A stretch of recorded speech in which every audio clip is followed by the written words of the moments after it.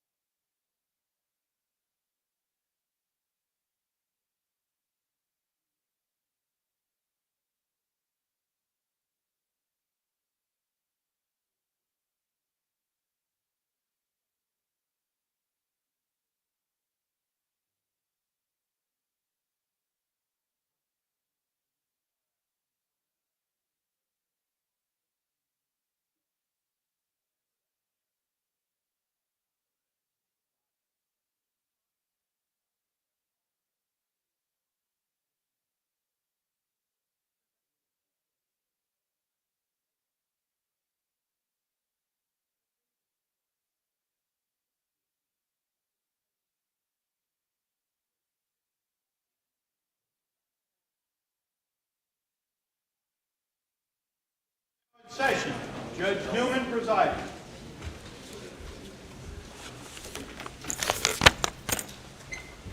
Please be seated.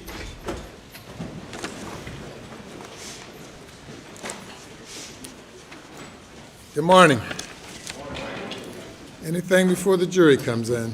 Yes, sir. I believe Mr. Fernandez needs to address one housekeeping matter before we bring the jury. Morning, Your Honor.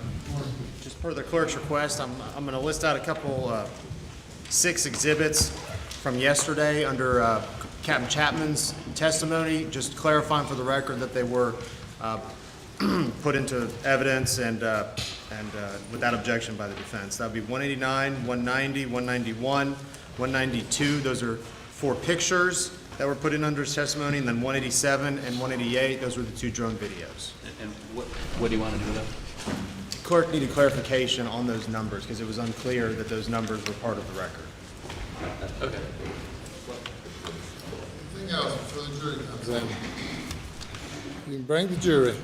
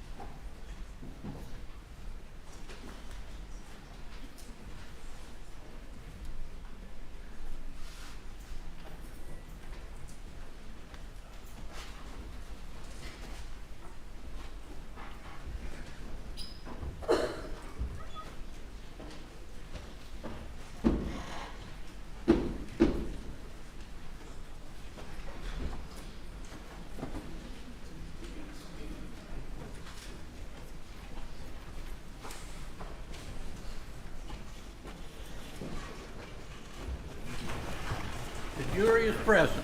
All right, thank you, sir. Good morning.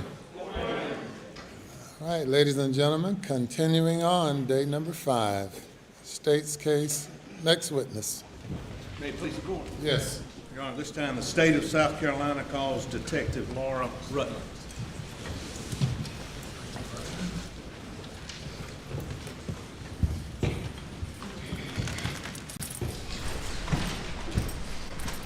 Raise your right hand, left hand on the Bible. You affirm the testimony about to give the court in this trial shall be the truth, so help you God. I do. Thank you. Take a seat in the witness stand. State your name again. Spell your last name. My name is Laura Rutland, R-U-T-L-A-N-D. Good morning. Good morning. Are you nervous? Yes. Nobody's watching.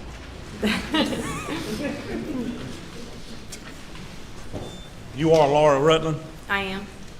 Please tell the ladies and gentlemen of this jury about Laura Rutland, where you're from, where you were born, where you lived, and a little bit of your background leading up to law enforcement, please, ma'am. Good morning, everybody. I was born in Charleston, South Carolina. When I was about 6 months old, my family moved back to England, where we were originally from. Lived there until I was about 3 or 4 years old. Came back to the United States, grew up in Somerville, South Carolina. Graduated from Somerville High School. After I graduated, I was working as a dog groomer, met my would-be-my husband. We moved to Port Royal, South Carolina. He was in the Marine Corps, stationed at Parris Island at the time. Then we moved to Bluffton. We had decided, I decided to pursue law enforcement. I've always been a true crime nerd, into mysteries and things like that, so I decided to pursue law enforcement. I graduated from the South Carolina Criminal Justice Academy in 2010 and was working at the Bluffton Police Department, where I held various roles. Started on patrol, became a detective, then I was promoted to supervisor, where I supervised a patrol shift, and then eventually supervised the detective unit at Bluffton PD. My husband and I decided we wanted a lot of kids. So after I had my third baby, I decided to try my civilian job, get out of law enforcement for a little bit with a better schedule. So I briefly worked on Parris Island as a sexual assault victim advocate for the sexual assault response and prevention program. Realized I missed law enforcement, so I wanted to get back. So, especially investigations. I first tried Beaufort Police Department, but it would take several years for them to have an opening in criminal investigations. So then I came to the Colleton County Sheriff's Office, where they were seeking experienced detectives. And so I joined Colleton County Sheriff's Office in September 2020, and February 2021 I was transferred to the Criminal Investigation Division, where I currently am now. My main focus is child crimes, which means children of sexual and physical abuse. Those are the cases that I predominantly work, as well as I'm a South Carolina ICAC task force member, and what that means is it's internet crimes against children, and that's a task force that's partnership with the Attorney General's office, and we basically battle online child predators, child pornography, those types of cases. We do rotate homicides in the detective division among 9 of us. At some point, did you work at Parris Island? I did, yes, sir. Tell these folks what you did there. I was the sexual assault victim advocate for civilians on the base. And your training in law enforcement's been what, detective? It's been various things. It's been basic training to advanced training, you name it. I've attended several advanced trainings hosted by other law enforcement agencies, state and federal. How many children do you have now? We have 4. Okay. And does your husband work? He does. Does he work at home? He does. Mm-hmm. So you started full-time with COLLETON in what year? 2020. Okay. And what was your role when you first started with Colleton County Sheriff's Department? I started on patrol to familiarize myself with the county. And then did you work yourself, or not work out, but did you become a detective? I did, yes. Okay. When was that? February 2021. on June 7th of 2021. Well, let me ask before you get there. Where do you, not to pry, don't want the world to know, but they're going to, where do you live? I live in Ridgeland. Now, on June 7th of 2021, were you on call? I was. Okay. How far is it from Ridgeland to here? 45 minutes to an hour, depending on traffic and what part of Colleton County I'm going to.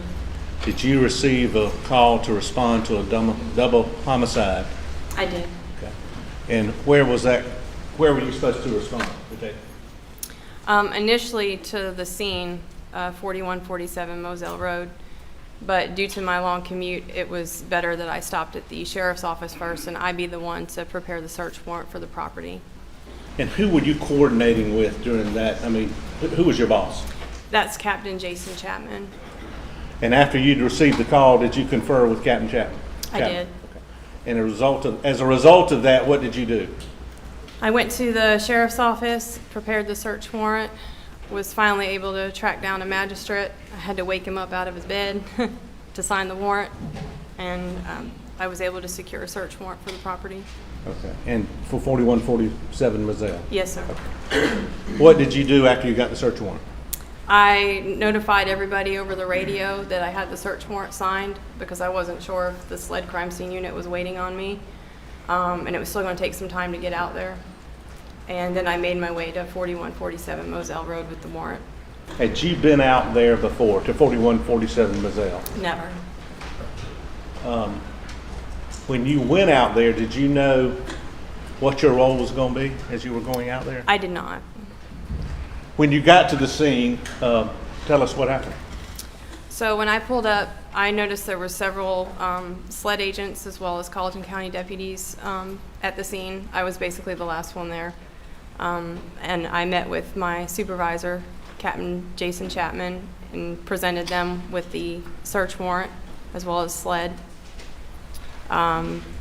He asked me if I knew the Murdaugh family, to which I replied I did not. They then asked me if I was familiar with a boat accident that had happened in Beaufort, and my reply was, I've heard of it, but I don't know the details. So with that information, they said, okay, you're going to be assigned as the liaison with the lead SLED agent on the case, who was identified as Senior Special Agent David Owen, and that my task was going to be to assist him with anything he may need that evening at the scene and throughout the investigation. And I think we've heard prior testimony, but the case was turned over to SLED because of a potential conflict. Is that That's your correct. understanding? That was one of the things my captain advised me of when I arrived with the search warrant. He advised me that SLED was going to be the lead agency on the case. And did you know Special Agent David Owens prior to that night? I did not. Okay. But did you get to know him and actually get to work with him some? I did, yes, sir. And let's start out with that job. When you first got to 4147 and you got your instructions, who were you going to work with, what were your observations? Tell these folks what you saw. So the first thing as I approached I'm sure you've all heard the kennels, was the overwhelming smell and a lot of water on the ground by the kennels. And then the first body that I approached was the deceased male. He was laying face down at an angle with his feet inside the plane of the door. There was obvious trauma to the top of his head. He was covered with a sheet, but I could still see the top of his head from underneath the sheet. Obvious trauma. There was brain, blood, hair, skull matter, all within the feed room and the ceiling. There was a deceased female, approximately 30 feet across from where his body was, and she was covered as well. But I had been told that they both had gunshot wounds to their heads. And then from there, we located the 911 caller, Mr. Alex Murdaugh. Now, did you know, everybody's referring to as Paul and Maggie, did you know Paul Murdaugh and or Maggie Murdaugh? I did not. Had you ever seen them before you saw them laying dead on the ground? No.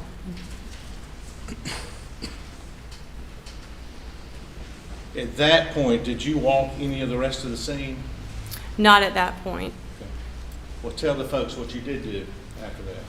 We located Mr. Murdaugh, Alex, standing at the back of there was his Suburban, and then there was, I believe his brother Randy had arrived at the scene at that point, and they were standing behind Randy's truck, so they couldn't see the scene anymore. So we approached him and asked if he would speak with us. He introduced the man standing next to him as his personal attorney, Danny Henderson, and he agreed to speak with us. By this point, it had started to rain, so we utilized Agent Owen's vehicle to do the interview. Now, before we get to that, had you made any other observations about bullet holes or shell casings prior to that? Yes, there were shell casings in front of Maggie's head area, in front to the left on the ground. In between, there was like a gravel area in between the two buildings. Had you seen what's been referred to as the feed room? And Yes. okay, what did you observe in there, if anything? Inside the feed room, I did observe body matter that had been on the ceiling, as well as covered in items inside the feed room. There was shotgun wadding on the floor inside the feed room, as well as droplets of blood on the concrete. Did you see any holes in the window? Yeah, there was a window to the back of the feed room that had several holes in it. I want to skip the statement for a second, all right? After you took the statement, we're going to get into that. Did you go back and look at the scene with either Captain Chapman, and I say the scene, the shelters, the dog kennels, did you and/or Captain Chapman or anybody else have an opportunity to go back and look? I did. Okay. Tell the ladies and gentlemen, first of all, why you did that and what were your observations, please, ma'am? Well, it was such a large scene, I decided to canvas the outer part of the scene. And while I was doing that, keep in mind it was late at night, it was dark, so we had flashlights. So while I was doing that, I noted some what appeared to me to be fresh shoe impressions in a sandy part of the shed on the left side of the hangar, what we're describing as the hangar. In between some tractors and the wall of the shed, there was several fresh shoe impressions. And when you say fresh shoe impression, kind of obvious, but what does that mean? It means that they had been left fairly recently. What did they appear to you to be? They look like a flat sandal, flip-flop type shoe, not particularly large in size, just flat. Were they one set of footprints or two based on your observation? It was one set of prints that looked like it went down one direction and possibly came back. No doubt about that in your mind? No doubt about that. So if you watch me now, was it like one set of prints going this way? Yes. And then it looked like one set of prints coming back this way? Yes, because they did overlap each other a little bit. And and who was with you when you were looking at this? I was by myself initially, and then I found my supervisor, Captain Chapman, and showed him what I had found. Where were y'all walking when you were looking at the prints? We had made the decision at that point, due to the type of incident that it was, and we didn't really know what we had yet, to follow the footprints and see if there was any other additional evidence and find out where that person may have been trying to go. So what we did is we stayed to the left side of the shoe prints, closest to the tractors, and followed the prints down. Noted that they stopped at the end of the building, turned around, and came back. And I'm going to show you what's entered the States 194. Is that what you're just referring to? No. Okay. What does this depict? That depicts several what appear to be boot prints on as well. Is this the same path y'all walked? Yes. Okay. And let me show you.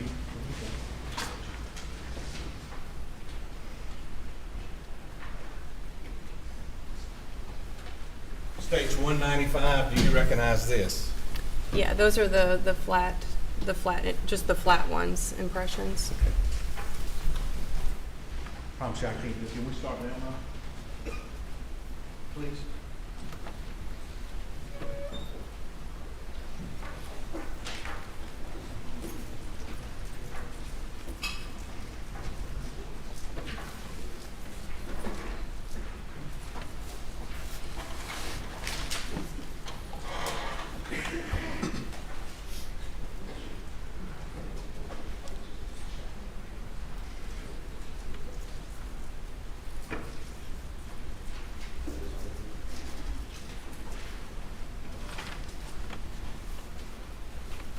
show you what's marked States 22. Do you recognize this, and does it relate to your testimony? Yes, it does. Your Honor, States 22 without objection.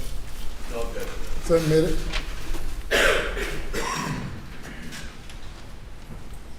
Are we on?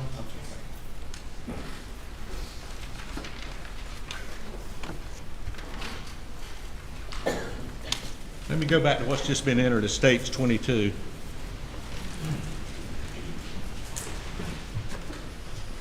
You said you recognize that. What is that, Detective? That's in front of the hangar, the building. So Maggie would be to the right, and the shoe impressions I'm referring to would be on the left. And getting a little closer view on States 194. Yes, that's the left side of the hangar. Can you show in this picture the prints you were talking about, the footprints? Yes. Can you come down here with the judge's permission? Yes. Sure, please.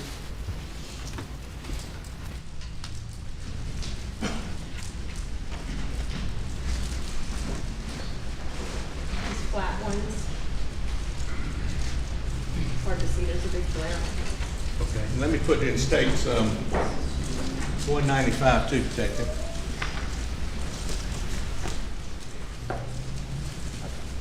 Yeah, these flat impressions, these flat ones. Can you all see? Were those the foot impressions you saw that night? The flat ones? Yes. Okay. Were there any other foot impressions beside the flat ones that you saw? No, Okay. On evening of June 7th, early morning of June 8th of 2021? that's correct. You're positive? Positive. I think that's all. And again, when you and the captain walked, how far were you from the sandals? A foot to the left? Don't take this any bad way, but could some of those other prints be yours or the captain's, or you don't know? It's possible. Okay.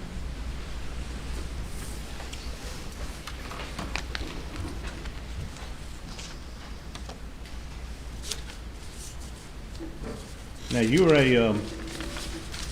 and I'm going to do this without putting it up. This is one of those pictures that we've uncovered, but I'm going to show you States 7. You're a lady? Yes, sir. You know what women's shoes look like? Yes, sir. Did you go and look at Maggie's shoes she was wearing? I did, Okay. Why'd you do that? to see if they matched the flat impressions I had seen. And were they similar to you? Very similar. Yes. And States 200, do you recognize those? Yes. And what are those? Those are the sandals Miss Murdaugh had on. And did they appear to be similar to the footprints you saw? Yes, very.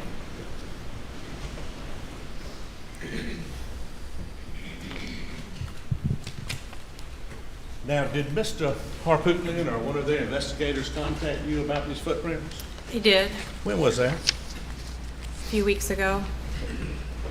And did they send you a picture of them? They did. Okay, was it the pictures we just put up? It was. And did you tell them that, well, what'd you tell them when they sent you that? That those were not my impressions. That those weren't your impressions, the other Correct. ones? Voluntarily talked to them? I did. Sent you a picture of the shoes? Yep. You told them those weren't mine? Correct.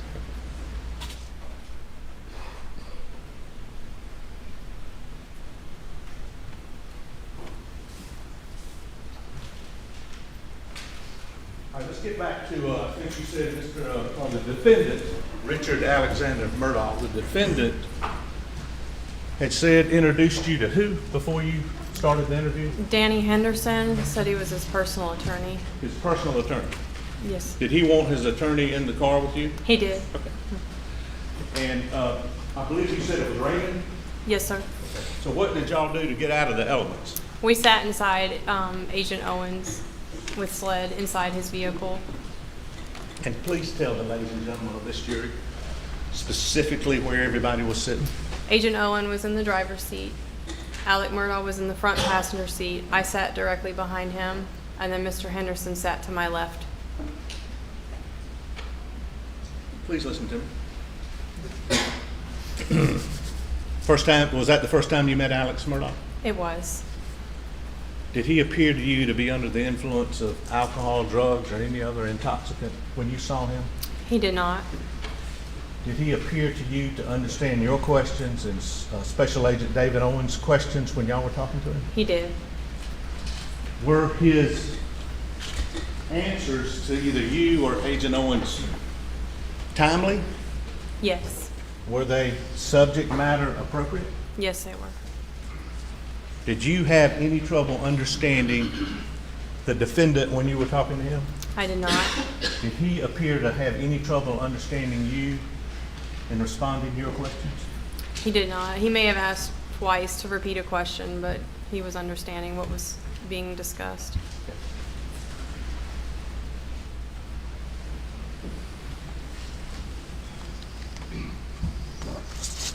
I'm going to show you what Smart states 153. At my request, did you review this yesterday? I did. And does this states 153 accurately reflect the interview you, Agent Owens, had with the defendant, Richard Alexander Murdaugh? It does. Your Honor, at this time, 153, I believe without objection. No objection. It's admitted. And with this Honor's permission and with the help of someone, we'd ask to respectfully publish.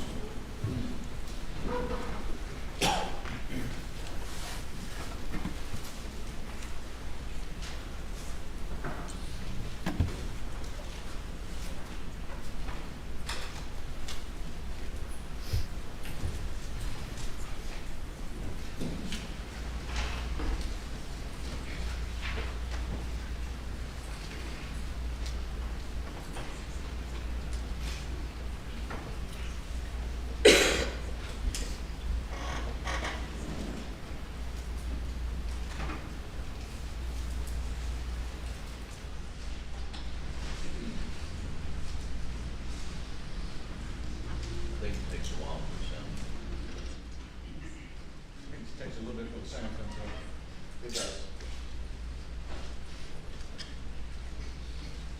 While we're waiting for the sound, is that the defendant, Alex Murdaugh? It is. Is that you back in the back? That is me. Who is that? That is Special Agent Owen. Who is that? Danny Henderson.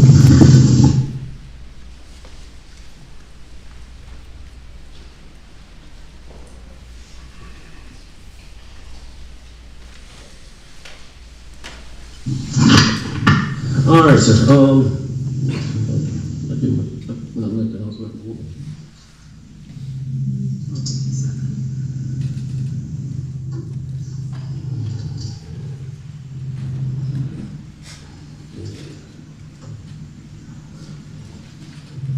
All right, Mr. Murdaugh, state your full name for me, please.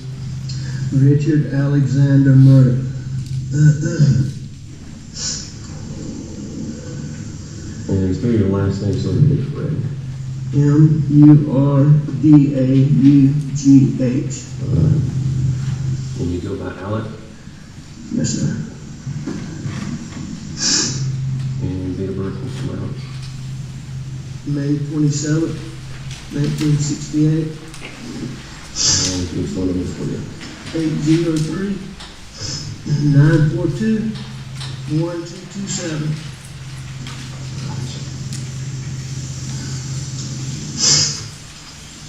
And so what was your name? Yeah.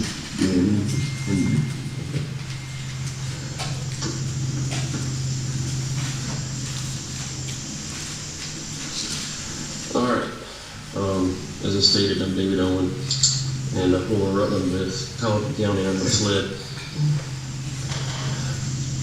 I hate to have to do this. I understand. Yeah. I totally Yeah. understand. Yeah. So you don't have any problem with it.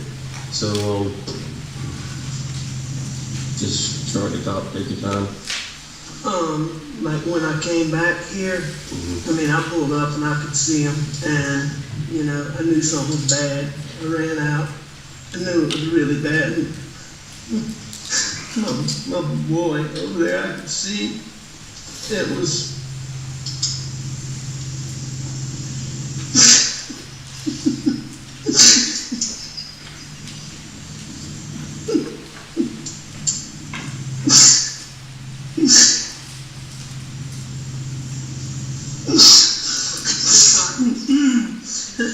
I could see his brain almost.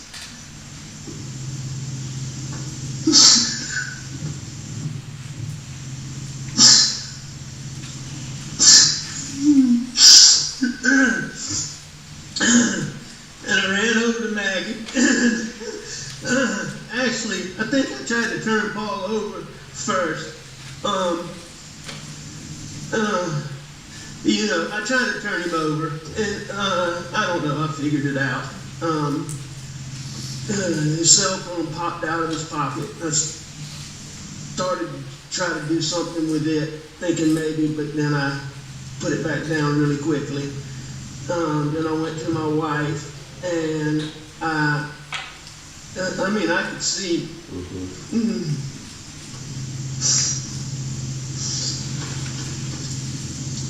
Did you touch Maggie at all? I did. I touched them both.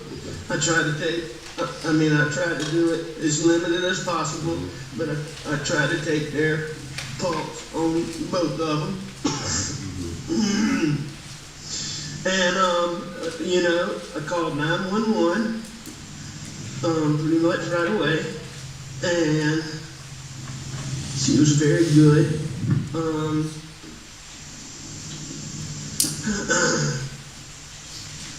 I talked to her. I told her I was going to get off the phone to call some family members. I did that.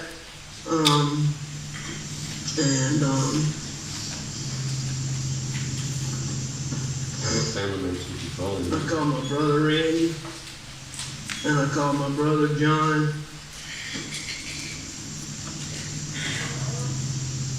And I tried to call a little boy, a real good friend that's right around the corner from here, but I didn't get him.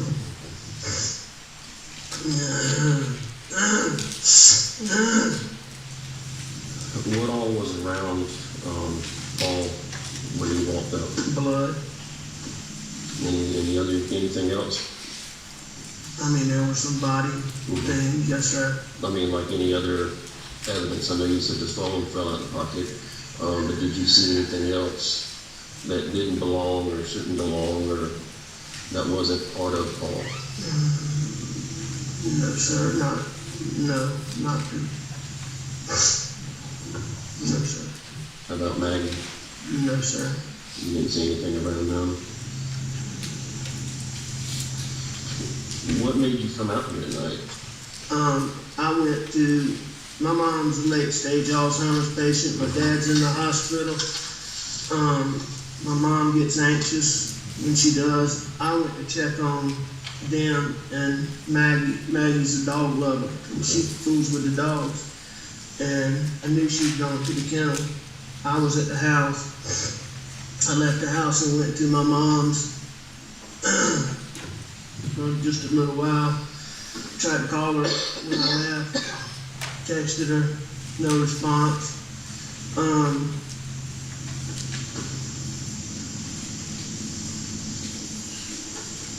When I got back to the house was obviously nobody was in there, so I figured they're still up here fooling around. Paul's gonna be getting set up to plant. Our sunflower seeds got sprayed and died, and he was refiguring to plant the sunflower seeds.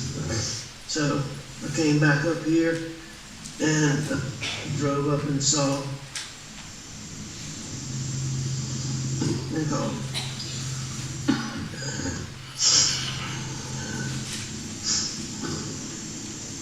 Had Maggie and Paul been arguing over anything? No. What was their relationship like? Wonderful. Wonderful. How about yours and Maggie's? Wonderful. I mean, I'm sure we had little things here and there, but we had a wonderful marriage, wonderful relationship. And yours and Paul's relationship? As good as it could be. How old was Paul?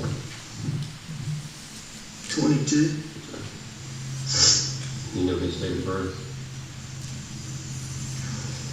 I do. April 11th, 96 is his brother's. April 14th, 99 is Paul's. What's Maggie's full name? Margaret Brandstetter Murdaugh. And her date of birth, sir? September 15th, 1968.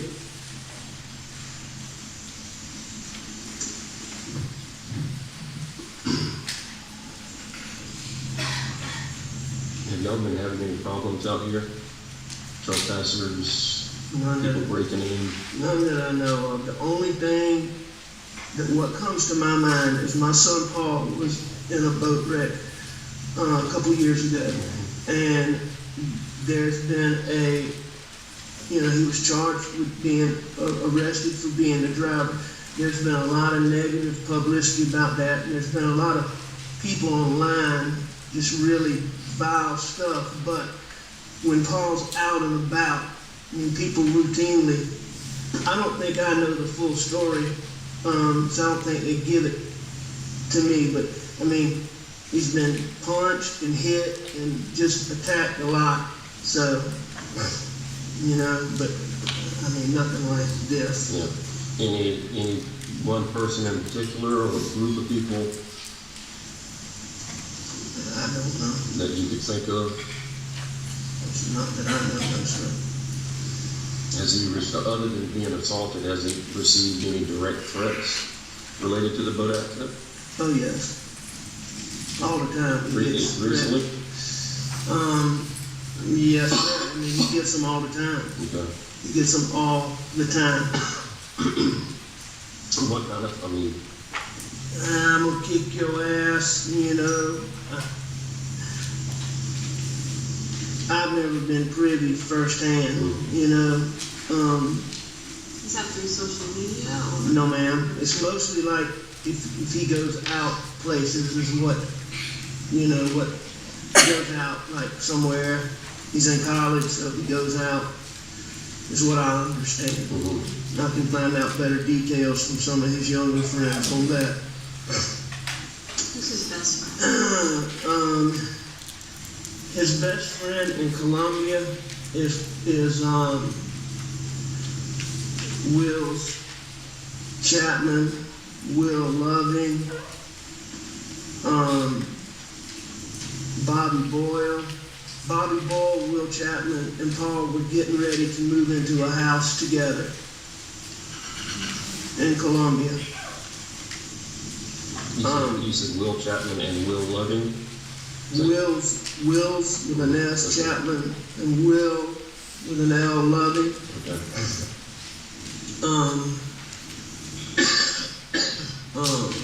Around here, his best friends are clearly Nolan Tootin and Rogan Gibson. Tootin, Nolan Tootin. Yes, sir. And what was the other one, I'm sorry? Rogan Gibson.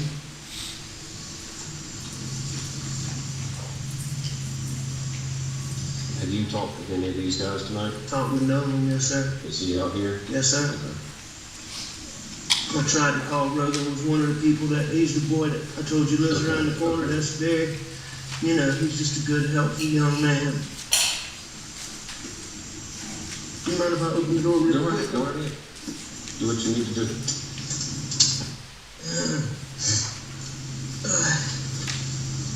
So is there anybody that you can think of that we need to talk to tonight? Is there a name that comes to mind? I mean, I can't tell you anybody that I'm overly suspicious of off the top of my head. I mean, this is such a stupid thing. I'm even embarrassed to say it, but it just didn't make any sense. I just hired a guy out here, and he wasn't cutting the mustard, but I hadn't told him this yet. Paul's been working with him a lot. He killed the sunflower seeds in our dove field just recently, which is why Paul was here doing this. He told Paul a story the other day about how when he was in high school, he got in a fight with some black guys. And the FBI undercover team observed him fighting those guys and put him on an undercover team with 3 Navy SEALs. And that their job was to kill radical Black Panthers. And they did that from Myrtle Beach to Savannah. Now, I really don't think this guy you know, is probably the person, but that's just so freaking. Yeah, that's kind of a far-fetched It's story. weird, but he was off today. Okay. He took his daddy to the doctor. What's his name? CB Rudd.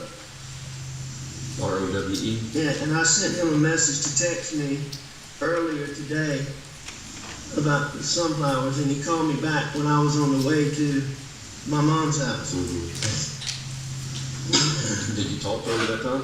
Briefly, I was on the phone with a lawyer friend of mine named Chris Wilson from Bamberg, so I told him I'd call him back tomorrow, see him in the morning. When you briefly talked to Mr. Rowe, what was his demeanor or attitude? Or I mean, it seemed normal. I mean, I asked him about the sunflowers and so, you know, I mean, I'm sure he's a little bit. Where does he live? I don't exactly know, somewhere in Bronson. Okay. Do you have his phone number? I do. You got it with you, please? I do. You know, but I do think him and Paul got along pretty well. That's just really, really weird. All right, CD.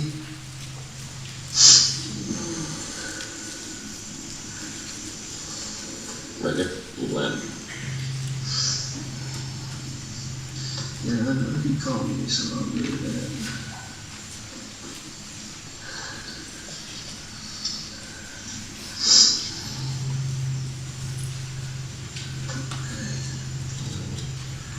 Okay. 843-540-9335. You can do that phone number charge now.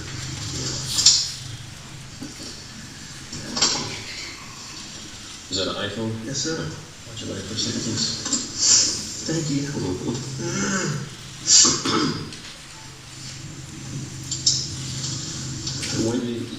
When did you tell that story to Paul? Sometime last week. Okay.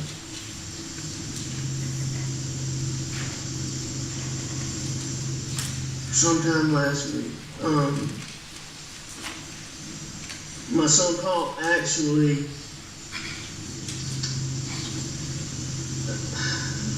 and I really do not think, in all honesty, that it's him, but I know y'all got to check it out. But Paul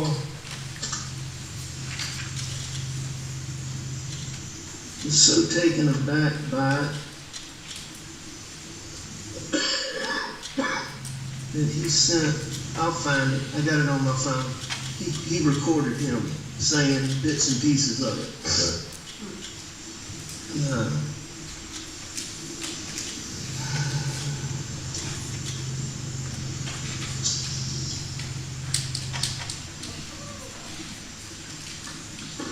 But for all his weirdness, I mean, I do think they they got along pretty good. How long have you been working here? That's about 3 or 4 pay periods, so 8 weeks, couple months.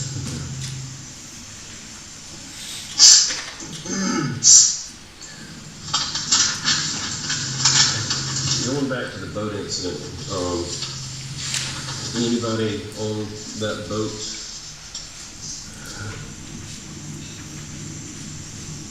really have a hard-on for Paul that you would think would come after him, or know of any direct threats from people on the boat?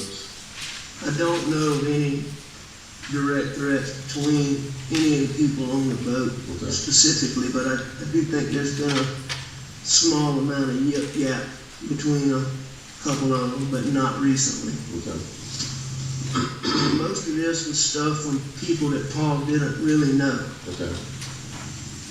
There were some people that he knew distantly, but more times than not, when I learned about it, it was somebody that he didn't know. It's like, for example, he went out in Charleston a couple months ago, came back, you know, he got a black eye. And, you know, he can't defend himself right now because he's charged, so, you know, he would, Paul was a real tough man's man. You know, he would just... He would defend himself, but he hadn't been. That's right. But How was he handling that case? as far as what? How was he handling it?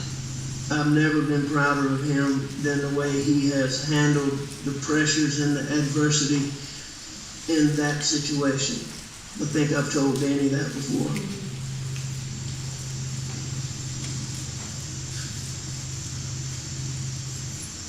I mean, Paul is a wonderful, wonderful, wonderful kid. He can do almost anything. He gets along with almost anybody. Do y'all store any weapons out here? We don't store them, but they're, you know, they're frequently out here. I need to find out if there were any out here because I know there was a shotgun. There was a 12-gauge shotgun out here. I'll have to find out exactly when that was. I think it got put up, but I'm not positive.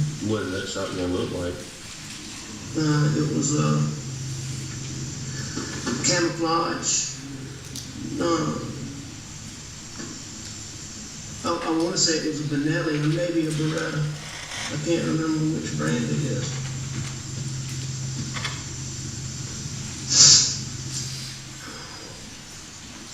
But I don't think it was out here recently. But I'm not positive. And the shotgun that you had when deputies pulled up, where did that gun come from? I went to the house and I got a gun, probably overreacting, but... And was that when you pulled up and saw them? No, I mean, I came out and, I called 911 first. Talked to them for a little while, and then I told her. Told her? That I was going to go to the house. Okay. And that I would let authorities know when they got here that I had a gun. Okay. Do you happen to have a list of all your guns? I can make one. I don't have one, but I can make one. Okay. Well, I'm just saying, so we can compare if that shotgun was out here, now it's missing. Absolutely. Try to figure that out. No, absolutely. And I know living out here in the country, you probably have more than one or two. We do. We probably have 20, 25 guns, Yeah. Shotguns, rifles. pistols. Any rifles? Yes, sir. What kind of rifles? All kinds. Yeah. All kinds. I mean, you name it across the board, we have them. Okay. I mean, all of them we have are, in our hunting room, in our house.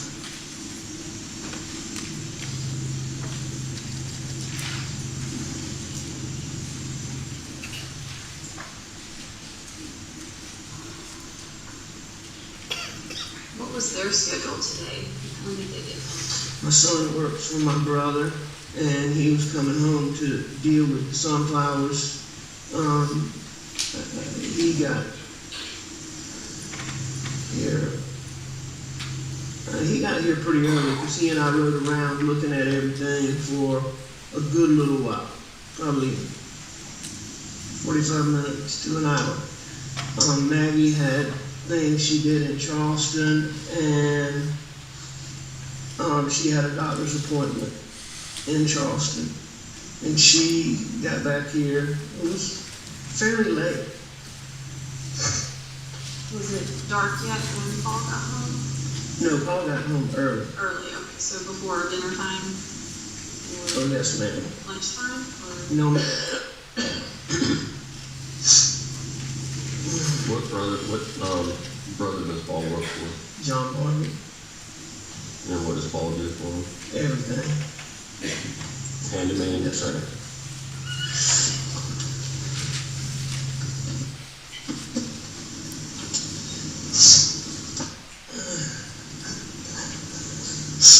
Was it unusual for Maggie to feed the dogs this time of night or check on them? Oh, no. I mean, she played with those dogs all the time. And it's especially common for her to, you know, she's been gone for a while, to come and let especially two of them out to run. So she pretty regularly comes out here in the evenings? Very regular. Comes out here a lot.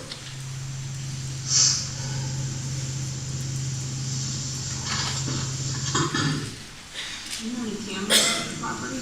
I have deer cameras, but none, you know, around up here Where are they at? on different deer stands. Okay, so deep in the woods. Well, not necessarily deep in the woods. Some of them are in fields, and Okay. but I don't. There's none that, you know, are near here. Okay. What doctor appointment? What doctor did Maggie see today? I forget the guy's name. Maggie's been having trouble with her. She's been having trouble with her stomach and her tooth. I'm not positive. It was sort of a routine visit, and I can't remember. She told me the name of it, and I can't. I want to say Gordine is who I think she saw.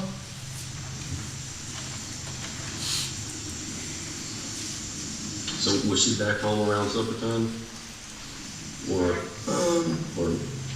6 o'clock, 7 o'clock? I don't think she got back quite that early. I think she got back a little bit later than that. Okay.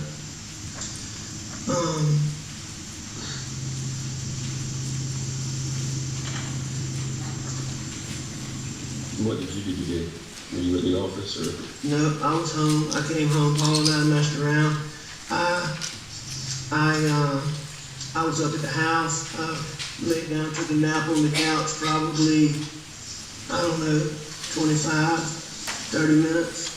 I got up, I called Maggie, didn't get an answer, and I left to go to my mom's.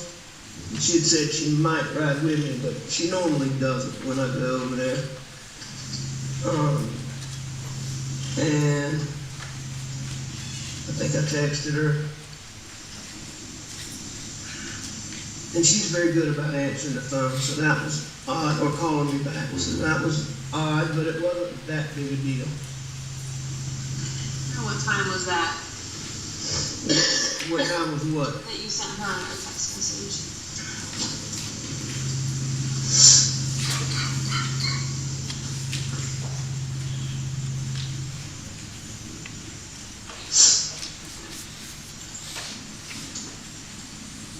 Alright, I texted her at 9:08, going to check on him, be right back. And then I texted her at 9:47, that must be when I started to come back. I think I called her before that, but let me make sure.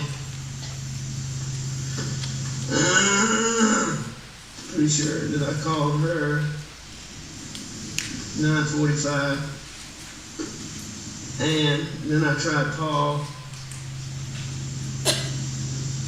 And then, no, I think that was riding.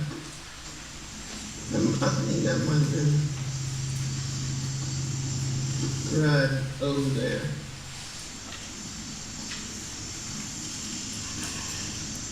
10:03. I mean, my calls are right here. Yeah. So, obviously this is when I, at 10:06,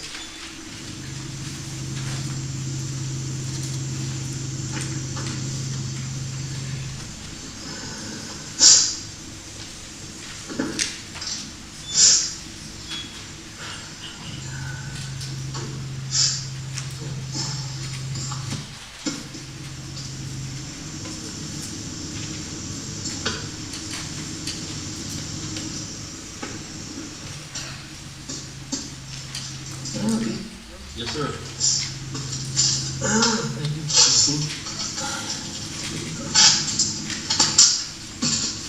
Anybody else want some gum? You want any water, do that? I'm sorry, I don't need it. If you, behind Danny's head is, a case of water. It's not a big deal. Yeah, I got some right here. Oh, thank you, ma'am.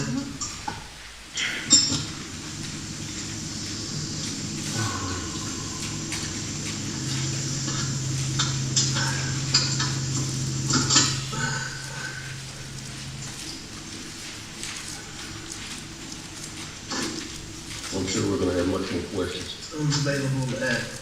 You know, you let me know. What,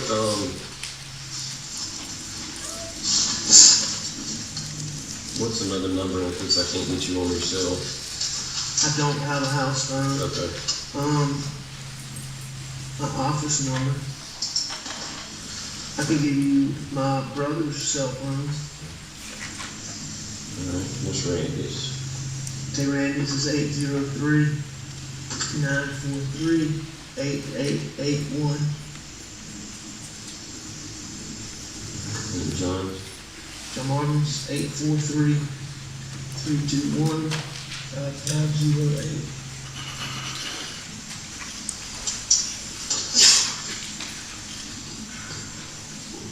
And you said your dad's in the hospital? Yes, sir. Which hospital? Charleston or? Savannah County, St. Joseph's. Is he doing okay or what's? He's having a really, really hard time. He's got a lot going on. He's doing okay given everything, but he's got a lot going on.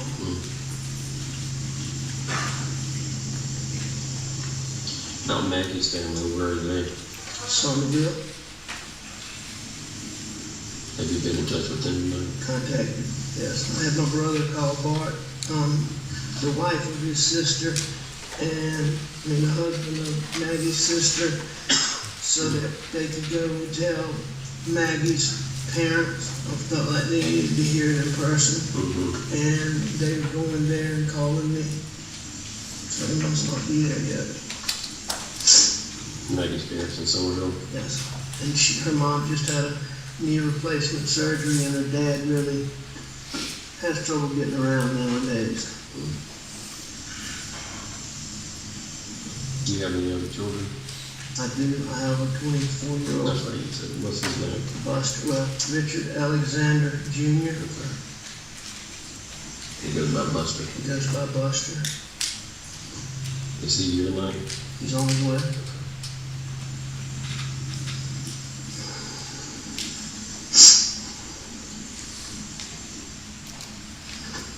Laura, you got anything? This one's hard, but when you first saw Paul, you said you tried to flip him over. Was he laying on his back or on his stomach? Just like he Just like he is. So you weren't able to move him. Okay. No, ma'am. Okay. Did he help Maggie a lot out here with the animals? He helped everybody with everything. Okay. So it was kind of routine for him to be out here as well? This place is his absolute passion. Okay.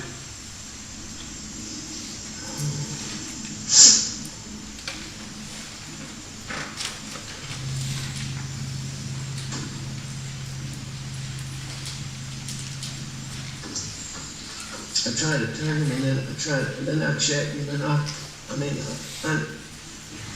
think I already did, but I checked him. And when you first pulled into the property, did you come from this direction where all our police cars are, or which way did you come in? I went to the house, Okay. and then I came from the house This way. straight here. Yes, ma'am. Okay. I mean, where my vehicle was parked is probably, Is where it was, okay. well, no, maybe not exactly, but it was pretty close, because I came back the same route That's right, because you went back to get your shotgun. when I came back.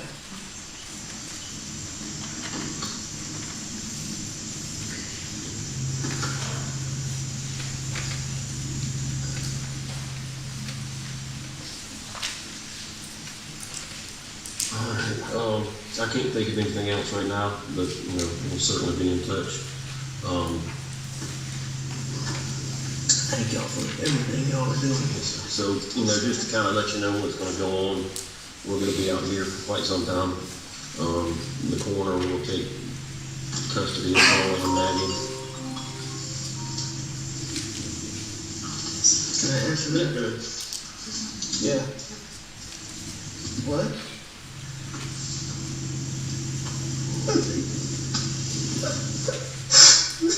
No, we're finished. Let me come out there where I'll be here when he gets here. No, don't let him come up here.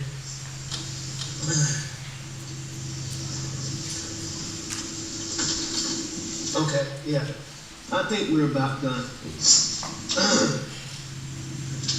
All right, thank you.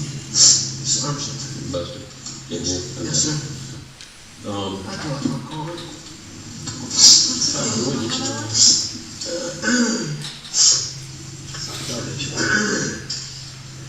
Thank you. You know, so the coroner will come over and talk to you. You know, there'll be the autopsy and everything, and then go from there. But we'll come to you before we leave. Thank you very much. Thank you, Mr. Rutland. Yes, sir. Thank you very much. Here, you want this water? Yes, please. Thank you. Yep.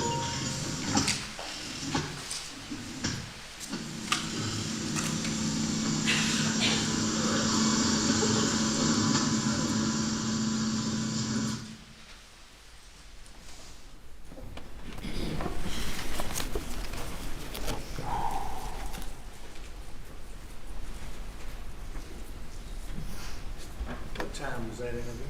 I think it was 1 a.m.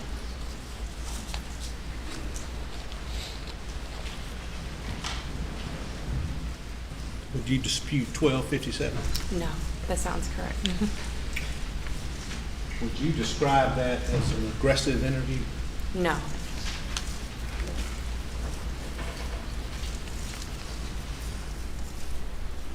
As a part of your investigating procedure, had you listened to the 911 tape prior to this? We did. And you say we, who's we? Myself and Special Agent Owen. Did you have, can everybody hear? Speak in the mic, please. Speak in the mic, please, ma'am. Did you have that 911 knowledge in your mind when you were listening to this? Had you already heard it? Yes. Okay. And on the 911 tape, how long had Alex Murdaugh told the 911 operator it had been since he'd seen Maggie Murdaugh? He's estimated 1.5 to 2 hours. To 2 hours. 1.5 to 2 hours. And on this tape, your interview, what had he said about seeing Maggie? When was the last time he'd seen Maggie Murdaugh? That she about 2 hours.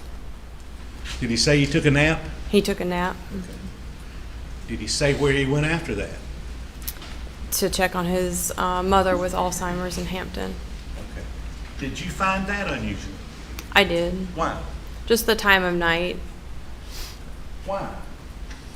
With her being an Alzheimer's patient, they tend to be worse at night, so I seemed it was strange to go visit.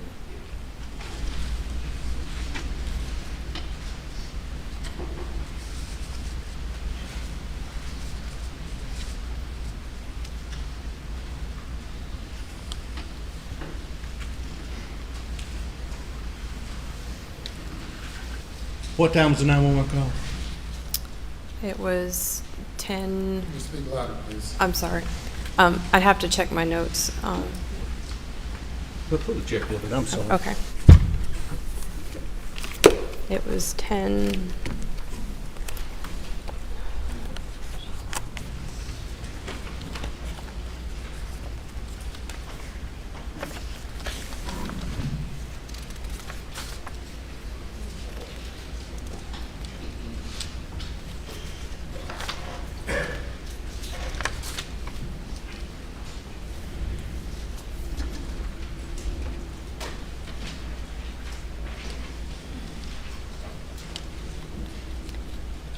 10:06. And this interview was 12:57? Yes, that's correct. In your interview, in Agent Owens' interview, did the defendant, Alex Murdaugh, tell you he tried to turn Paul over? He did. And did he say whether or not he had tried to check Paul's pulse and or Maggie's pulse? He stated he tried to check both. What did Mr. Murdaugh, the defendant, Alex Murdaugh, say about the phone, if anything, that was in Paul's possession? He stated his phone popped out of his pocket When he tried to check his pulse.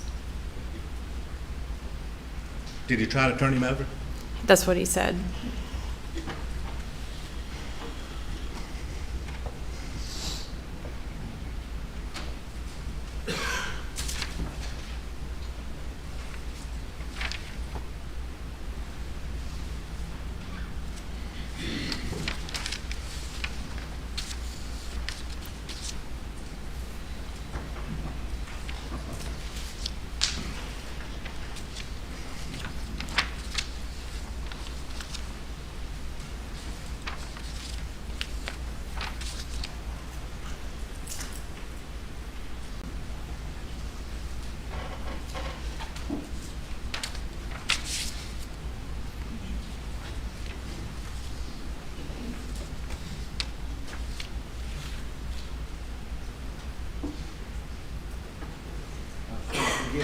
There's a scene in here where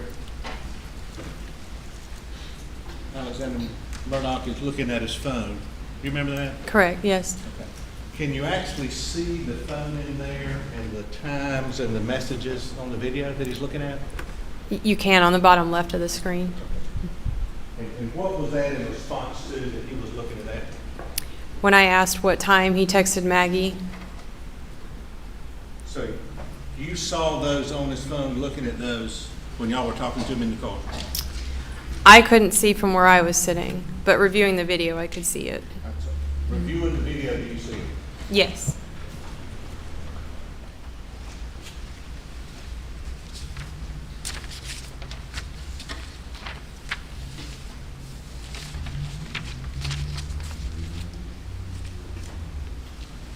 I've got a transcript here, but at the end of the video, toward the end of the interview, did Mr. Murdaugh say again he tried to turn over his son, Paul Murdaugh? He did.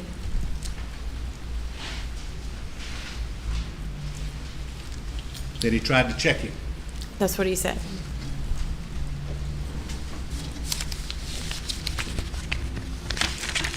And I know I asked you at the first, but I may not have done it too eloquently.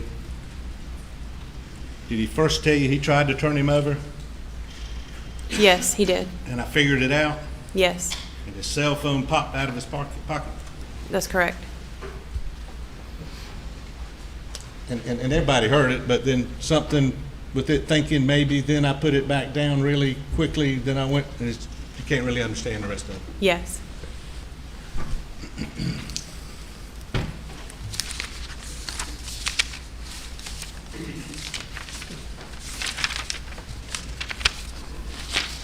What did you think about the phone popping out? That would seem. The objection sustained. Have you ever moved dead weight? I have.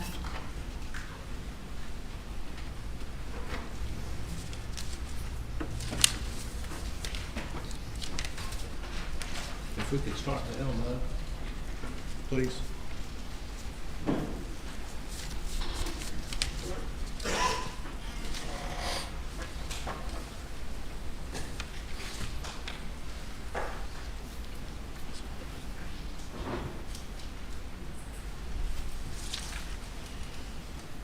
Judge, these are a couple of these pictures that I think they have this on top of it, just to warn everybody, these are graphic photos. First is number 2.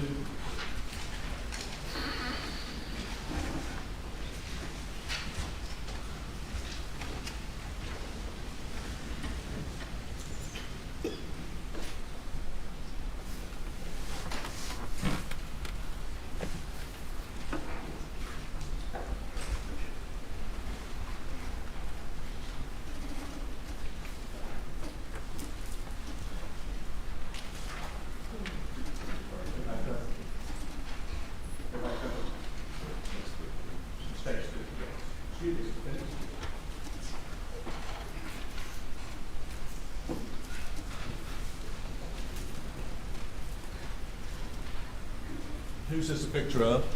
That's Maggie Murdaugh. And the defendant say he checked her pulse? He did. Did he tell you where? He did not.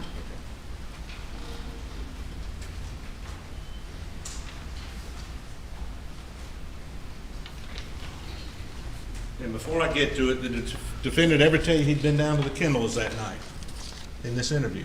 No. After his nap, where did he say he went? Went to check on his mother in Hampton.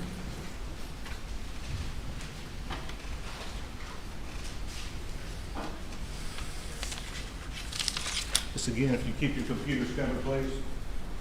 Defense 1.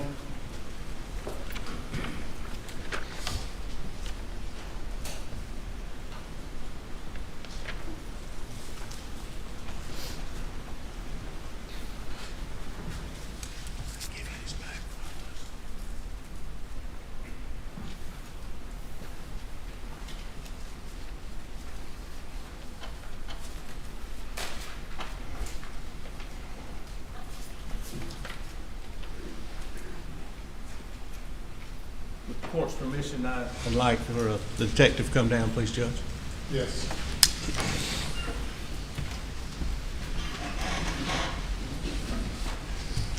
Detective, I'm gonna get what you won't block and I won't block her.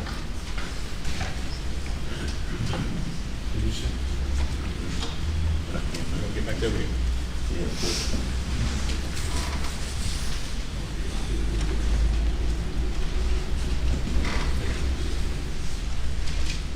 Did the defendant tell you he tried to get the pulse of his son, Paul Murdaugh? He did. Did he tell you where he tried to get the pulse?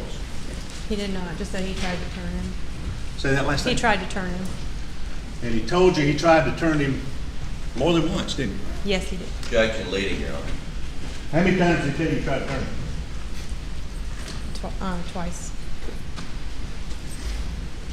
I think you testified you tried to lift dead weight, right? I have. Can you describe what's around Paul Murdaugh? Blood and brain matter. And if you were to, where's his hands? Underneath his body. If you were to check the pulse of his hands, how would you do it? You would have to try to lift him up and get his arms out from under him. Underneath Correct. and roll it. Correct. By the way, where's his phone? It's laying on the backside of his shorts. Right there. Popped out, he said. Yes.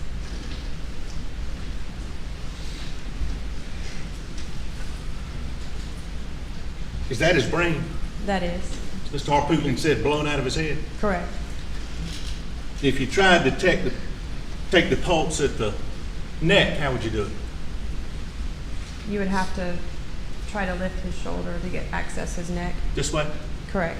Whether you're this way or this way, right? Correct. Either underneath or under the head. Is that right? Yes. Is that right? Is that- Yes. I'm sorry. Yeah, yeah.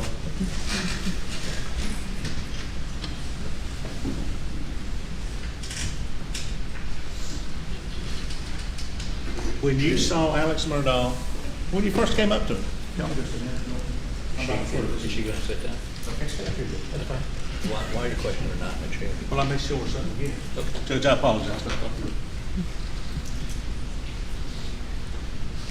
I see you. Go back and sit down. Thank you.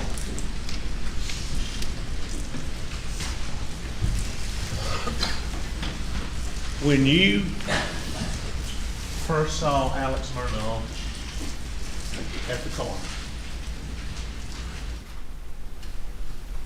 did you observe him? I did. Why? Just to make mental notes of what he was wearing and how he looked. What were your mental notes? That he was clean. Say that again. That he was clean. When you were in the car with him, you were behind him. I was.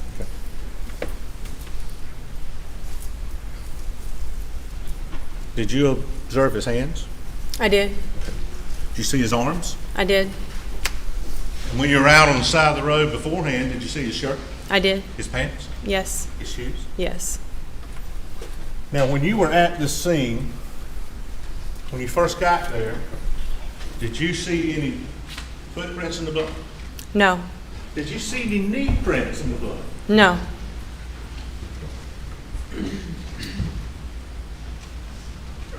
Anywhere around the body? No.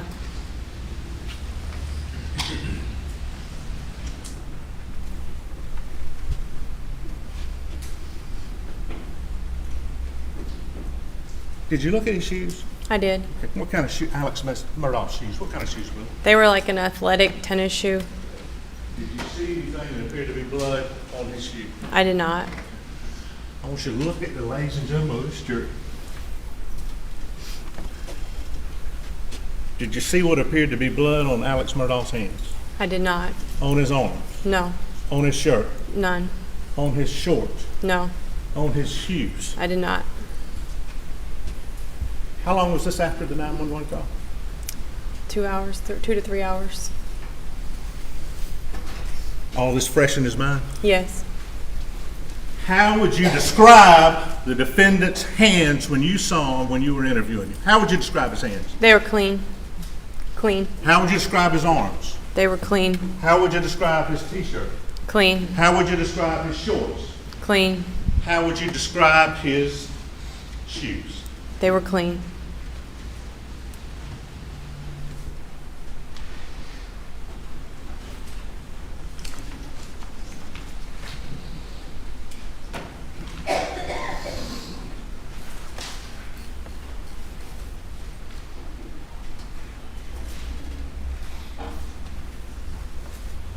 Bad question, Don.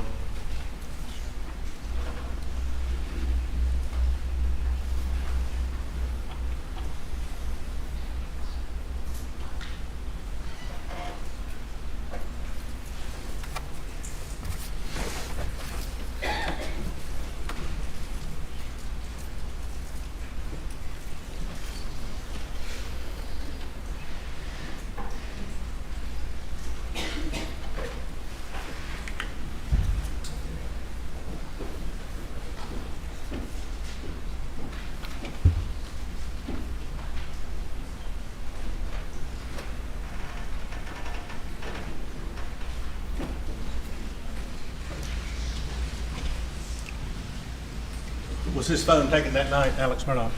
I believe so. You're not sure? I'm not sure, no, sir. So it may not have been taken. Yeah. Now, you were working with, hey, don't stand up. Miss David Owens, you were working with the SLED? Yes. When you, after this interview, did you go to the actual house at 4147 now? I did. Okay. Did you go inside? Just in the foyer, yes. Okay. Did Agent Owens go inside? He did. Okay. Were the defendant's shirt, shoes, and pants collected by Agent Owens? Yes.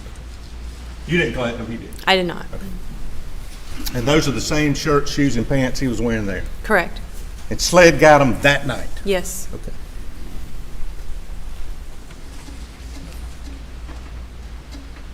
After this, did you assist SLED in some things that came up in the investigation? I did. Okay. And I don't believe this would be object to, but did you assist them with getting Maggie's car? I did. Okay. Some other cell phone evidence? Search warrants.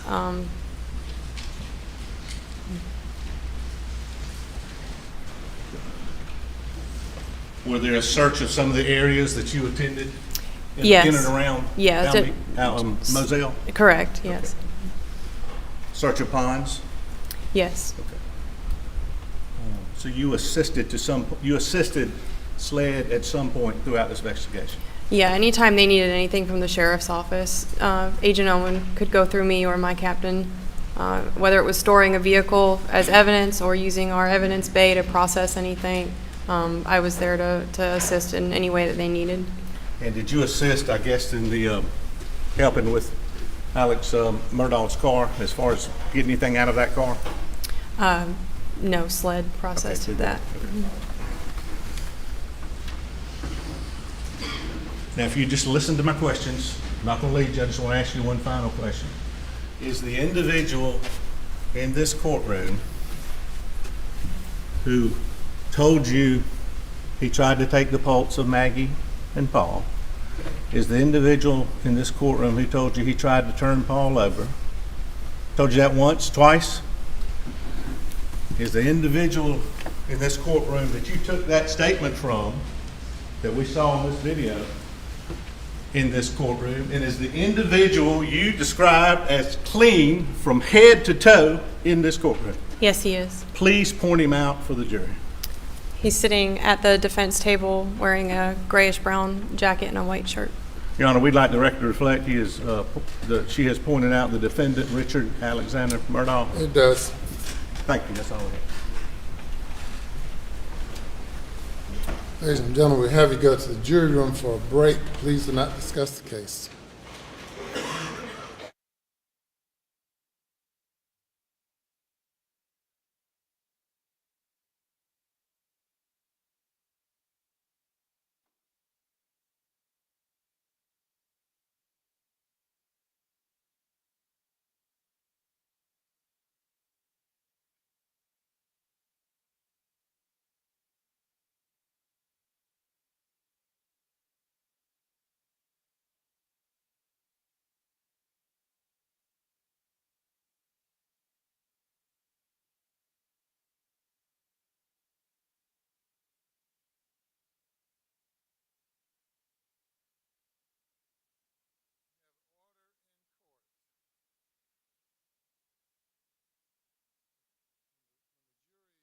Leaves the courtroom, that's not an invitation for conversations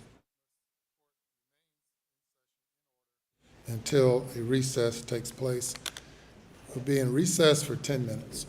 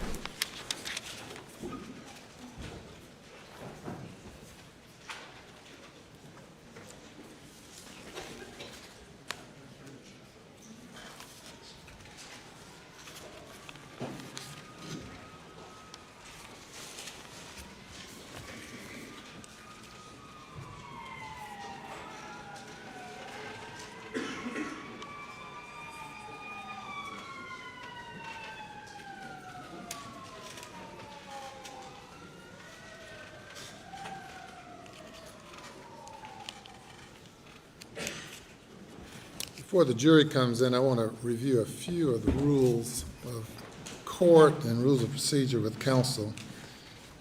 First, Rule 20 of the Rules of Criminal Procedure provides that there shall be no argument on objections unless requested by the court. And that's Rule 19. Rule 19? 18.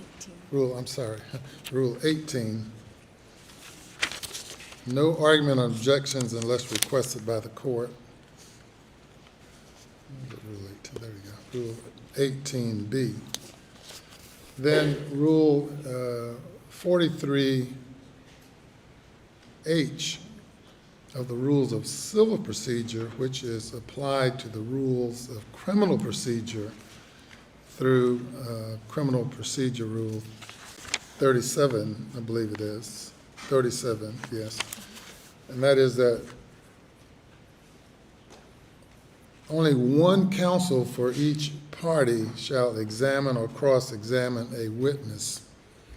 And by extension to that, the court's order, and that's Rule 611, and the procedure established in the courts of this state, the examining counsel only shall make objections. If Mr. Griffin is going to cross-examine, Mr. Griffin makes objections. Likewise, with the state's attorney general, not any and everyone can jump up and object and argue. Any questions about either of those rules? Your Honor, I understand the rule. So, as with the witness, they were attempting to get to testify about blood in the water yesterday, I objected, and it was a speaking objection. I apologize. But when I object, will you, and sometimes invite argument, or I'm trying to preserve objections in the record, and I'm just wondering, and since he doesn't get an appeal, that's not his concern, how would you like me to handle that? Well, the objection speaks for itself. If the parties wish to place something on the record at some point in time after a witness after the examination is over, the court will give you that opportunity. But if we have speaking objections, if one party makes an objection and proceeds to argue it through a speaking objection, I give equal time to opposing side. So we end up having a debate rather than that interrupts the trial and all of that. I certainly understand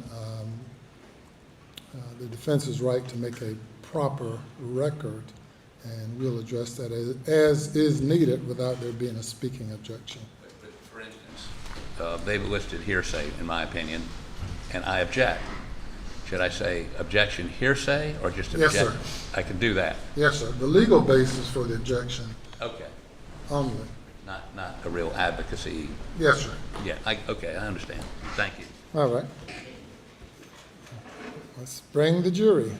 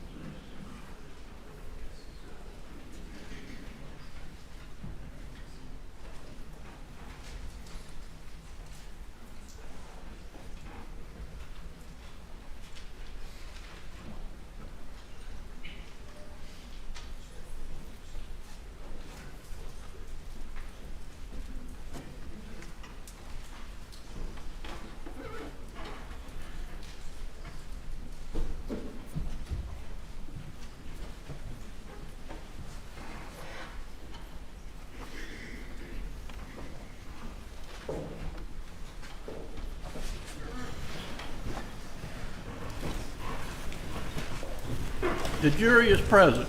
Thank you. Cross-examination, Mr. Griffin. Thank you, Your Honor.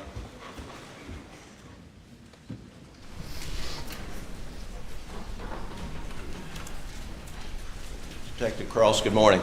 Good morning. My name is Jim Griffin. Detective Rutland. Jim? Rutland. Rutland, I'm sorry. That's okay.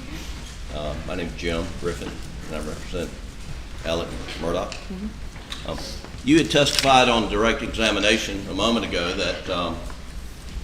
that it was, you believe, somewhat unusual for Mr. Murdaugh to go visit his mother as late as 9:06 on a Monday evening. You recall testifying? I do. And you were sitting in the car when he was being interviewed, and you recall him saying that his father, Mr. Randolph Murdaugh, had just been put in the hospital that very day, That's correct. and that it was an unusual day because Mr. Randolph Murdaugh was not with Ms. Libby Randolph, and she gets anxious when that occurs. You remember that? I remember him saying Okay. something along those lines. And in that context, you don't criticize a son who goes to visit his mother who has early onset dementia on the very day in the afternoon that the father is admitted to the hospital. You're not here to criticize him for that, are you? No, I didn't criticize. I just made a mental note that that was interesting. Okay. And you walked the crime scene when you arrived, and you made some mental notes and observations that you subsequently recorded in a report, did you not? I did. And one of the things that you mentally noted and then subsequently reported was that there was a tremendous amount of blood spatter in the feed room area and around where Paul was murdered. Is that correct? That's correct. And there was brain matter and organic matter all about the place where Paul was murdered, correct? That's correct. And I think you even described that there was matter, that blood that went up to the ceiling and to the door and spatter everywhere, right? That's correct. And you also told the jury that Alec was clean. And you're referring to his shirt was clean, correct? Correct. His shorts were clean, correct? Correct. You remember the litany of Mr. Metters? Shorts, shirts, shoes were clean, correct? That's correct. He was clean, correct? To my visual eye, he was clean. Yes. And to your visual eye, it did not look like he had just blown his son's head off in the confines of a feed room where splatter is everywhere. Isn't that correct? I didn't say that. Well, let me ask you, in your mind's eye, that night on June 7th, did he look like someone had just blown his son's head off, spatter going everywhere? Again, I can't say that for sure. A lot of things would come into play to affect that. Distance is one of them. Well, certainly if he appeared that way on the night of June the 7th, you, a sworn law enforcement officer, you would have initiated process to take him into custody, I suspect, wouldn't you? No, that was not my role that evening. I was just assisting. Well, one of the things you did that evening, Ms. Rutland, was you obtained a search warrant, did you not? I did. And that was your first official duty in connection with this double homicide investigation, right? That's correct. And I'm going to show you Exhibit 3, Your Honor. I shared it with Mr. Metters during the break, and asked the witness to identify it. You recognize Exhibit 3? I do. This is the search warrant I got that night. Your Honor, we'd move Exhibit 3 into evidence this time, I believe without objection. No objection, Your Honor. It's admitted. I have it. So tell the jury, please, Exhibit 3 is, well, first, let's just talk about a search warrant. What is a search warrant? It grants us the right to search a certain item that may be potential evidence in a case. And this search warrant was for what property? 4147 Moselle Road in Islandton, County of Colleton, State of South Carolina. And it covers the whole roughly 1,700 acres of the whole property, does it not? That is correct. And it covers the house, the residence where you went into the foyer, right? Correct. It covers all the outbuildings, correct? Correct. And it covers, and it gives you the right to seize any type of evidence, correct? That is correct. I'm going to see if I can get Mr. Elmo to work. Can you turn it on, please?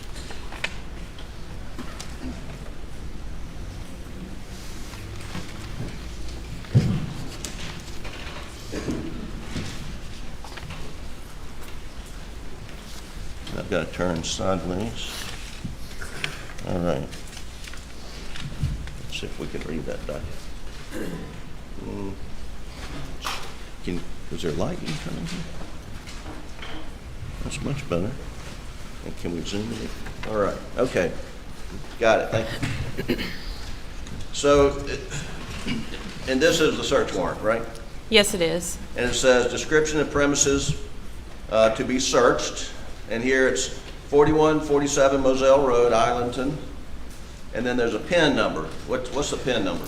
That's a property identification number that's assigned to every parcels of real property within the county. It's set by the tax office. And it says the property to be searched are any residences, vehicles, outbuildings, kennels, or sheds, right? That is correct. And then it says the description of the property to search and to be seized, and that's under the description of property, right? Correct. And you prepared this document for the magistrate to sign. I did. And here says evidence that may be used or taken during the commission of a crime of homicide to include but not limited any item, tool, clothing, gloves, mask, hats, hoodies, shoes, boots, jewelry, firearms, ammunition, shell casings, gunshot residue, weapons, identification documents, any paperwork, etc. It says any evidence inside vehicles on the property, any evidence found in outbuildings or sheds, any tire, shoe impressions, any and all DNA to include but not limited to fingerprints, touch DNA, etc. Any drugs, narcotics, drugs, paraphernalia, any and all cellular phones, phone records to include incoming, outgoing calls, text messages, voice messages, etc. Then it goes on to talk about photographs and whatnot. It's all encompassing, isn't it? It is. And this is basically as broad of a search warrant that you draft because it's a homicide investigation and it gives you carte blanche on the property of the crime scene, correct? That's correct. And with the search warrant, you had the authority to go in the house and look for unclean, dirty clothes, did you not? I wasn't in that capacity that evening. I was assisting. Well, the search warrant provided that authority to law enforcement, did it not? It would have, yes. And you mentioned that you got into the law enforcement business because you're CSI TV junkie of sorts. Did I understand you to say that? Yeah, I was. Okay, and you've seen CSI shows where they go and they look in the drains of showers or sinks and to see if blood residue had been recently flushed through there. That's possible, is it not? It could be. And that's just not on TV. I mean, that's skills that SLED's crime team has available to them, correct? I don't know what they have available, but that would be a crime scene unit question. Right. The and actually there were the clean clothes that Alex Murdaugh was wearing that night, they were seized, were they not? Yes. Okay, and the clean shoes were seized, correct? Yes. And the clean shirt was seized, was it not? Yes, it was. Okay. But that you were in the house when that happened, but you didn't collect the clothes, right? I did not collect anything. I stood by in the foyer. And who did the collection? Do you recall? Special Agent Owen. And when was he assisted by anybody? I was just standing by. They went to a back bedroom and I was in the foyer area. It was like an open floor plan. And And do you recall how, do you recall what Mr. Owen, Detective Owen, Special Agent Owen, apologize, Detective Owen, Special Agent Owen, did you observe what he collected the clothes in? I did not. Did he collect all the clothes and put them in one paper bag? I don't recall.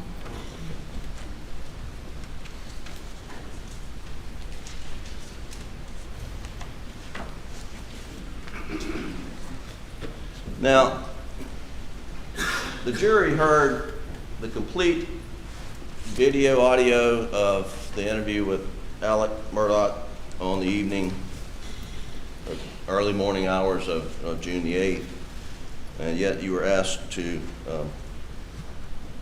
repeat some of the things that he said, and I want to, I mean, the tape speaks for itself. I don't want anyone to misconstrue your testimony, so I just want to ask you, are you saying that Mr. Murdaugh tried to turn his son over 2 times on that tape, or that on 2 occasions he described one incident that he tried to turn his son over? The latter, that he explained twice, 2 different times.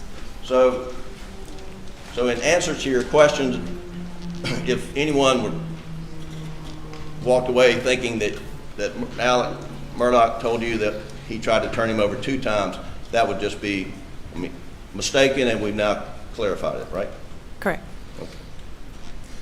Now, you never asked, or Special Agent Owen never asked Mr. Murdaugh how he tried to turn his son over, correct? That's what. Correct. And so, you see Mr. Meadows crawling around on the floor down here as trying to reenact something, but that night he never was asked specifically, what did you do to try to turn your son over, correct? That's correct. We did not ask that. And that night he was not asked specifically how the phone popped out of his pocket while you were trying to turn him over, correct? Correct. And that night he was not asked specifically how far were you able to move Paul, if at all, when you tried to flip him over, correct? Correct. And in fact, did he really even say that I was trying to flip him over to check his pulse? I'd have to check the transcript, but I believe he said something along those lines. Or did he tell you where he tried to check Paul's pulse? He did not.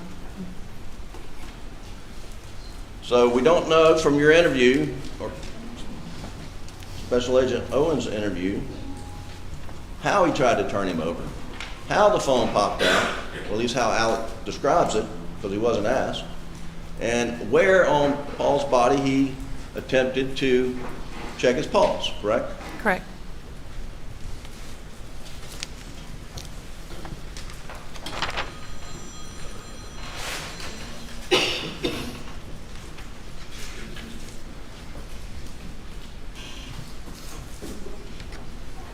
And you were asked questions about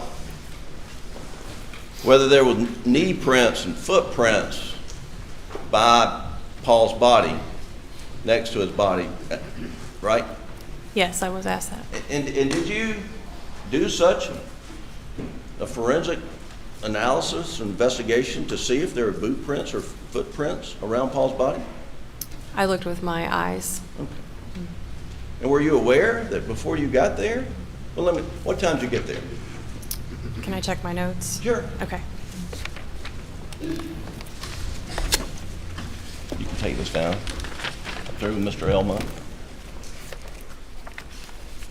I think I'm through for now.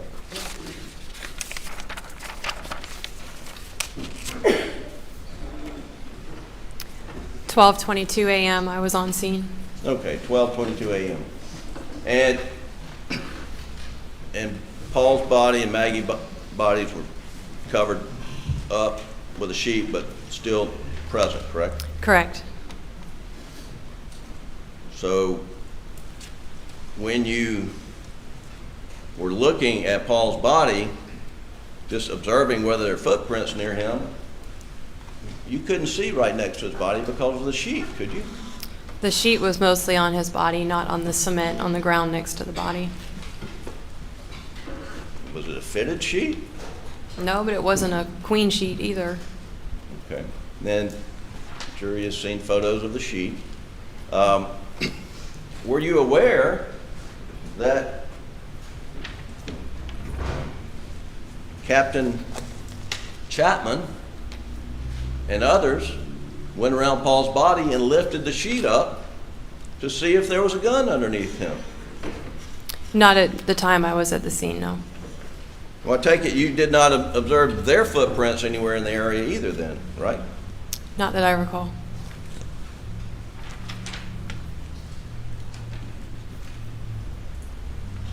And you said that Alex's pants were clean. Remember saying that? I remember saying that. What color pants did he have on? Khaki. All right. And are you aware of any forensic testing that had been done to the pants to see whether there was blood on the pants That night? subsequently? No, there was nothing done that night forensically. That night, nothing was done forensically. Not before I interviewed him, no. Right. And you just did not observe any blood on his pants or in his pocket? No, just simply speaking with him like this, looking him up and down, I did not see any blood on him. And he didn't look like someone who had just been within feet of blowing Paul's head off, right? Again, I can't say that. There's so many different factors that you would have to take into account. Now,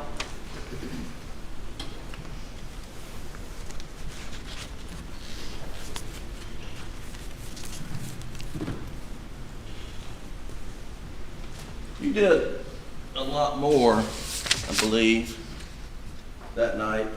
After you left, well, let's go back. When you got to the scene, you partnered up with Agent Owen, correct? That is correct. And you saw inside the shed, and you observed there was wadding on the floor near his feet, Paul's feet. Correct. And when you say wadding, what are you talking about? The internal components of a shotgun shell. And then you saw in the rear window of the shed there were several holes, right? That is correct. And you described in your report that you saw large amounts of blood spatter and brain skull matter were on the door to the shed and items within the storage building. You saw all that, right? That's correct. And then you went and examined Maggie's body, did you not? I wouldn't say examined. I would just say I looked at her. And well, one of the things that you noticed when you were looking at Maggie's body, I believe,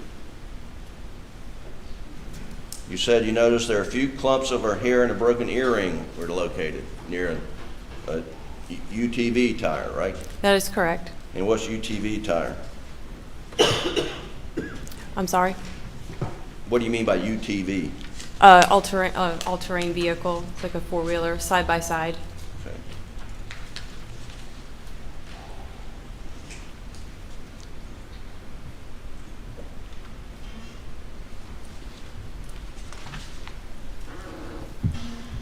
And and you talked about these foot impressions that you observed, right? I did. And I said I was done with Mr. Elmo, but I'm not. Can we put these back up, please?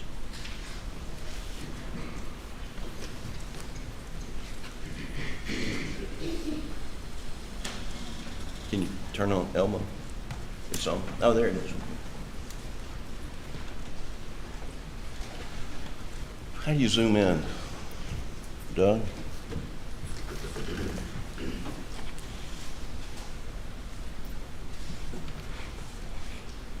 Let's just change the color. Make it light. Okay. All right. I think that's good. Okay, hang on.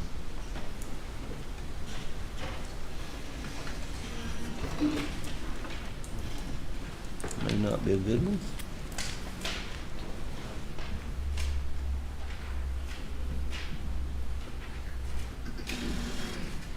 That's okay. Thanks. You mentioned that you told investigators that worked for me and Mr. Harpootlian that the boot prints were not yours in these photos, right? That is correct. But now you told the jury that the boot prints are yours.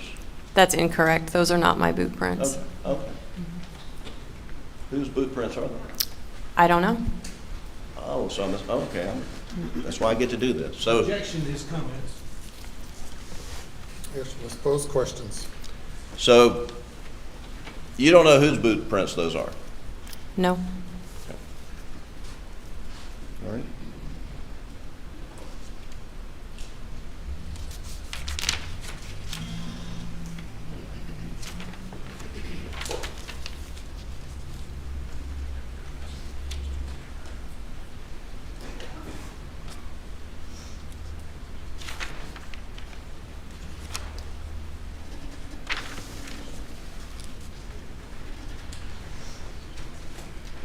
Now, one thing about this search warrant that I asked you about earlier, it was, do you have it up there? I couldn't remember if I gave it back to you or I not. don't think you did. Okay. That's okay. It was never executed, was it? Sorry, I don't- I handed this off to SLED agents once I was at the scene. Thank you. You said you handed the search warrant off to SLED agents. I did. Okay. But to your knowledge, was it ever executed? Yes, it was. Or you think it was executed? It was. And why do you say that? Because the SLED crime scene unit, I was present while they were processing the scene and executing the search warrant. And so there are two ways that law enforcement can get access to property. One is through a search warrant and one's by consent. Is that right? That's correct. Now, are you aware that Mr. Murdaugh gave SLED, Colleton County, any law enforcement, FBI, carte blanche consent to search his property? That wasn't relayed to me. I was tasked with getting a search warrant, so I did. Okay, and once a search warrant is executed, a return is filed with the magistrate who issued it, right? That's correct. And you never filed a return on that search warrant, right? Do you have, like I said, it was given to SLED, so. Okay. So we'll find out more about that. But to your knowledge, I mean, you didn't file a return, that's all you can say, right? I don't recall. I have to check my notes. You heard on the tape, you heard Mr. Murdaugh say, you can do anything, look for anything. Do you remember him just giving consent to whatever you need? As far as speaking with him, yes, I remember him saying that. Okay. And you walked back through the crime scene one last time before you cleared the area on the morning of the 8th, is that right? You could say that. We were walking around the whole night and staying out of the way of the crime scene unit. Were you there after the crime scene unit left? No, I was not. They were still processing when I left. Oh. Do you know whether or not the crime scene unit left shotgun pellets behind in the feed room? I have no knowledge of any of that. 20, 30, even more shotgun pellets left behind in the feed room. Were you aware of that? Said she had no objection. Objection is sustained.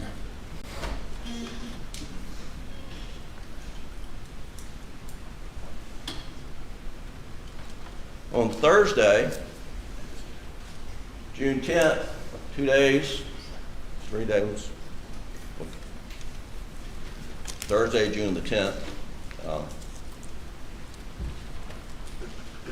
you went with SLED, a number of SLED agents and law enforcement agents, went to meet with Mr. Murdaugh, Mr. Murdaugh's brothers, Randy and John Marvin, Mr. Murdaugh's son, and they all agreed to meet, and y'all found a location in outside of Varnville, I believe. You remember doing that?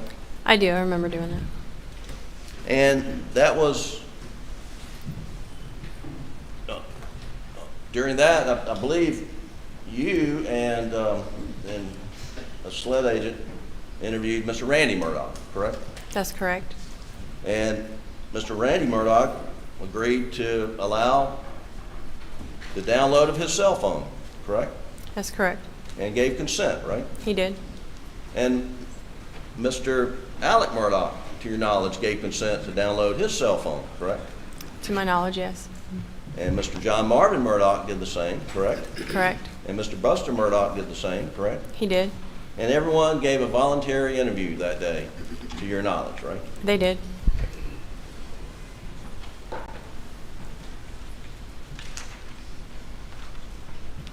And then a little bit later, on the Wednesday, June 16th, you assisted SLED when they went out to the Moselle property and went diving, searching for, well, let me ask you. When you assisted SLED dive team, or did you assist SLED dive team on June 16th, 2021? I did. And with a search of the Moselle property, focusing on waterways, ponds, the Salkehatchie River access points for evidence from the crime, correct? That's correct. Were you looking for the firearms that were used to murder Maggie and Paul? We were looking for anything that could have been linked to their murders. And then you utilized ATVs and canvassed the entire 1,700 acres of land. I did. That was my assignment that day. And once again, that was done with consent by Mr. Murdaugh, correct? That is correct. And then went back the next day and dove another pond on the property. You remember doing that? I didn't dive, but I was standing by, yes. You were there? Yes. And again, that was with consent, right? Correct. And then you were given consent and you did a search of a white F-250 pickup that Paul normally drove, right? That is correct. And while you were there, Mr. Davis shows up, and Mr. Davis, you understood to be the caretaker for the dogs, right? Yes, that's what he explained his job title was at Moselle. And that, did you observe him doing his work that day? I did. Did you watch him wash down the dog runs? I don't remember that part. But you were able to look at his tire marks and make an assessment as to whether they appeared to match the tire marks that were seen under the shed portion next to the old airplane hangar, right? That's correct. He parks under the canopy next to the UTV.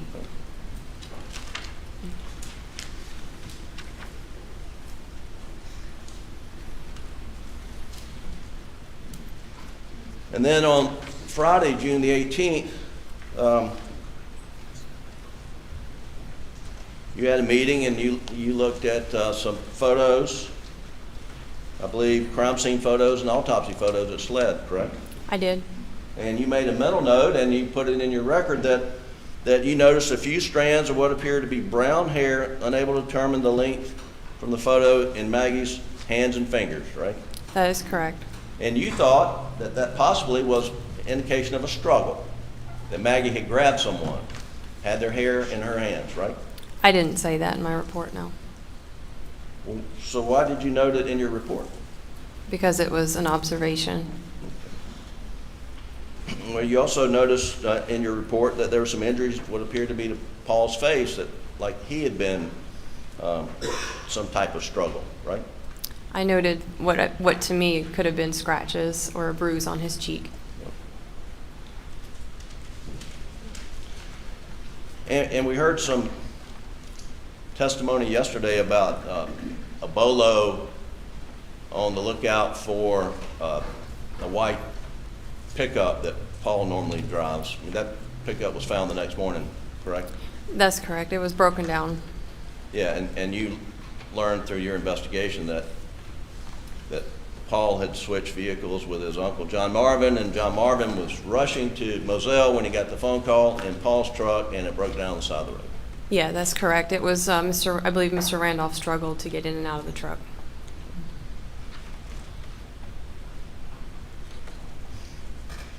Did Colleton County Sheriff's Office put out a statement to the press on the morning of June the 8th that there's no need to public to be alarmed? I don't believe that came from our office. It did not come through CID for approval. I never seen that press release. So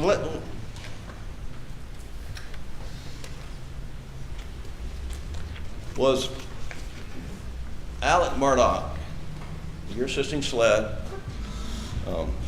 night of June the 7th, morning June the 8th, was Alex Murdaugh a suspect? That night, everybody was a suspect. Everybody? Can you be more specific? Who else were suspects besides? Well, there was reasons we were asking certain questions. Who his best friend is, who, you know, their routine each day. There were so many different scenarios it could have been that night. So, in my view, everybody was a suspect at that point. Including Alex? Including Alex.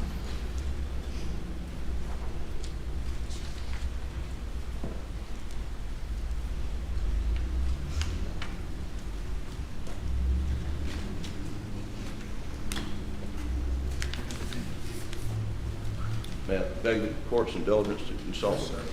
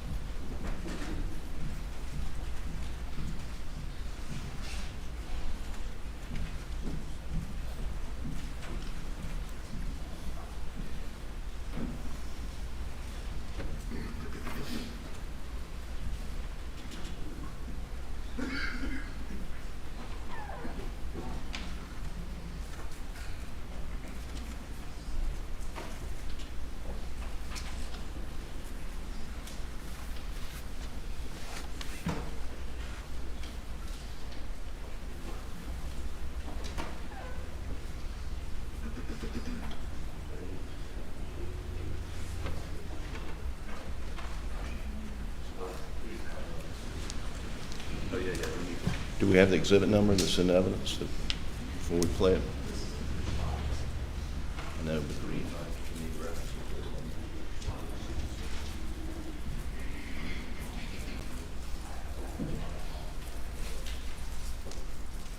Which one's green?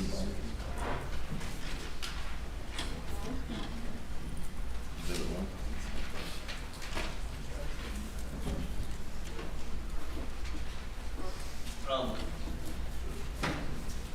Your Honor, we're going to play a portion of Exhibit 1. We need to cover our screens. It is a portion of sensitive matter.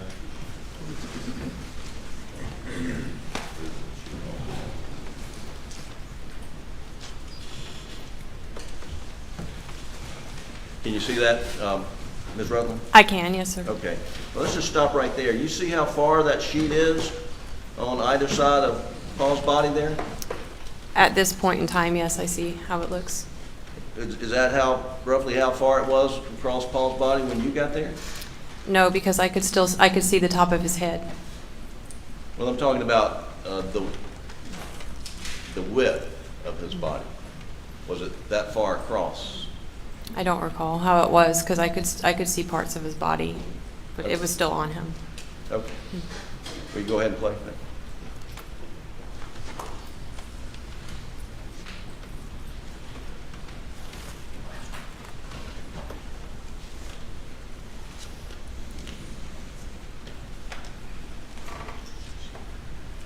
Did you notice any footprints of the agent there inside the kennel? No, I believe he's standing on the In the food room? in the feed room. Right. No, but it was starting to rain.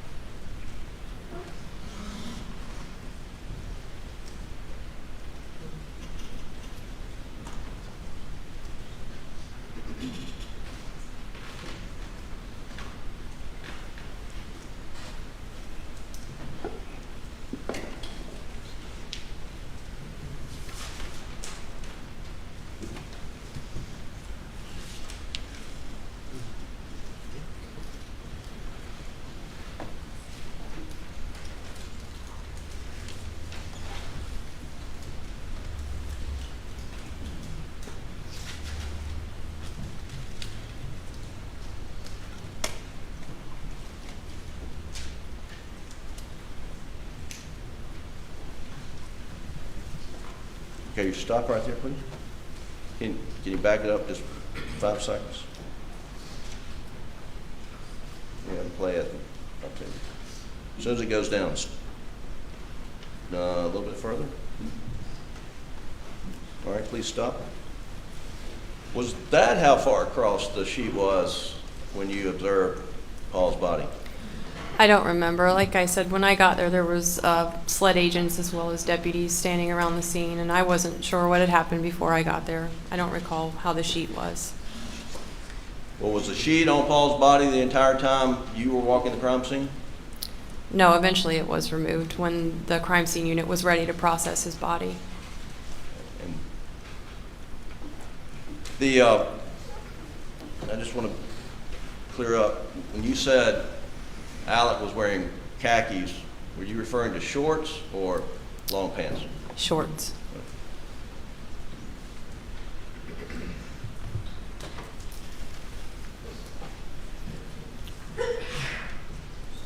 Is this from the video from the interview? Your Honor, we're going to publish a small portion of the video in the car, which is their last exhibit. Well, excuse me, that's from number 1.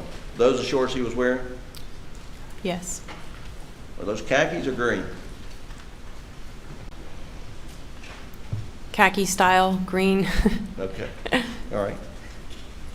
That's all. You can take it down. That's all the questions we have, Your Honor. Can you read that right? Yes, sir.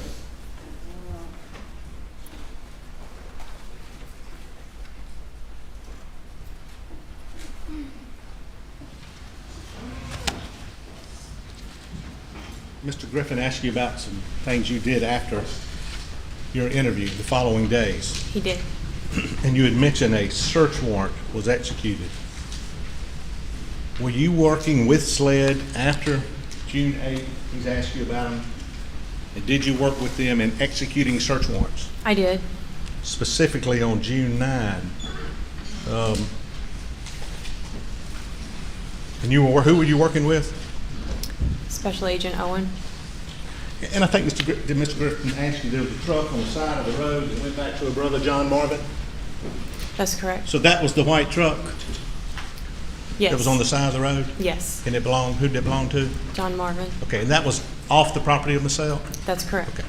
So that has nothing to do with this case as far as suspect and this killing, does it? No, it did not. We processed to rule it out. What was that last thing? We processed it to rule it out. Okay. And he asked you about meeting with these folks and them talking to you. You were working with SLED doing that, weren't you? I was. SLED was investigating this case. Yes.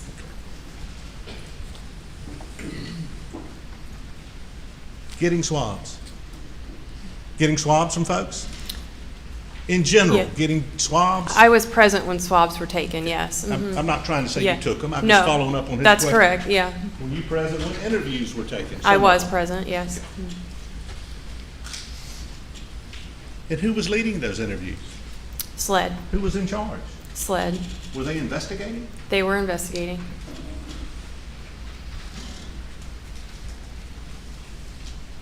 Did you assist SLED with the initial timeline on phone calls? I did.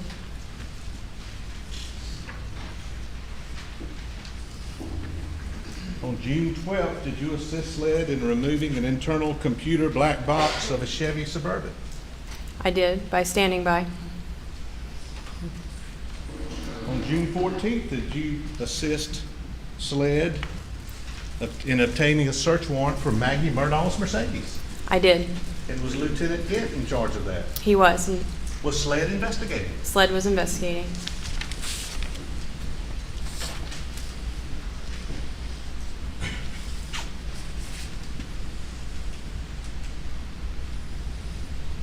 Was that what's referred to as the blue box?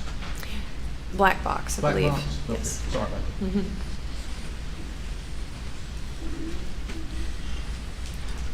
Were you with SLED when Maggie Murdaugh's Mercedes was towed? I was. Did y'all have a search warrant for that? We did.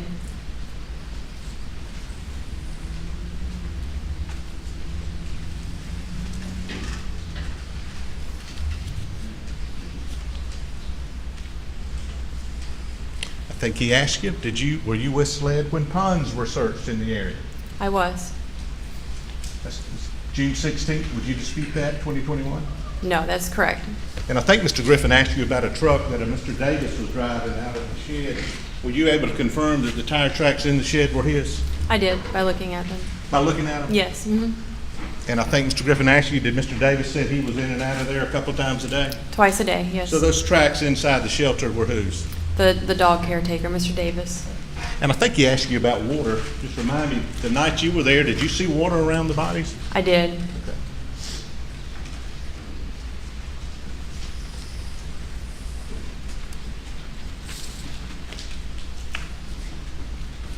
He asked you about some injuries, I think, that you had noted in your report. How did Paul fall? Face down at an angle outside the feed room. On what? On his hands and arms. Okay. But his face hit what? The gravel.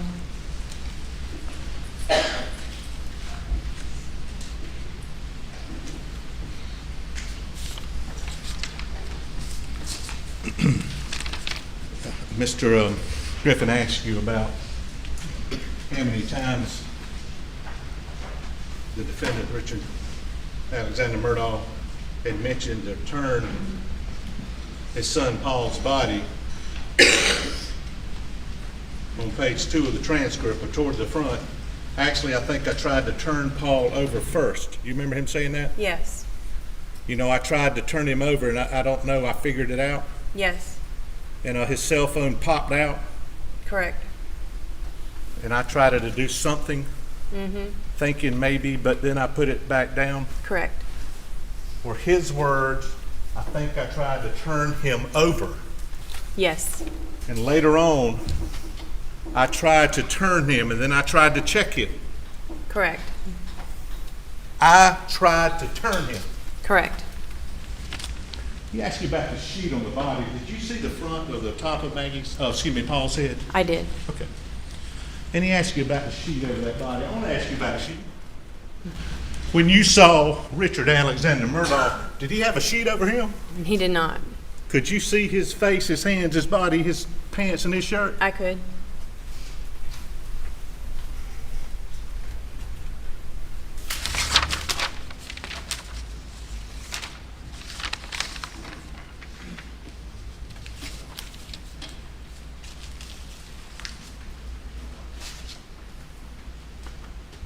Did he look like somebody who had just changed his clothes? Yes. Objection, Your Honor. Basis for the objection. No basis for that opinion. Response, Mr. Meadows. I couldn't hear what he said. I'm sorry. No basis for that opinion. Did those clothes appear to be fresh, They did. like they just come out of the laundry? It could be. Objection, Your Honor. Objections overruled. That's all we have. Further questions?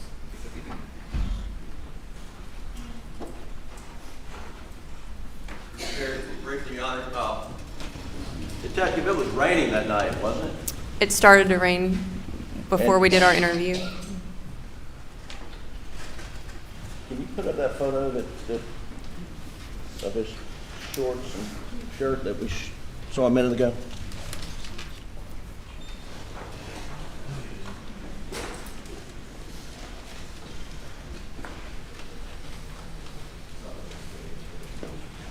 What's that? Waiting for one. No signal.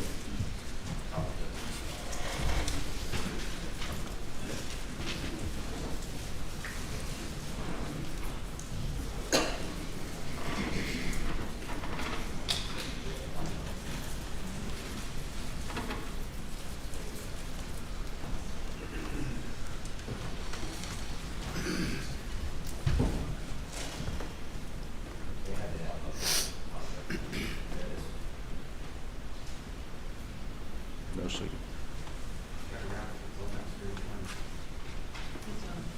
Oh, here it is. Thanks. So these are the clothes that you saw him wearing sitting in the car? Correct. And it's your testimony those clothes look like they're freshly washed? He's sweating and they are dry, so I would say yes. Okay. Thank you. You may step down. I call your next witness. DALILA CIRENCIONE.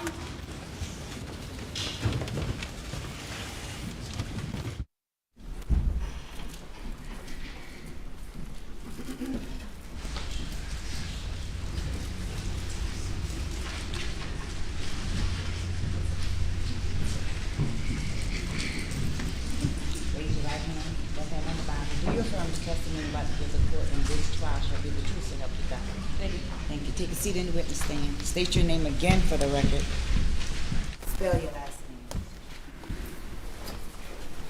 Yes, DALILA CIRENCIONE, CIRENCIONE. Good afternoon, Agent CIRENCIONE. Good afternoon. Could you tell the jurors where you work? I work for the South Carolina Law Enforcement Division, or SLED. I'm currently in the Behavioral Science Unit, but was formerly in the Crime Scene Unit. Just a moment.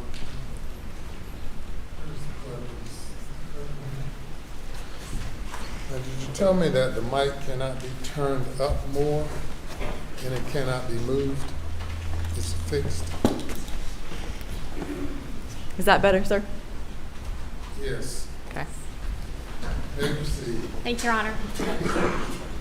From what time or what dates were you working in the SLED Crime Scene Unit?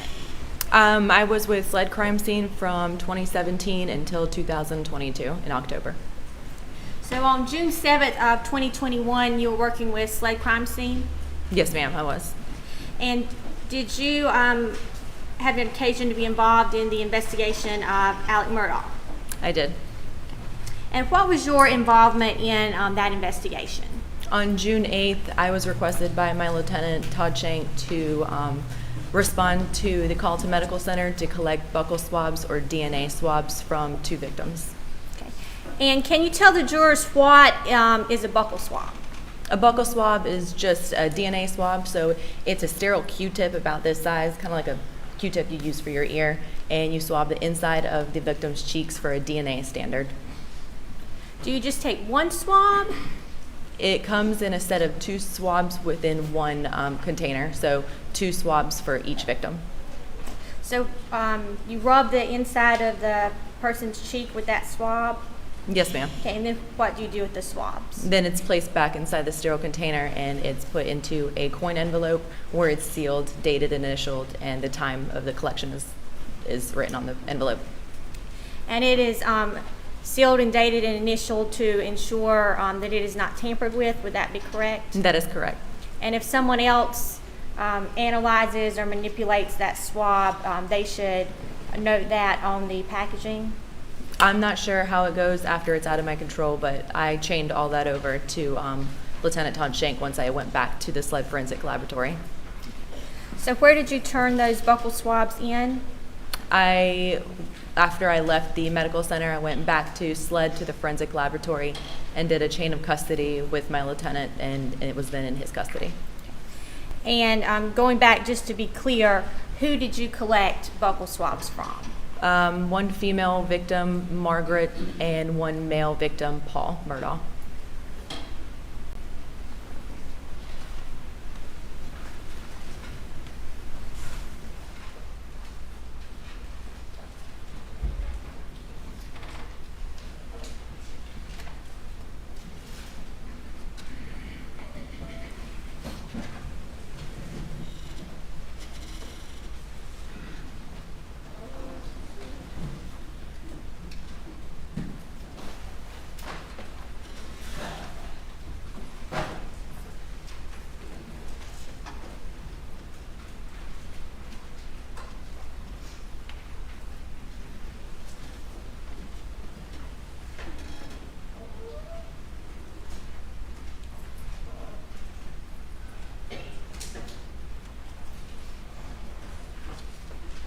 Court's indulgence, Your Honor.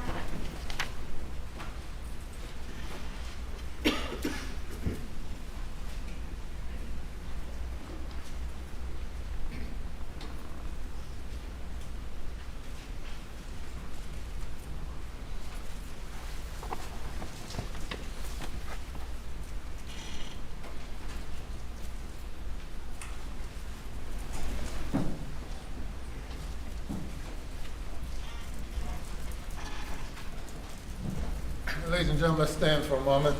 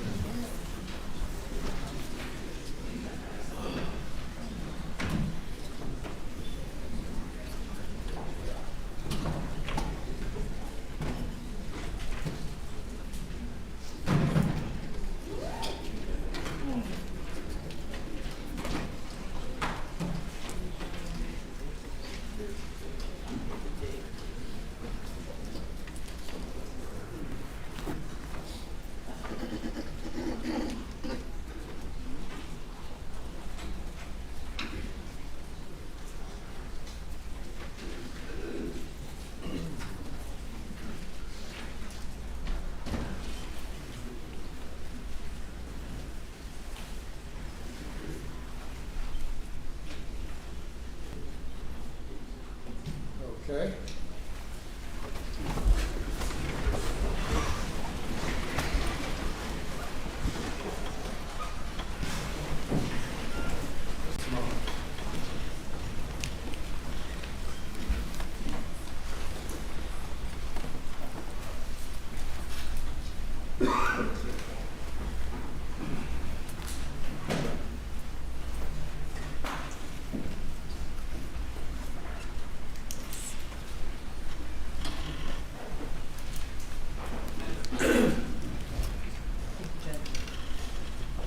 Proceed.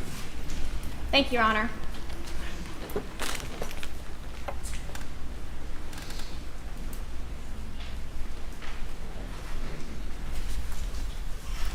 Agent Cirencioне, we're going to show you these evidence baggies from SLED. Can you take a look at that? Yes, ma'am.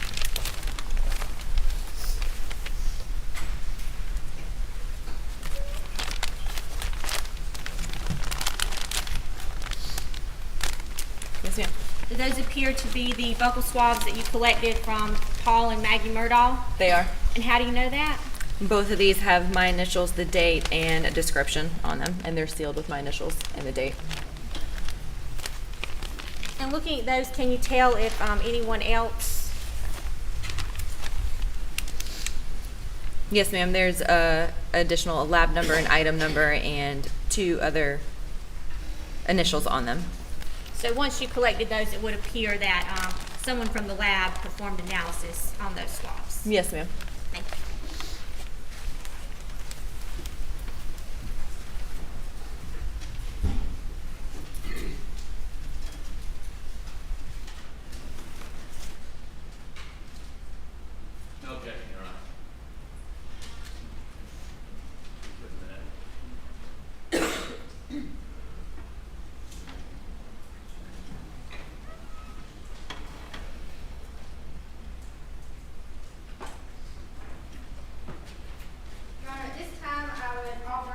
Exhibit 102 and 202 for identification purposes only, as State's Exhibit 202, 201, excuse me, being a buccal swab of Paul Murdaugh, and 202 being a buccal swab from Margaret Murdaugh.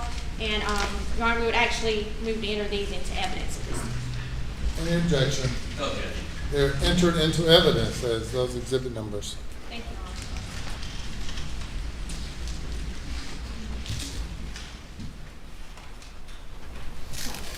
Your Honor. Agent CIRENCIONE, did you do anything else in regards to this case? Yes, ma'am. Once I cleared from the COLLETON Medical Center collecting the buccal swabs, I was requested by Captain Ryan Neal with the SLED Low Country region to respond to the initial scene of the crime scene and collect a cell phone that was collected by their agents via chain of custody. And whose cell phone did you collect from Ryan Neal? Do you know? I'm not aware of whose cell phone it was. It was an iPhone cell phone with a clear case.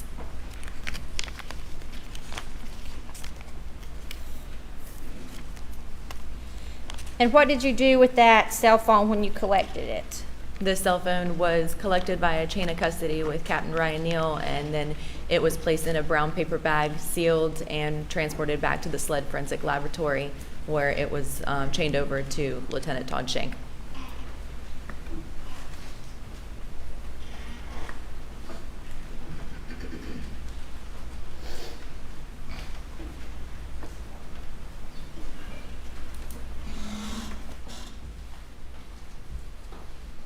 No further.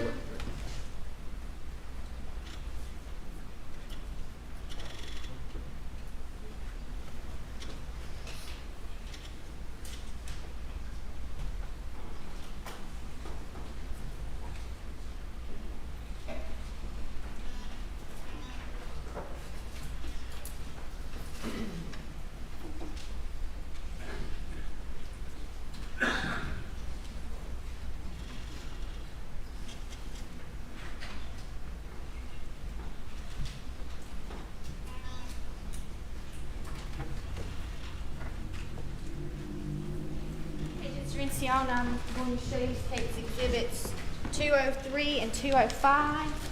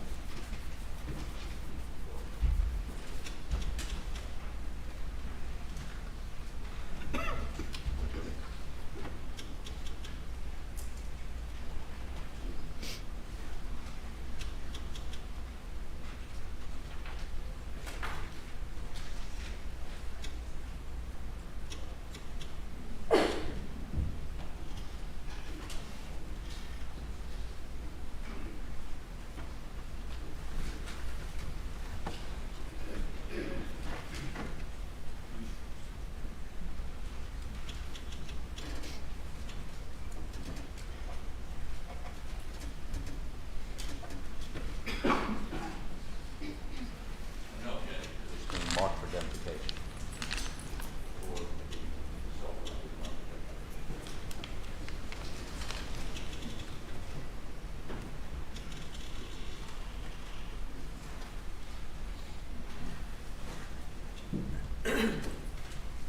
Hey, Agent CIRENCIONE, this is State's Exhibit 204, which is the cell phone, along with a paper bag here.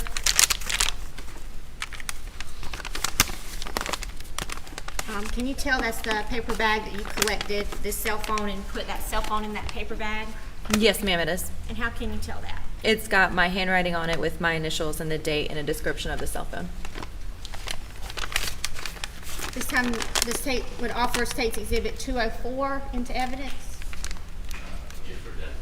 Object to it coming into evidence. It'll be marked for identification, those two exhibits. That's not the phone, those are the chain. The phone.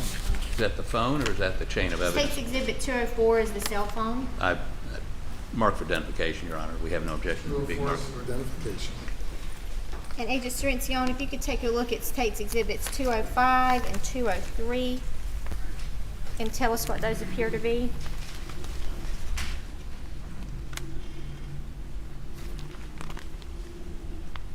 Both of these are chains of custody from myself to my lieutenant at the time, and from Captain Ryan Neal to myself, and then from myself to Todd Shank. They're both for the cell phone as well as the buccal swabs. So those forms show where you collected or received the buccal swabs and the cell phone. Is that right? They're a chain of custody, yes, ma'am. Thank you. Nothing further at this time, Your Honor. Yes.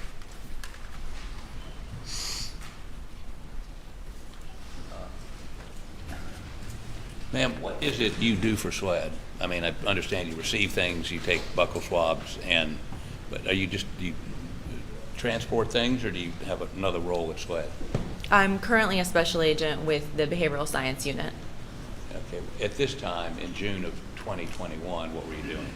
In June of 2021, I was a agent with the Crime Scene Unit. With the Crime Scene Unit. Okay. Yes, sir. You help process crime scenes? Yes, sir. I respond to the state and process crime scenes, collect evidence, document evidence, write reports, and so on, and testify in court proceedings. And did you do any crime scene processing other than receiving these items in this case? No, sir, I did not. Okay. So, what happened to, where's that cell phone? All exhibits, once they've been marked for identification, they remain with the court reporters.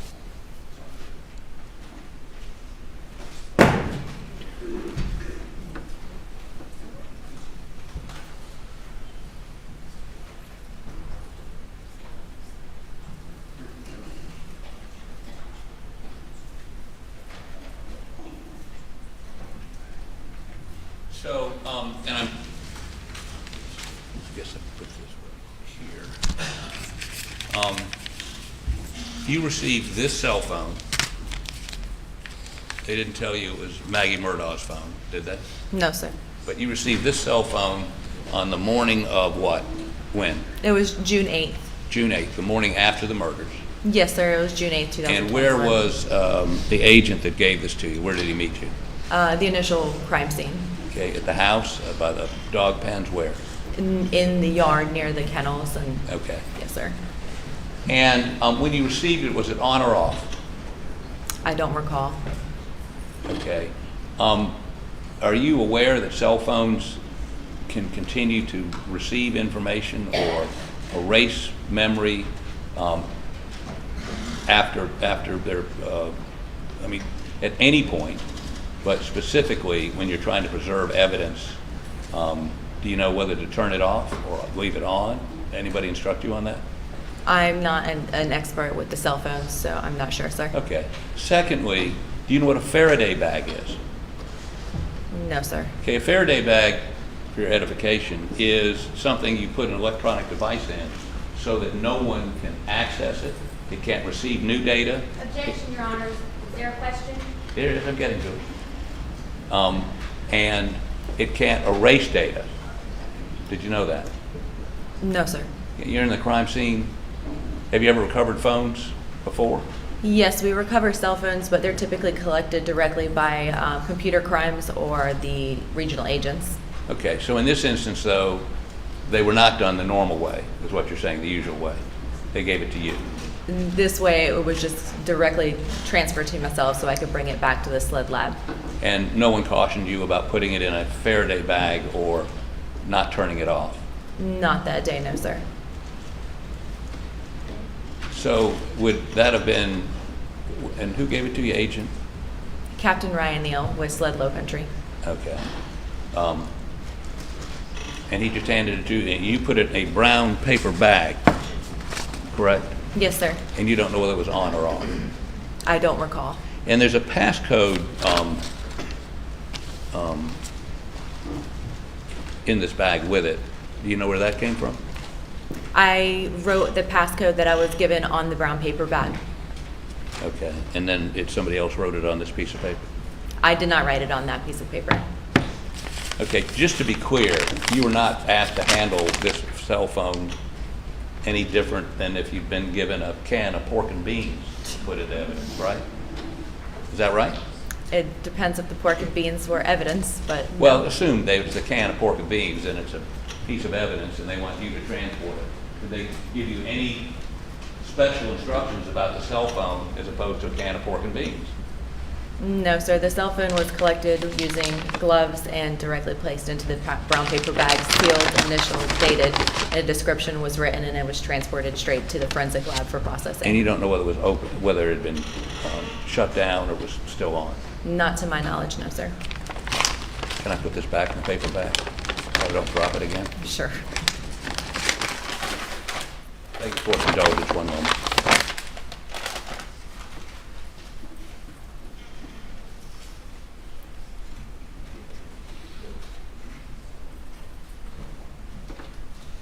Thank you, ma'am. Redirect. Nothing further, Your Honor. Thank you. You may step down. And you may call your next witness. Do you have another witness available at this time? Yes, Your Honor. All right. You may approach. It's fairly lengthy, but we're happy to get started, Your Honor. Melinda Worley.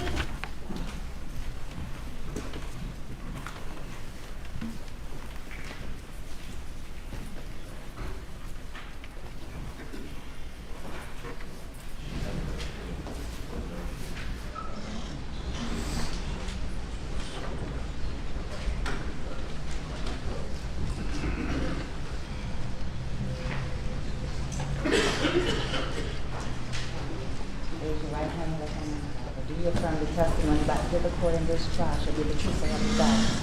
Thank you. Take a seat in the witness stand. State your name again for the record. Spell your last name. Melinda Worley, W-O-R-L-E-Y. Good afternoon, Agent Worley. Good afternoon. Could you tell the jurors where you work? I work for SLED And how long have you worked for SLED? since August of 2011. And what is your current position at SLED? I'm currently a senior criminalist in the latent print unit of the Forensic Services Lab. Can you tell the jury a little bit about your education and training and other experiences at SLED that have led you to this point? Sure. I have a Bachelor's of Science degree in anthropology from the University of Tennessee at Chattanooga, a Bachelor of Science degree in Forensic Science from Mercyhurst College, a Master's of Science in Forensic Science from the University of Florida. And along with the master's degree, I also received a graduate certificate in forensic death investigation. I started at SLED in 2011 in the crime scene unit as a special agent. I followed through the training program that SLED provides in-house. I finished that, I believe it was July of 2012, and at that point I was able to take cases as a crime scene agent. But shortly thereafter I also started training in the discipline of footwear and tire tread examination.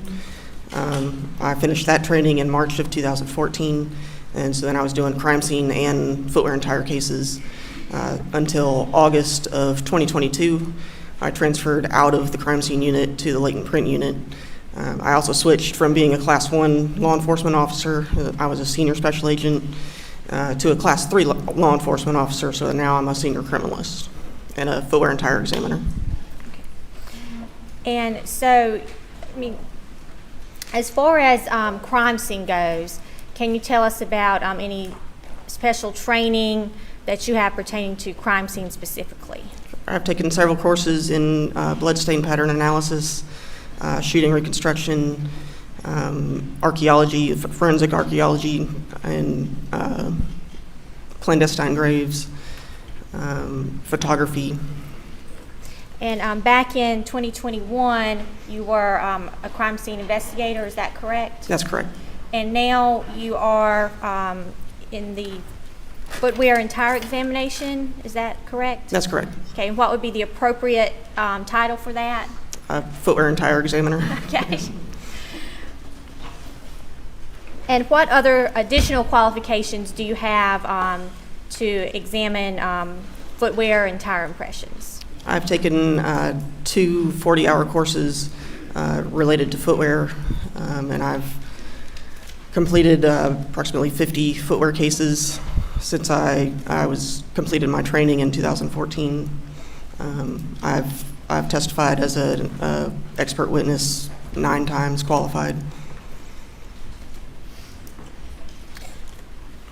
Is that in state court? Yes, ma'am.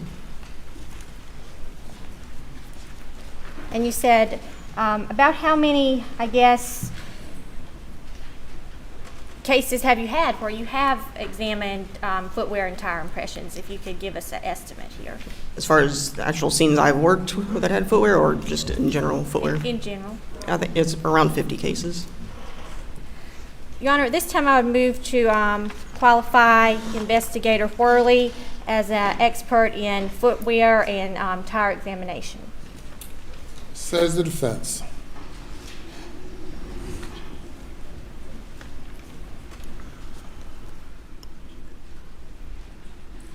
No objection, Your Honor. She's obviously qualified. All right, ladies and gentlemen, where a witness, by virtue of their education and experience, become what the court considers an expert in some field, that witness can give opinions where lay witnesses typically cannot. And this witness has been qualified and now is accepted as an expert witness in the field of, is it footwear examination and what else? Tire impressions, Your Honor. And tire impressions. And you may proceed. Thank you, Your Honor. So, Agent Worley, back in June of 2021, what was your role at SLED again? I was in the crime scene unit. As a crime scene investigator? That's right. And can you tell us just some of the general procedures of a crime scene investigator who responds to a crime scene? Sure. We are requested to respond to crime scenes anywhere in the state. When the sheriff's office or police department requests our assistance with a crime scene, we document the scene with photographs, and draw sketches, take measurements. We collect evidence, document it, collect it, package it appropriately, maintain chain of custody. Is there any special kind of protocol that y'all follow? We do have a protocol manual, yes. Okay. Do you ever wear any type of gowns or coverings or anything like that out to a crime scene? We always wear gloves, no matter what. Depends on the scene, I guess, as far as if we're going to wear any booties or anything else. Okay. Would it be normal protocol to wear booties to an outdoor crime scene? Not the way we've operated now. Okay. Why not? It's not usually, not usually necessary, I guess, as far as watching where you're stepping and not stepping in blood or any tire or footwear impressions or anything. We just don't normally wear booties. And when you're at a crime scene, are you looking for microscopic evidence? Well, we don't carry microscopes. Other than swabbing items at a scene, we would collect potential evidence that way by swabbing it. All right, let's move on to your involvement in this case. Did you have the occasion to respond to Moselle Road on June 7th? I did. Okay. What time did you respond out there? I believe we arrived around 12:07 a.m. Okay. And are you aware of what time this the crime occurred? I'm not sure about the time it occurred. I know the time I was notified. Okay. And what time was that? We were notified around 10:33 p.m. Okay. So it took you roughly 2 hours to get out to the crime scene. Why was that? We respond from Columbia. All right. So what did you see when you got out there? The scene entailed the area where the kennels were located. There was a large workshop with an overhang between the workshop and where the dog kennels were. There was a sort of gravel path driveway between the kennels and that overhang. A the sheriff's office had brought out a canopy to cover Maggie's body to protect her from the rain. And what were the weather conditions? It was raining lightly. Okay. What is one of the first things you did when you got out there? We met with David Owen, Special Agent David Owen, and regional agents to kind of get a little more information about what the scene entailed. And that we did a little initial walkthrough to see the sheriff's office had marked some potential evidence. So we walked around to see what was what and see if we could find any additional evidence before we started taking photographs. Do you recall collecting a shotgun from Agent Daniel Green, or excuse me, Officer or Sergeant Daniel Green? Yes, I did. Okay. And how did that occur? He had maintained custody of a shotgun and needed to transfer it to me. So he brought it over to my truck and we put it in a gun box. We took photographs of it and rendered it safe. Was that gun loaded or unloaded when you took custody of it? It was loaded.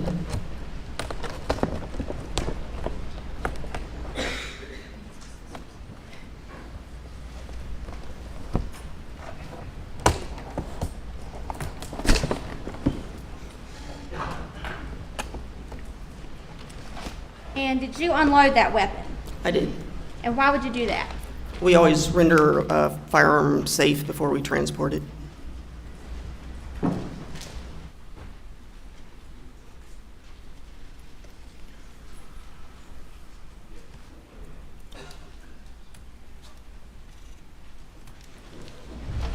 Agent Worley, I'm going to show you what's already been entered as Tate's Exhibit 4, along with the rifle, or excuse me, shotgun that was collected.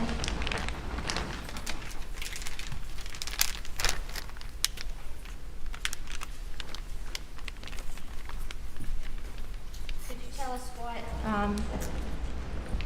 what you have there? It's one of the 2 shot shells that were in the shotgun. And that's a shot shell that you unloaded from this gun? That's right. Okay, what gauge is that? This one is 16 gauge. And the correct caliber for that gun is a 12 gauge? That's right.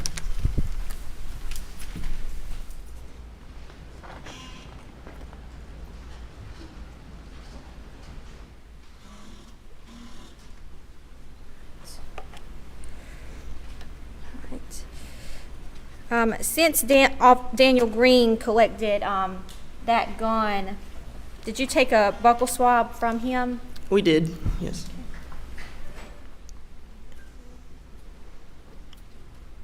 And why would you do that?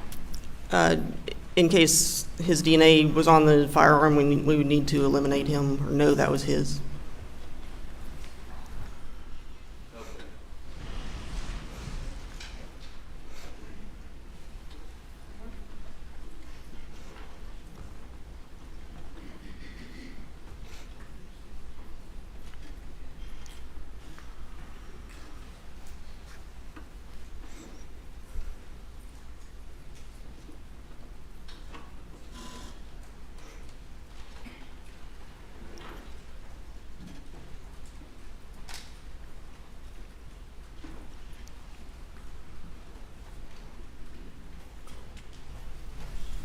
Agent Worley, this is Tate's Exhibit 249.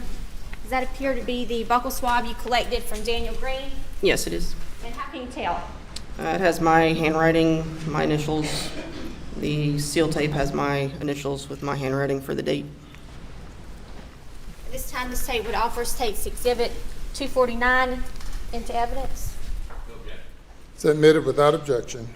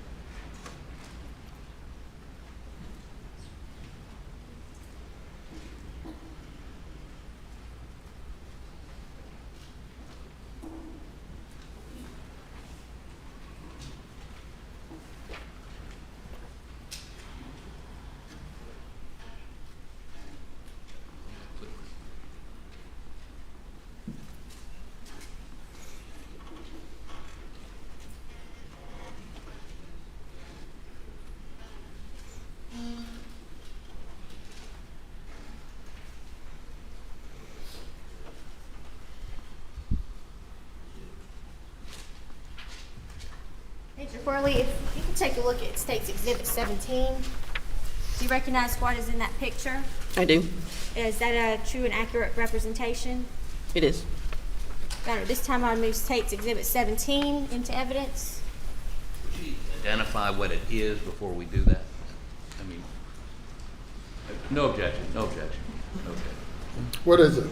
It's the shotgun that I took custody of, and the 12 gauge and the 16 gauge shot shells that I removed from the shotgun. It's admitted without objection. And if you could, for the jury, could you tell us which shells we're looking at here? The one on the left is the 12 gauge, and the one on the right is 16 gauge. And those are the shells you unloaded from that gun? They are.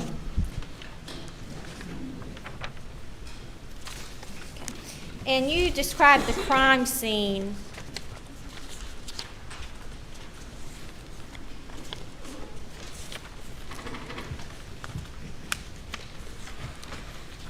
If you could, State's Exhibit 22 has previously been entered.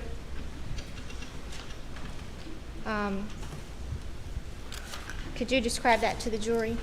That's the large overhang on the side of the workshop, the doghouse that's just outside that overhang, and the Maggie's body is lying there underneath that canopy. The kennels are in the background.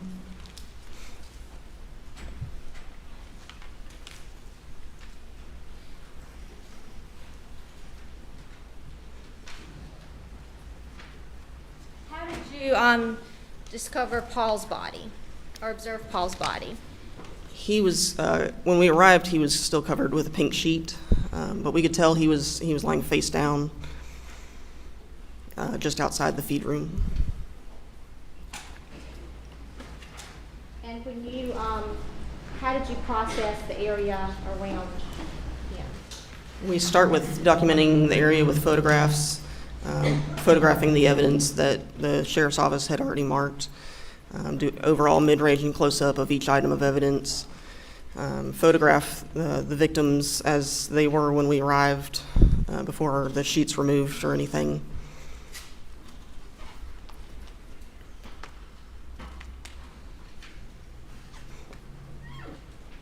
This time I'm going to publish State's Exhibit 24, which is a sealed exhibit.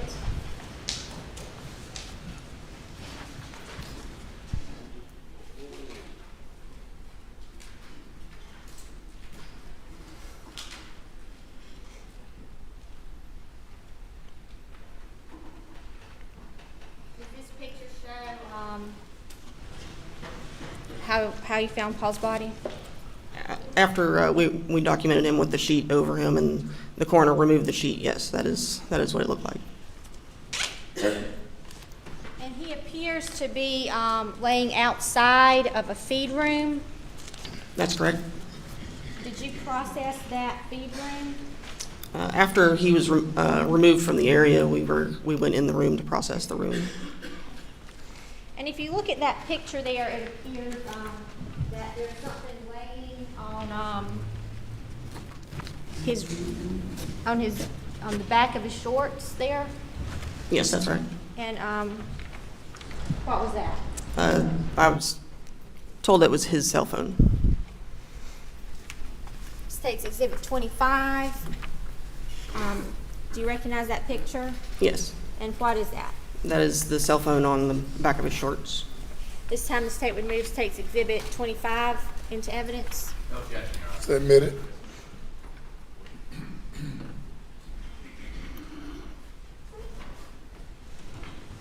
And this is the cell phone that was laying on top of Paul's body? That's right.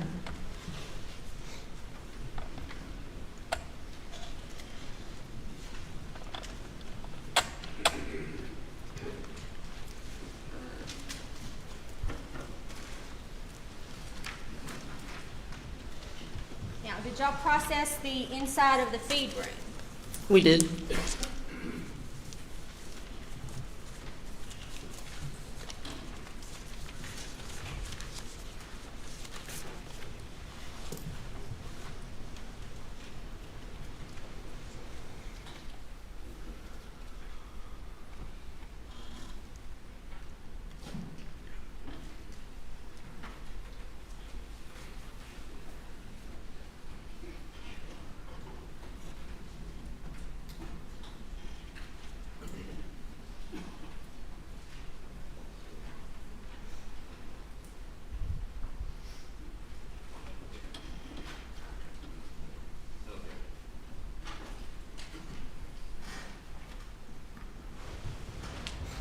Agent Worley, I'm going to ask you to take a look. It takes exhibits 26, 27, 28, 30. If you can.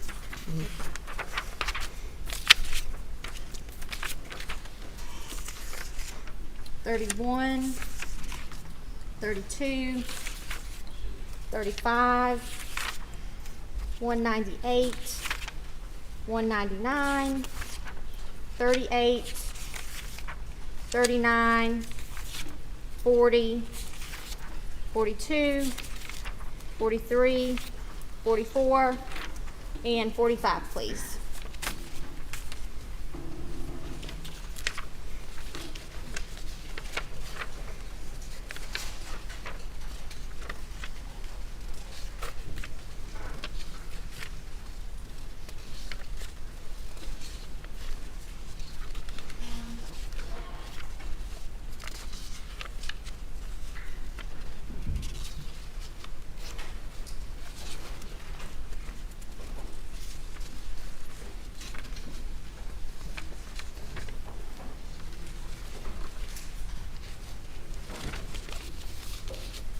Agent Worley, in general, what are those pictures of? They're all taken inside the feed room. A lot of them are footwear impressions. And are those true and accurate representations of the feed room as it was the night of the murders on June 7th? Yes, they are. Your Honor, at this time, I would offer those exhibits into evidence.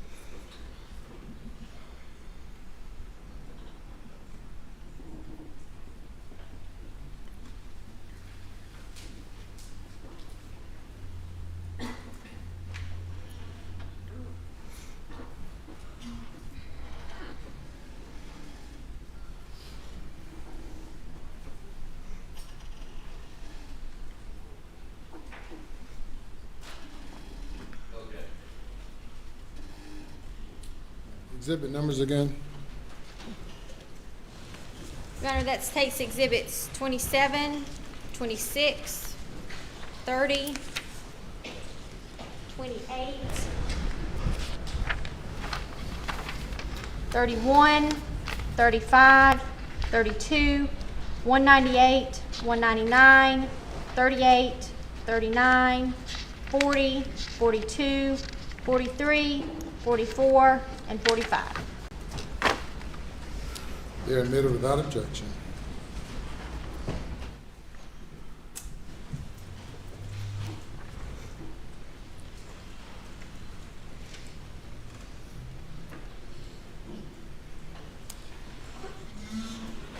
Agent Worley, this is State's Exhibit 27. If you could tell the jurors what they're looking at in this picture. That's a view looking from the door into the feed room. And what can we see on the floor there? There's marker 1 is the shot shell wad. There's also suspected blood and tissue, possible pieces of skull on the floor. Okay. And then looking back at that window. There were several bullet defects in the window in the glass. And State's Exhibit 26.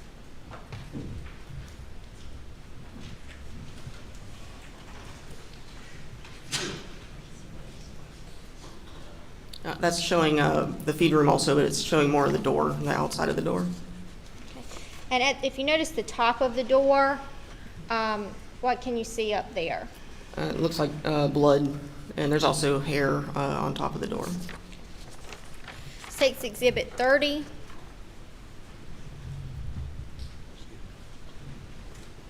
That's behind the door to the feed room. Okay. And what's back there? There were two 12-gauge shot shells on the fired shot shells on the floor behind the door, and also there was hair behind the door.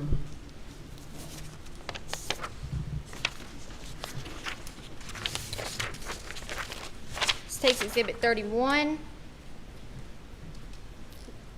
That was after we marked the two fired shot shells as markers 9 and 10, and also showing them the shot shell wad at marker 1 in the same photo. And State's Exhibit 26.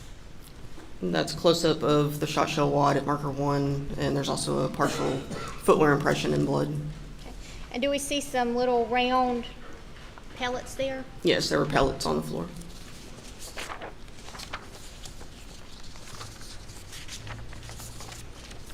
.32. And that's close-up of the shot shells at 9 and 10.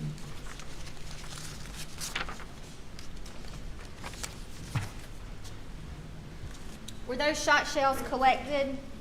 Yes, they were.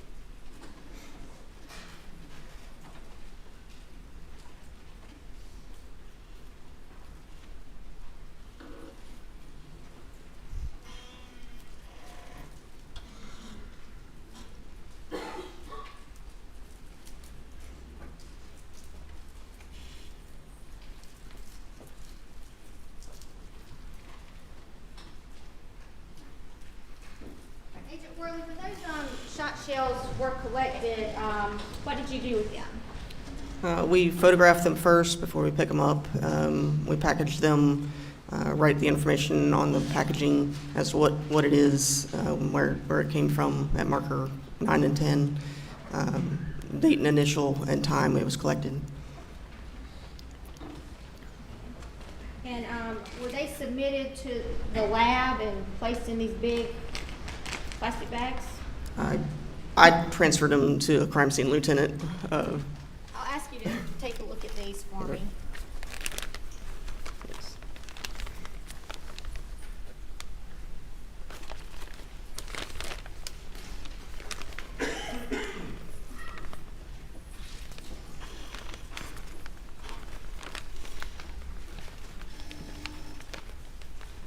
Do those appear to contain item 1 and items 9 and 10? Yes. And also some other items that were collected? Yes.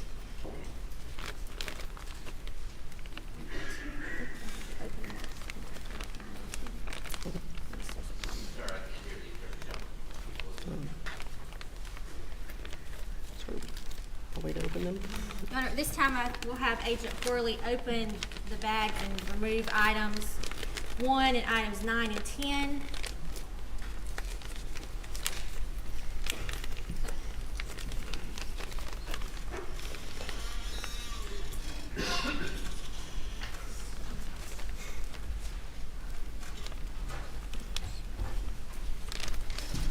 Thank you.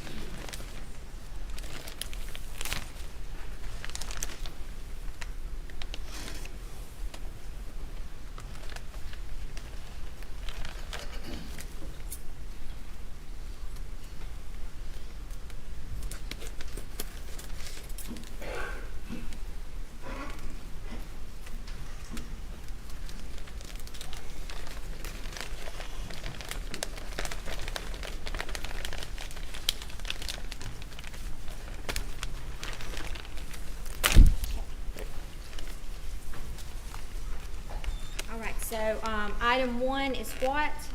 That is the shot shell wad that was at marker 1. Okay. And, how do you know that is the shot shell wad that you collected? It's my handwriting on the box, my initials on the seal on the tape. And then, item 9 and item 10? And these are the two shot shells, fired shot shells at markers 9 and 10. This one is the one at marker 9. It's 12 gauge federal, and one at marker 10 was, I believe, Winchester 12 gauge.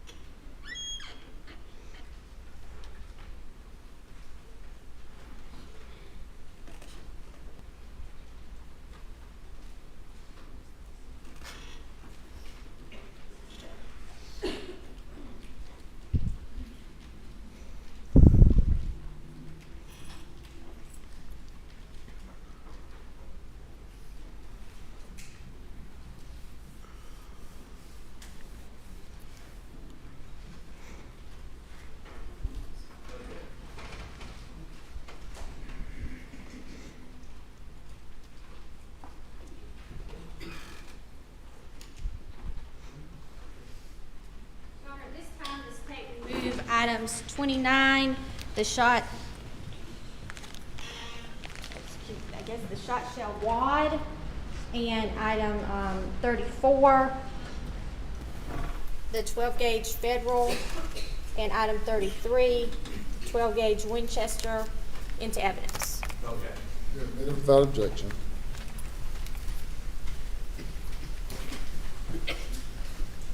All right, also in that feed room, we were looking at what appeared to be some bloody footprints. Is that right, Agent Worley? That's right.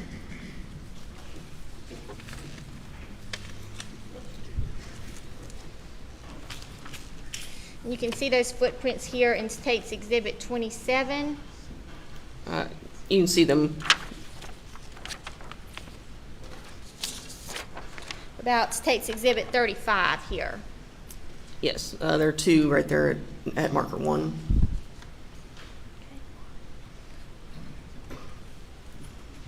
So right down in here. Yes.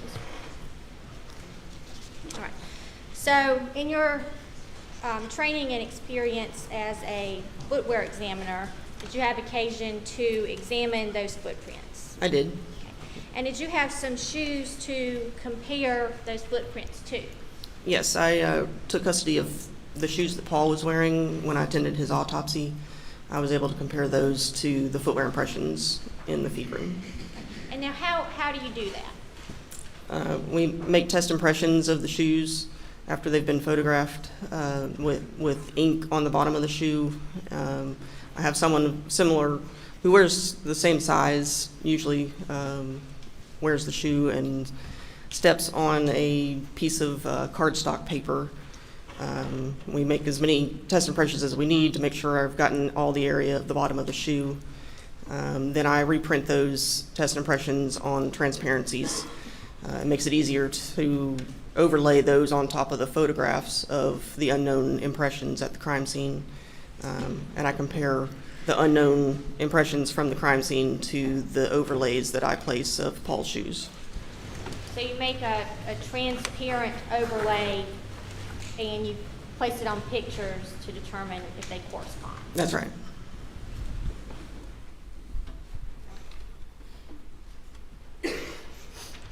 State's Exhibit 148. What is that? That is a printed version of the test impressions that we created of Paul's shoes. And State's Exhibit 199. That one is the right shoe. The first one was the left shoe.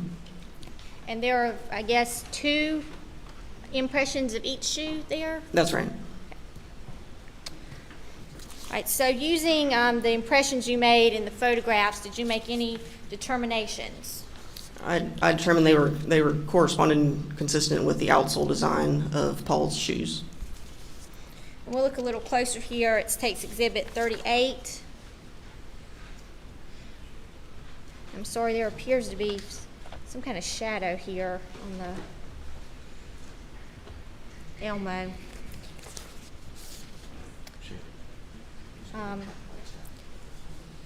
States 138, is that a picture that you used from the crime scene to compare to Paul's shoes? It is. And what did you determine regarding that? That one was also consistent with the outsole design of Paul's shoes. States Exhibit 39. Both of those were the same outsole design as Paul's shoes.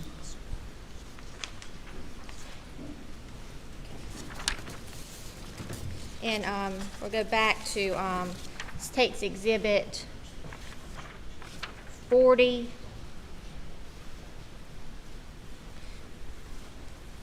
And if you're standing in the feed room, what position are those shoes facing? Those are facing the window. Facing the window. Right.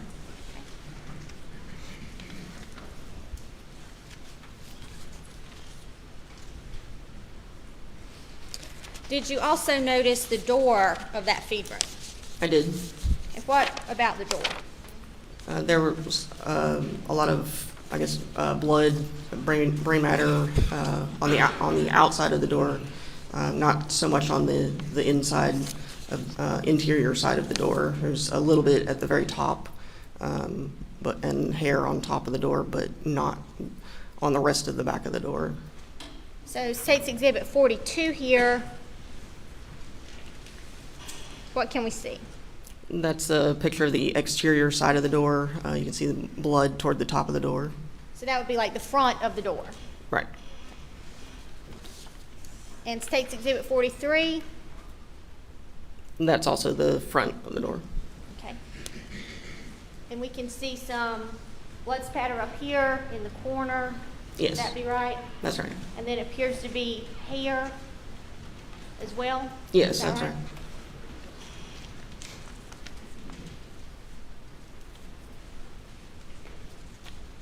And we mentioned the defects in the window. States Exhibit 44 here. Yes. What can we see there? Can you see a hole in that window? Yes. And States Exhibit 45. Yes, you can see one of the defects. Okay. And do you recall how many defects were in the window? 6, I believe.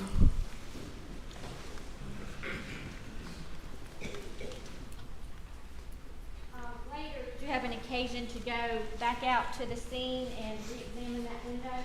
I did. At that time, can you tell us what you did when you examined the window? We went to further document, take more measurements of the area. We scaled the defects and took several more measurements of where those defects were in the window. I'm going to show you States Exhibits 114 and 115.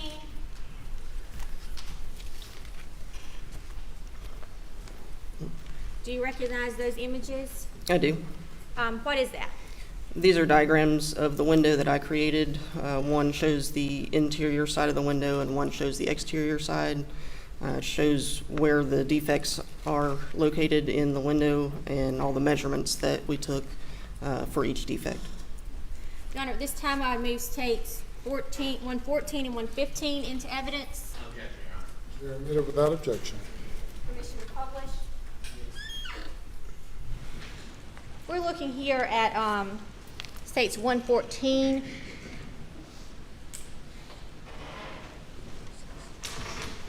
Do I have that in the correct orientation, Agent Worley? Yes. Okay. And can you kind of explain to the jurors the defects we're looking at here? Sure. There's defects A through, I believe, G, starting from top to bottom. So, it's like where it says defect A, defect B, what is that? Those were the locations of where the bullet defects were in the glass. So those are holes in the glass? Right. Yes. And that is from the inside of the feed room? That's right. And State's Exhibit 115 here, what is that? That is the exterior side of the window. Okay. So those are the same defects, but from looking from the exterior, like from the outside of the room? Right. And what was kind of the purpose of that? In the event reconstruction would ever be done of the scene, it's necessary to have specific measurements to be able to place those bullet defects, those holes back in the window where they were based on measurements. What else did you recall doing concerning the feed room? We collected several of the shot shell pellets. We also swabbed the exterior doorknob of the room just for potential touch DNA. Did you collect those pellets from the feed room floor? Yes, we did. Ladies and gentlemen, we're going to break for lunch at this time and resume at 2:20. Have a good lunch. Please do not discuss the case.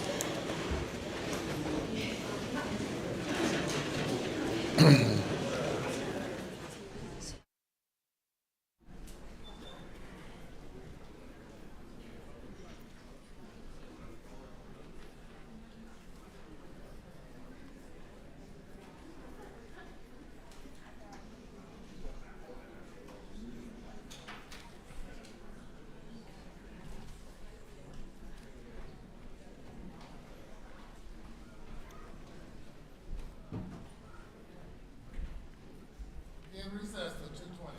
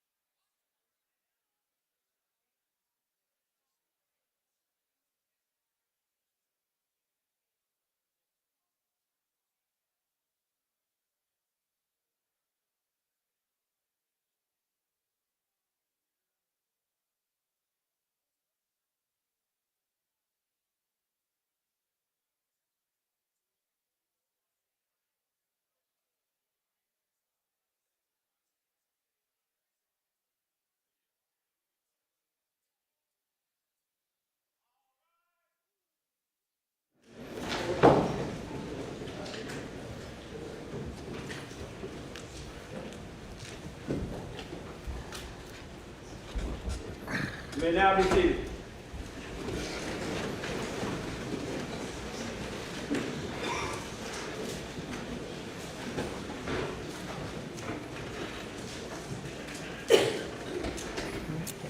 You may bring the jury.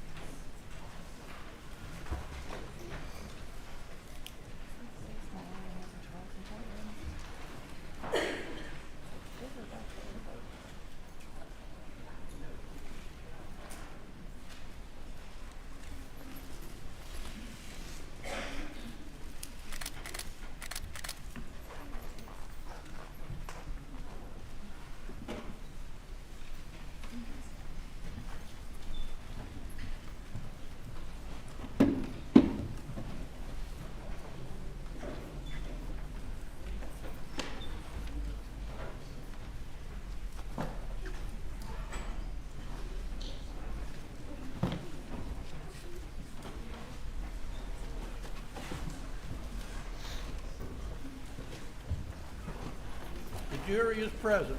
All right, thank you. You may proceed. Your Honor.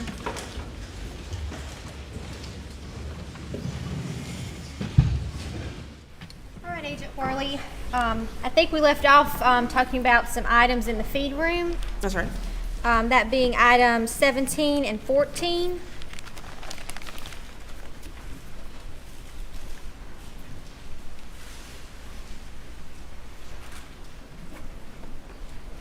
I think in this baggie that you had cut open earlier, item 14 is in that bag.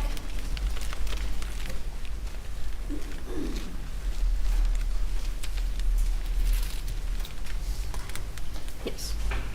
And item 14 is the pellets from the feed room floor that you collected. Yes, that's right. And how do you know that that item contains those pellets? It's my handwriting on the envelope and the description of what I collected with the date, time, and my initials. And my initials and the date on the seal tape. Okay. And does that item appear to have been opened or tampered with since you collected it? It was opened by I believe, the firearms examiner. Okay. And then item 17.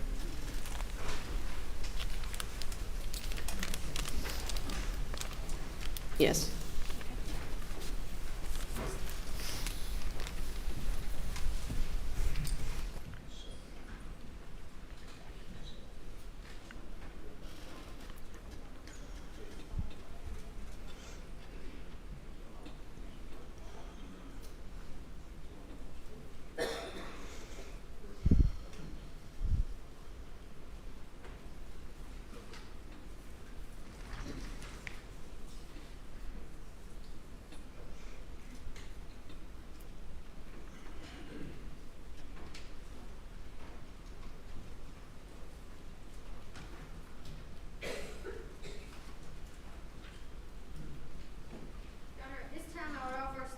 Exhibit 20, the pellets from the feed room floor, and State's Exhibit 18, the swabs from the door of the feed room into evidence.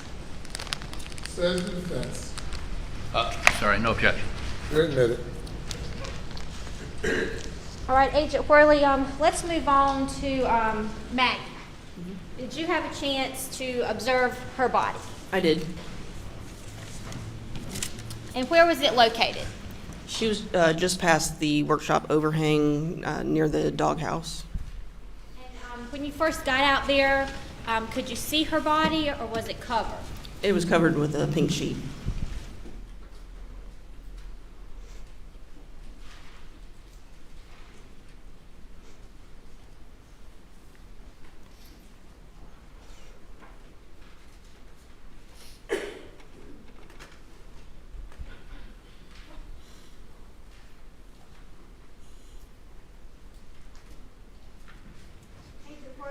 show you states 52, states Exhibit 50, states 48, and states 47.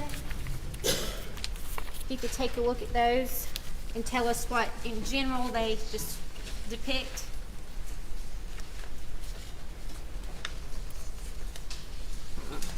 These were photos of Maggie, the way she appeared when we arrived on scene, still covered with the pink sheet.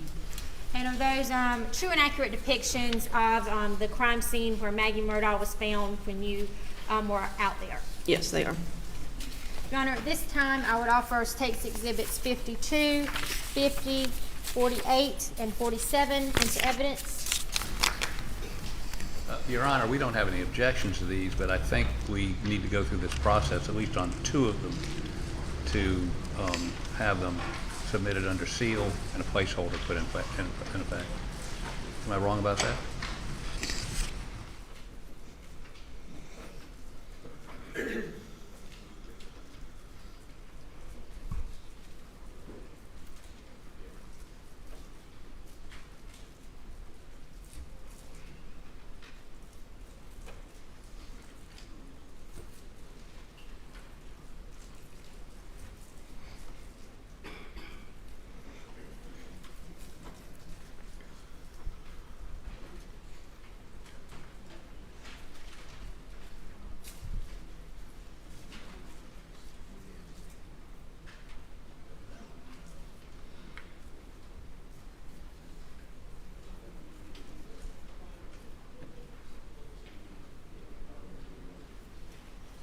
Your Honor, at this time, we would move states 52 through 48 and 47 into evidence. Says the defense. No objection. Get it. And I don't have an objection to either, and number, whatever that is. Your Honor, we will seal states exhibit 50 due to its graphic nature, and prepare that placeholder. No objection under those circumstances. Admit it. Agent Worley, this is states exhibit 47. If you could kind of describe that to the jury. That's a photo showing Maggie's body lying on the ground with the sheriff's office canopy over her, looking toward the overhang for the workshop, and you can see the kennels off to the right.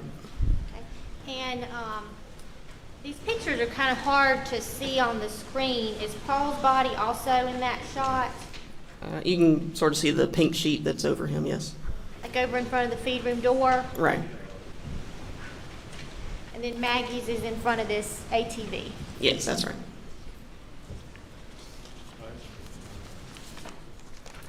And states exhibit 48? That's looking from a different angle of Maggie, the doghouse in the background, the workshop overhang, and the ATVs to the right. And then states exhibit 52. That was after Maggie's body was removed from the area.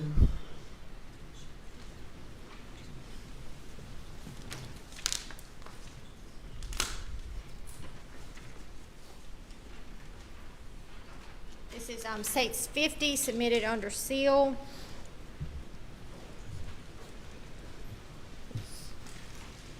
Different angle of Maggie's body, I believe still covered by the pink sheet.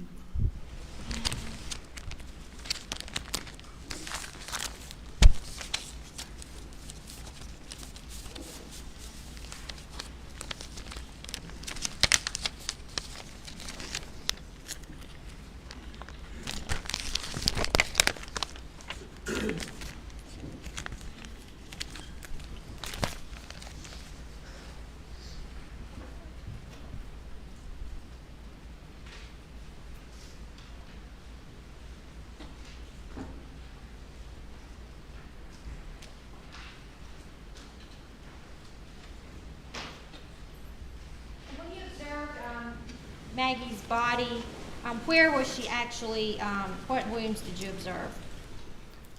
She was lying face down Her both arms bent at the elbow. Her right arm was bent toward her face. Her left arm was bent underneath her body. Her legs were straight out behind her. This time I'll publish State Defendant's Exhibit 2, which is under seal. Is that how her body appeared to be on the scene? Yes, that is. Now, when the body was moved, did you notice anything? We located another cartridge case on the ground, approximately where her right knee had been. So she was laying on top of a shell case. That's right. All right. And did you collect that item? Yes, we marked it as marker 7, photographed it, and collected it.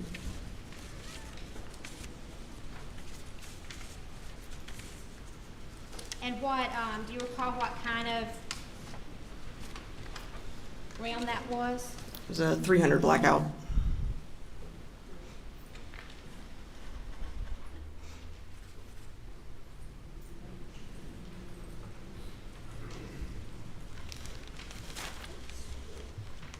Mr. Worley, I'm going to ask you to take a look at this baggie, and if you can, remove item 7.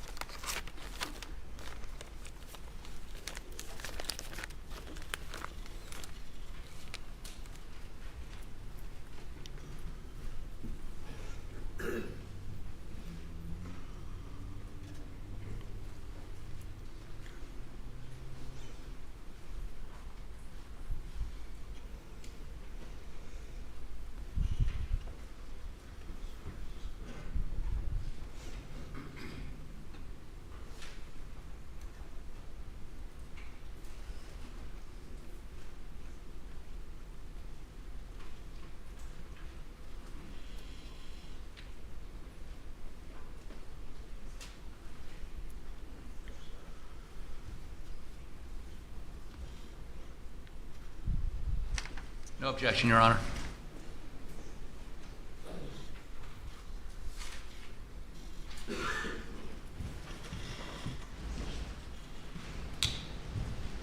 Agent Worley, State's Exhibit 68, item 7, the 300 blackout recovered under the knee of Maggie Murdaugh. How do you know that is that? This my handwriting on the envelope, date, time, and initials when I collected it. My initials and the date on the seal tape. And I'm going to show, this time I would move State's Exhibit 68 into evidence. Submitted without objection. I'm going to show you State's Exhibit 61. Do you recognize that picture? Yes. And is that a, what is that a picture of? It is item 7 cartridge case located at marker 7 before we collected it. Okay. Is that a true and accurate depiction of that casing at the crime scene? Yes, it is. Your Honor, at this time the State would move State's Exhibit 61 into evidence.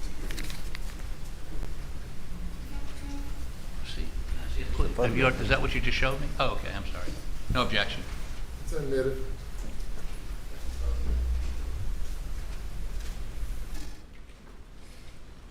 And this is the shell casing here, shell case? Yes, it is. And this is a picture of it is located at the crime scene, correct? That's right. Now, did you collect some other shell cases while you were out there? Yes, we did.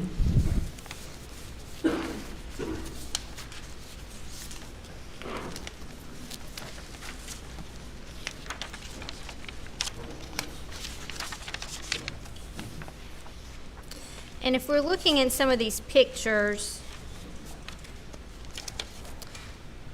you see the little yellow placards there. I don't know if we can see them that well on the screen here. What do each of those placards indicate? Those are the evidence markers that the sheriff's office placed on cartridge cases that were on scene. Markers 3, 4, and 5 were all the same 300 blackout cartridge cases.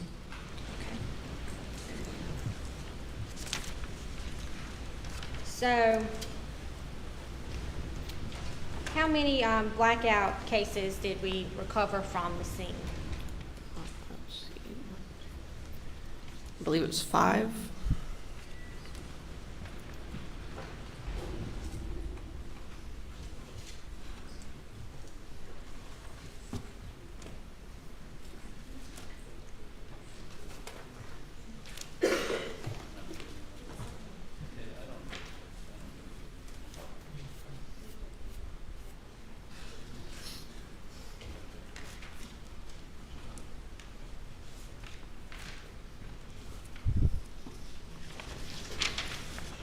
And did you collect the cases that were at the scene?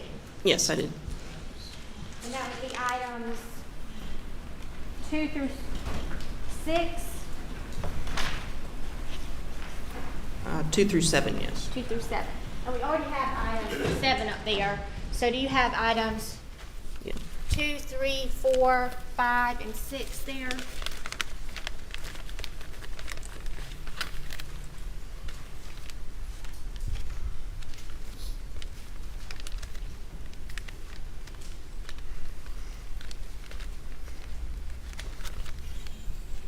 Two, 3, 4, 5, and 6. And what are items 2, 3, 4, 5, and 6? They are all cartridge cases, head stamped SNB 300, AAC, BLK, collected from markers 2, 3, 4, 5, and 6. And in this case, does the item number correspond with the case where the marker was? It does, yes. And can you take a look at these pictures?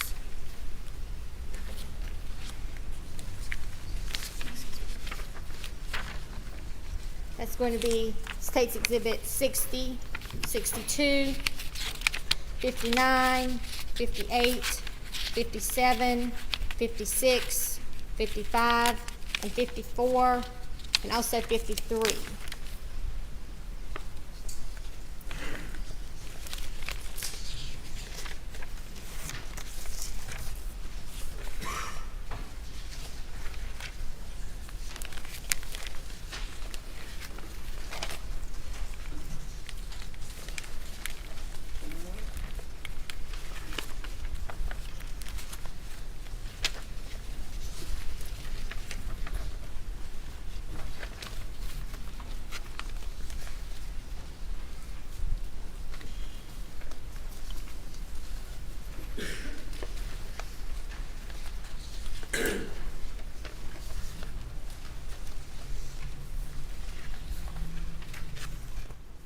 And can you tell us in general what we see in those pictures? These photos show each of those markers 2, 3, 4, 5, and 6, and before we collected the evidence. And also marker 13. And are those true and accurate depictions of where 300 blackout shell cases were on the scene? Yes, they are. Your Honor, at this time, I would offer State's Exhibits 62, 60, 59, 58, 57, 56, 55, 54, and 53 into evidence.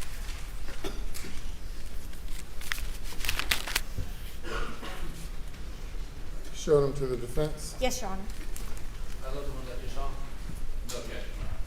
They're admitted without objection.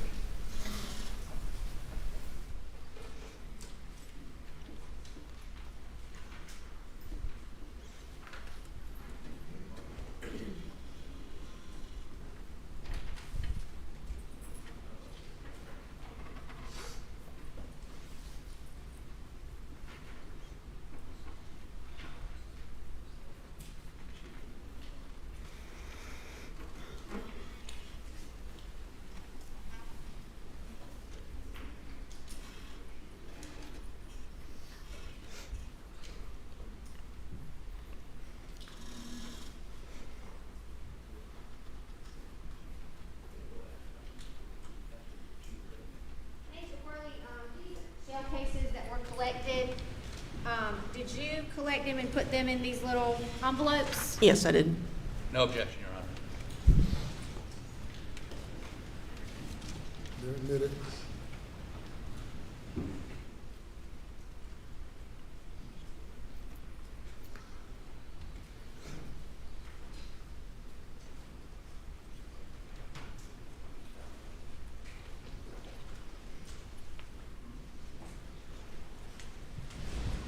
Agent Worley, I'm going to get you to take a look at these cases one more time. This being now marked as State's Exhibit 63. If you could tell the jury what that is. This is a cartridge case, 300 blackout from marker 2. And how do you know this is the 300 blackout cartridge case that you collected from marker 2?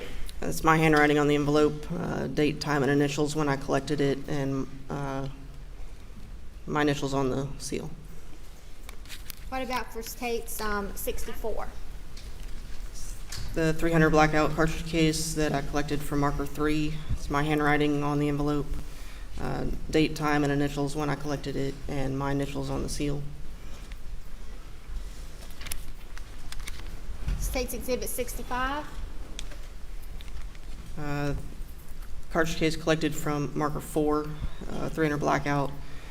Has my handwriting with the date, time, and initials when I collected it, and the initials, my initials on the seal. 66. It's the 300 blackout cartridge case from marker 5. It's my handwriting, my date, time, and initials, and my initials on the seal. And then State's 67. The 300 blackout cartridge case from marker 6. It's my handwriting on the envelope with the date, time, and initials when I collected it, my initials on the seal. Your Honor, at this time, I would move State 63 through 67 into evidence.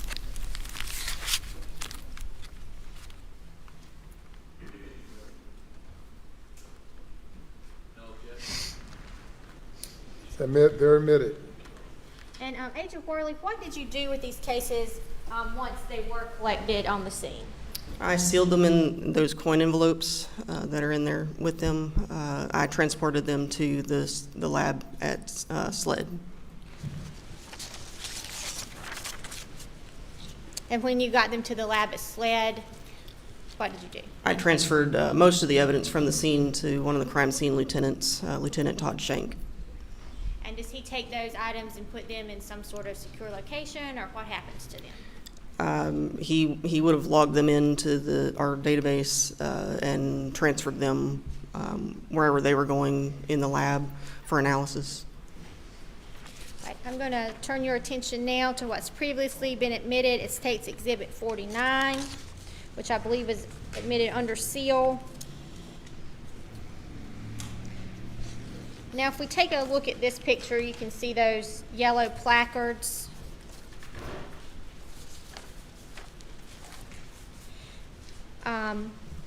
Placard 2, I believe,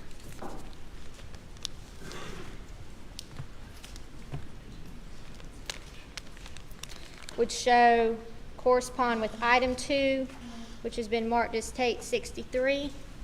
Yes, that's right. And State's Exhibit 53 here, what are we looking at here? That's that cartridge case at marker 2 before we collected it. And State's Exhibit 54, That's a close-up of the same cartridge case at marker 2.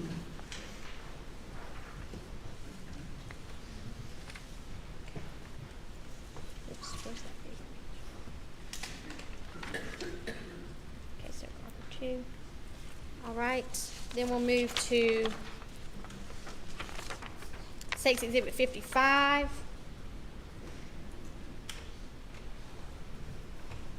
So markers 3 and 4, the cartridge cases at those markers before I collected them. Okay, and I don't know if the jury can see those cases there. Agent Worley, Your Honor, may I have permission for Agent Worley to step down and point those 2 cases out to the jurors on this TV here? Yes.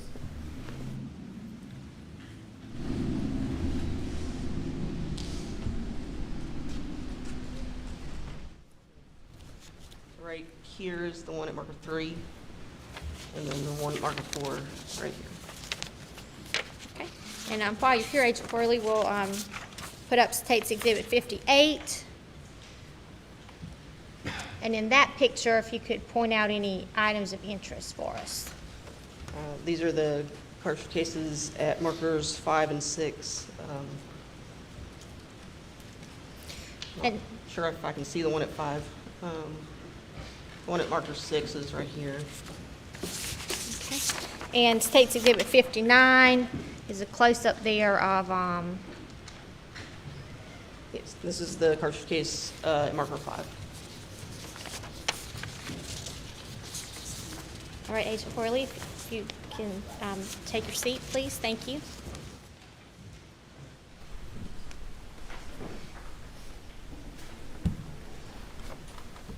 Okay.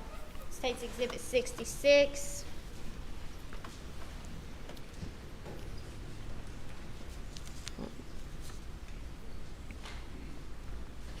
Yes. And then let's go back here to State's Exhibit 58. Also in that picture, does it look like we might have some brain matter and some hair in that picture? Yes.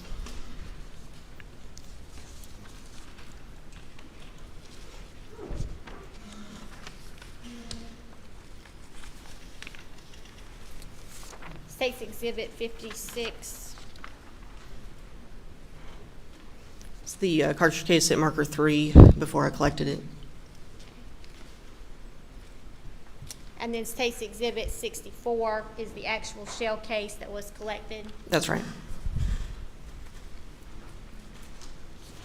State's Exhibit 57. That's the cartridge case at marker 4 before I collected it. And State's Exhibit 65. Yes, So that's the actual case that was collected. it is.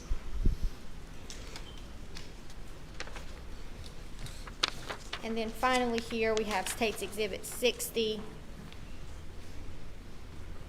That's the cartridge case at marker 6 before I collected it. And what is also in that picture? It's possible brain matter.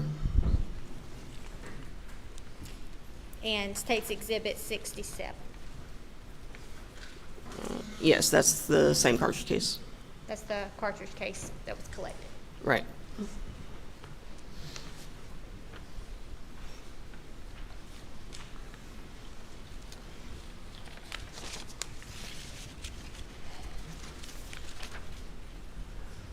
Now, also, was there some kind of defect or something in the gravel that y'all inspected? Yes, at marker 13 that the sheriff's office had placed, there was a disturbance in the gravel area that we dug into that area. We presumed it was a bullet strike where a bullet had hit, so we dug into that area. And did you find anything when you were looking? Yes, we found several metal fragments.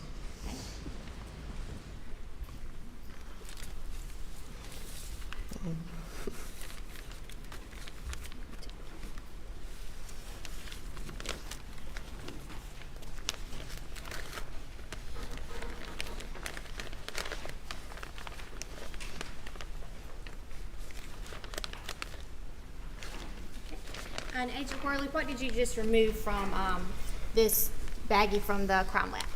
These are the metal fragments that I collected from in the ground at marker 13. And how do you know those are the metal fragments you collected? They look familiar. It's my handwriting on the envelope, date, time, and initials when I collected it, and my initials on the seal. Thank you.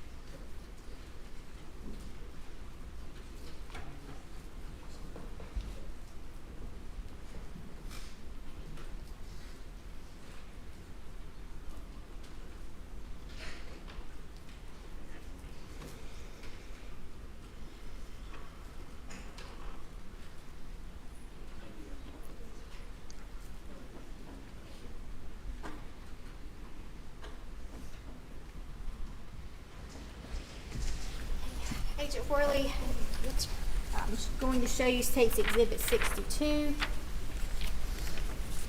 Do you recognize that picture? I do.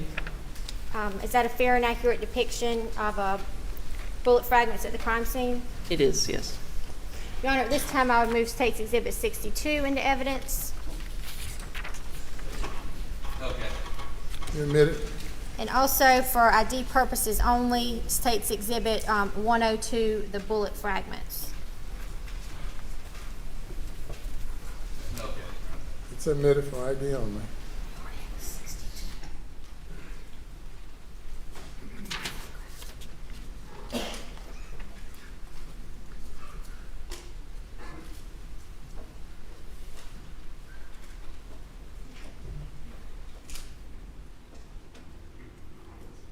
And Agent Worley, State's Exhibit 62, if you could tell the jury what is on that placard there. Those are the metal fragments that we collected from the ground at marker 13. All right, so what else did you see around Maggie's body while you were investigating the scene? There was in the doghouse, the side that was facing her, there was appeared to be a bullet defect in the side of the doghouse. Okay. Was there an ATV parked under that shed? Yes, there were two. Did you notice anything about the ATV? There's appeared to be suspected biological material on the front of the ATV, sort of low down on the front of it. And where was that ATV in relation to Maggie's body? I believe it was off near her left side. I showed you State's Exhibit 49. Would that be the ATV? Yes, that's it. Okay. And on the front of that on the ATV, there appeared to be tissues, you said? Yes.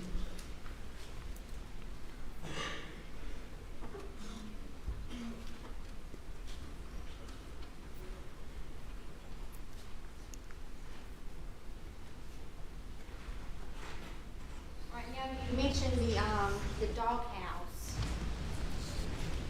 I'm going to show you what's been marked as State's Exhibits 75, 74, and 73.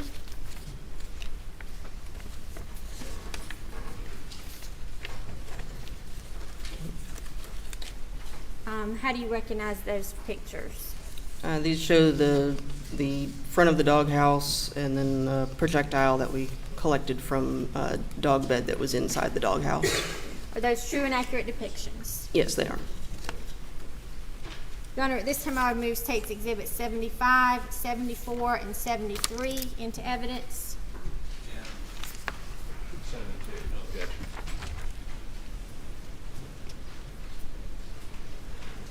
Along with Exhibit 72.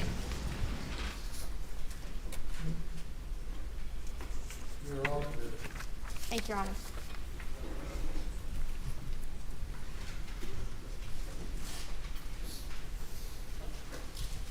Okay, Agent Worley, State's Exhibit 72, if you could tell the jury where that doghouse you were talking about is that in that picture? It is. It's more in the background of that picture. And again, these pictures are kind of hard to see here. It would be in this area right here that I'm pointing to? Yes, that's it. And State's Exhibit 73. That's, what is that? That's the front of the doghouse.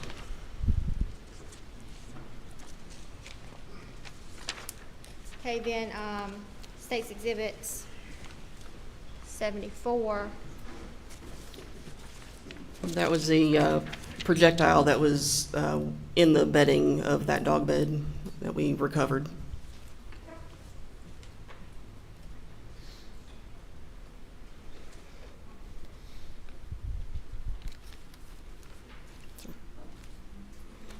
And then State's Exhibit 75. And that is the projectile that we collected from the dog bed. projectile may be in this bag you have here.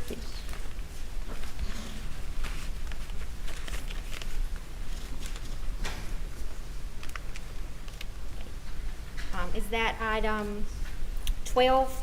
Yes, it is. Okay. And how do you know item 12 is that projectile? It's my handwriting on the envelope, date, time, and initials when I collected it, and my initials on the seal. Okay.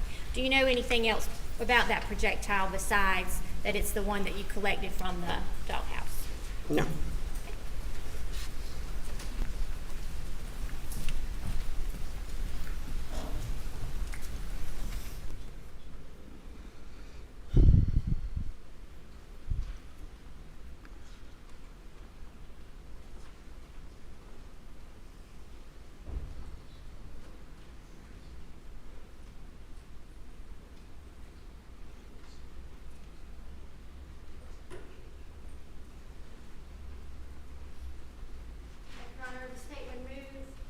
The item number 12, State's Exhibit 76, into evidence. No objection, Your Honor. Admitted. And Agent Worley, this would be State's Exhibit 76. Yes, that's it. Round collected from the doghouse. That's right.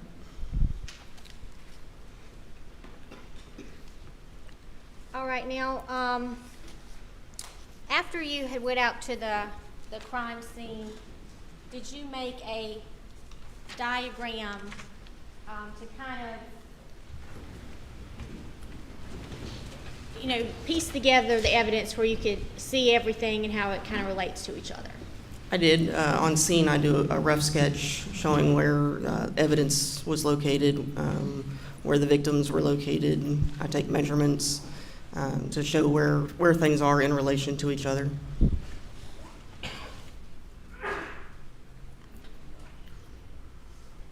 when you made that diagram, is it to any kind of scale?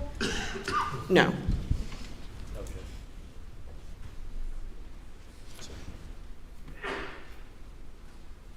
Honor, this time the state would move State's Exhibit 77 into evidence. No objection. Submitted. Permission to publish. Hey, Agent Worley, is this the diagram that you created after being out there on the crime scene? That's the final diagram I created with a computer, yes. Your Honor, may Agent Worley step down to kind of go through the diagram with the jurors? Thank you.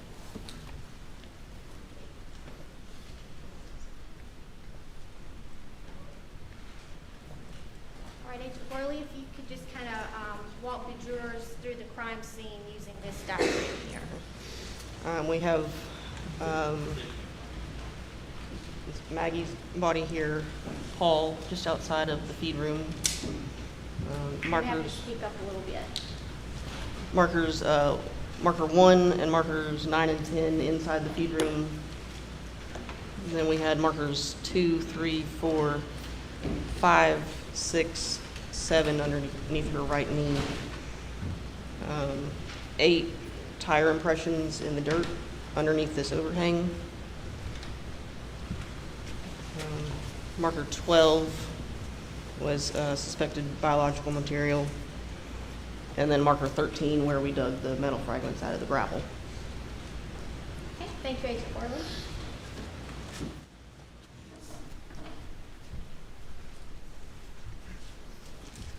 Now, you just mentioned some tire impressions being here at item 8. What do you know about those? They went straight through where the overhang was, went from one end to the other. Did you do any kind of analysis on those tire impressions? We photographed them with examination quality photographs on scene. I never had any, test impressions of any tires to compare them to do actual comparison in a report, no. And why was that? Why didn't you do any analysis on the tire impressions? We concluded basically the gentleman who took care of the dogs, I forget his name, He parked there regularly, and his tires were consistent with the design of the impressions that were there in the dirt. Okay, so you essentially, they figured out who the tire impressions were. Right. And it wasn't necessary for you to do any analysis there. Yes. Were you aware of any other tire impressions on the scene that you analyzed? No. As far as tire impressions in wet grass go, how would you analyze those? All I would be able to do with that would be photograph it. That's not going to leave any kind of design characteristics from the tread of the tire in the grass. So I can't really do an analysis, a tire analysis of tire impressions like that. All right, while you were on the scene, did you receive any items of evidence from Colleton County Sheriff's Office, Barnadoe? Yes, I did. And what was that item? I took custody of a GSR kit and gunshot residue kit that was collected from Alex Murdaugh.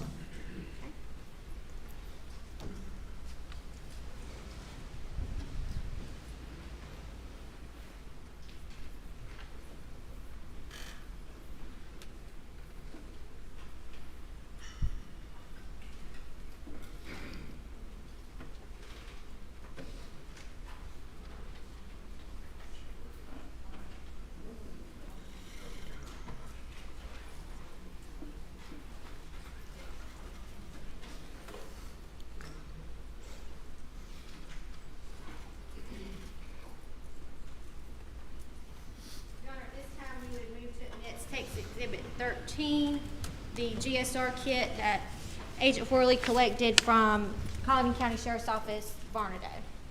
Okay. Get it? Okay. Also, in the course of your investigation, did you gather some items of evidence from SLED agent Katie McAllister? Yes, I did. Okay, and when did you collect those items from her? On June 9th. Okay. And what were those items? Can I refer to my notes?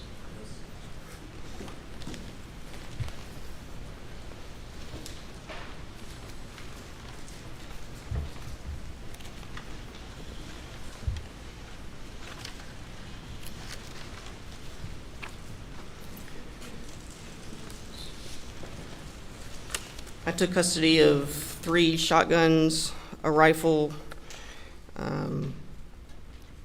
fired and unfired ammunition, and empty boxes of ammunition.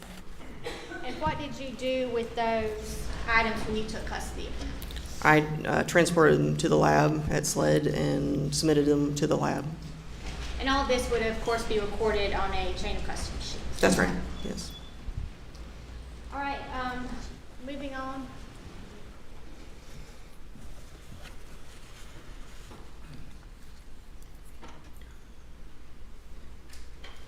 All right, Agent Worley, before we move on, the shotguns you collected, would those have been items 30, 31, 32, 33? Yes. Okay, and then you collected item 34, which was a 30-round magazine containing 300 blackout cartridges. Actually, 33 was the night vision scope on the rifle, Okay, and 34 was the rifle. okay. All right, and then what other items did you collect? With the numbers, please. Okay. Items 35, 36, 37, 38, and 39, 5 cartridge cases, head stamped S&B 300 AAC BLK that were collected from the ground at side entrance door. And then you collect item 40 from Katie McAllister? Yes. Okay, and what was item 40? That was an unfired cartridge, head stamped S&B 300 AAC BLK, collected from a Remington 20-gauge shotgun shell box from shelving near gun storage rack. And then item 45? 45 was an empty 20-round box of S&B 300 AAC BLK full metal jacket ammunition collected from the gun storage room. And then items 46, 47, and 48. Those were 3 empty ammunition boxes collected from the trash. And then, I'm sorry, what did you say that you did once you received those items from Agent McAllister? I transported those to the lab at SLED and submitted them to the lab. Okay. Did you test fire or do anything with any of that evidence that you collected? No, I didn't do any of that. Thank you. Okay, let's move on to the Chevy Suburban that was on scene the night of the murders. Did you observe that vehicle when you got to the scene? I did.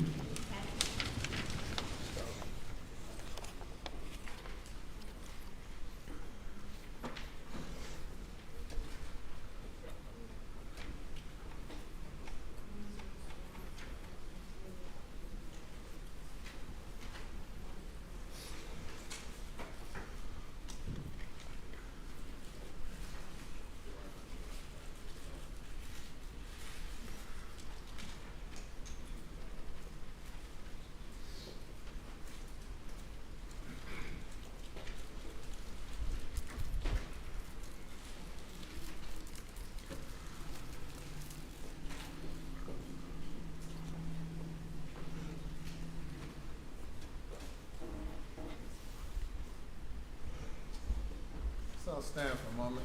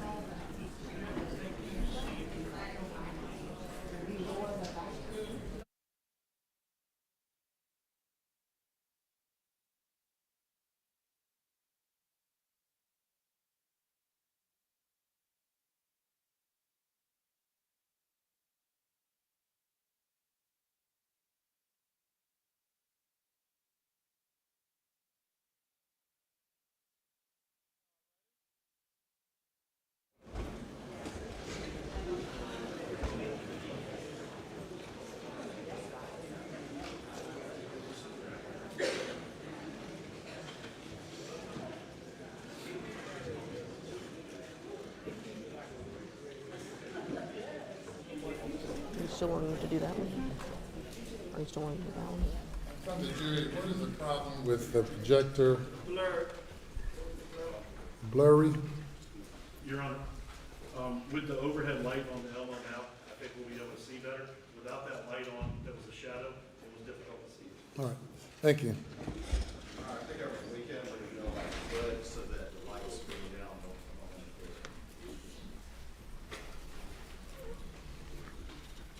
May it please the court, Your Honor?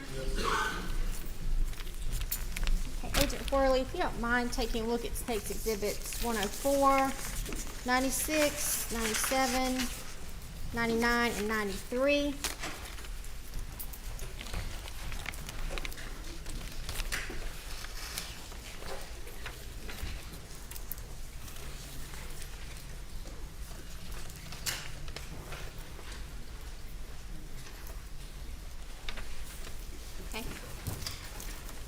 Or Exhibits 93, 99, 97, and 96, true and accurate depictions of the Chevy Suburban. Yes, they are. And State's 104, is that a true and accurate depiction of some ammunition that you located? In the other vehicle, yes. That was located in a white F-250? That's right. Your Honor, at this time, I would move State's Exhibits 104, 96, 97, 99, and 93 into evidence.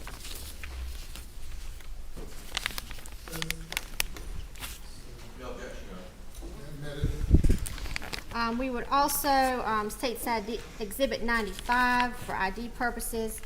Agent Worley, if you could open that up and tell us what kind of shell casing or shotgun or shot shell is that item 50? Can I get scissors? What happened to our scissors?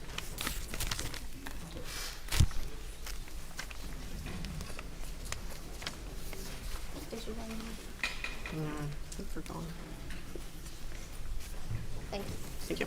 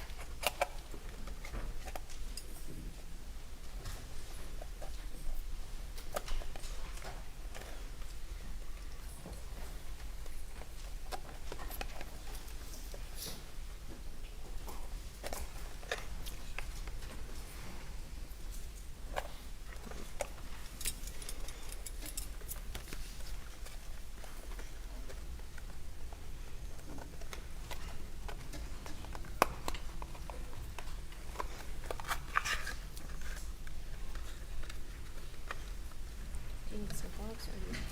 Oh, that's good.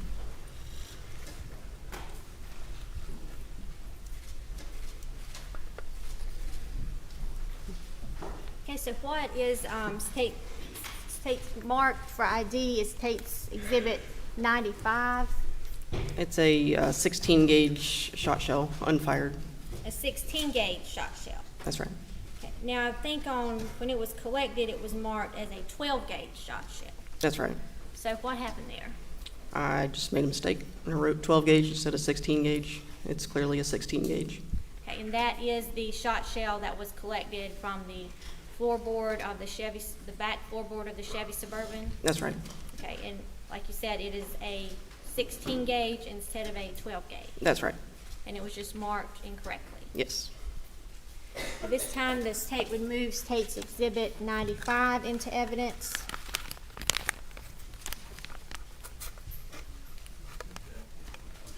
No objection. As Submitted well. without objection. Thank you, Honor. The state would also move State's Exhibits 83 into evidence. And if Agent... It's admitted. Agent Worley, if you could take a look at State's Exhibit 83.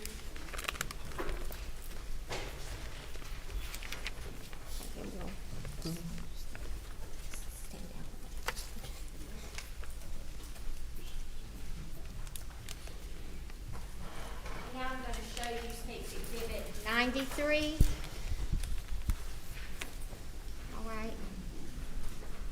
If you could tell the jurors what's in State's Exhibit 93. That's looking at the scene, the back of the Chevy Suburban there toward the right side. And what side of the screen did you say the Suburban's on? The right side. And the Suburban was on the scene when you arrived, is that right? Yes. Now, when did you actually process that vehicle? The vehicle was towed from the scene the morning of the 8th, and then we returned on the 9th to process the vehicle. Okay. So on the scene that night, was that vehicle even searched to your knowledge? Not that I know of, no. Okay. And so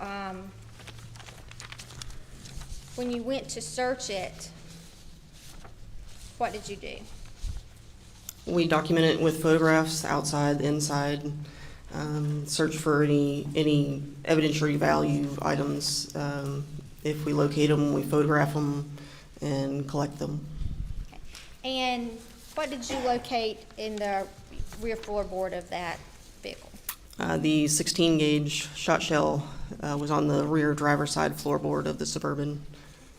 That would be State's Exhibit 97 Yes, that's right. and 96. Yes. Did you also process the vehicle to see if there was any blood in there? We did. Okay, and how did you do that? We first looked at the vehicle with an alternate light source, see if we can see any indications of any blood in the vehicle. We followed that with a couple of different chemical procedures. So did you swab some areas in that vehicle? We did. Okay. And what areas was that? If I can refer to my notes again.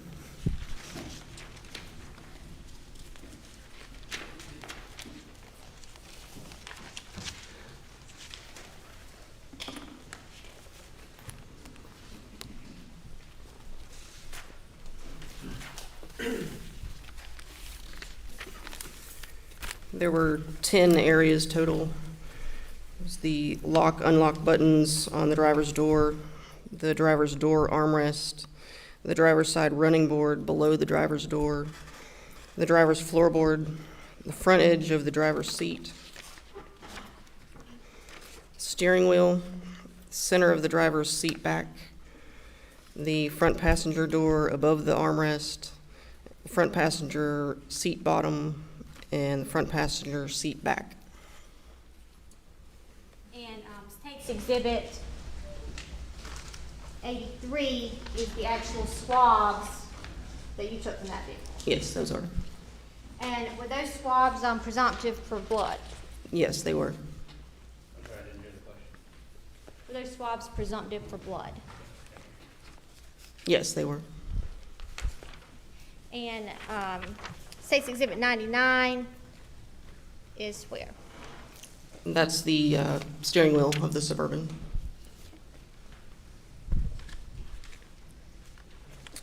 Later on, what did you do with those swabs that you collected? I packaged them in separate envelopes, sealed the envelopes, labeled it with the description of what was inside the envelope, date, time, and initials of when I collected it, and I sealed it. And then we transported them to the lab at SLED. And would you have submitted those to the lab for further analysis for blood? Yes, that's right. Later on, did you have another occasion to go back and process the Suburban? I did, yes. Could you tell us a little bit about that? I returned at a later date to retrieve the seat belt from the driver's side of the vehicle. Okay. And why did you want to retrieve the seat belt? For additional trace and DNA testing. Okay. And when you retrieved that seat belt, what did you do with it? It was removed from the vehicle, included the strap, the buckle, the receiver, and then there were some hardware components that we couldn't separate from the seatbelt itself. I packaged it, I believe, in a paper bag to transport it back to the lab at SLED. It would have been packaged additionally inside of a box at the lab and submitted for testing. So you removed the whole entire seatbelt? Yes.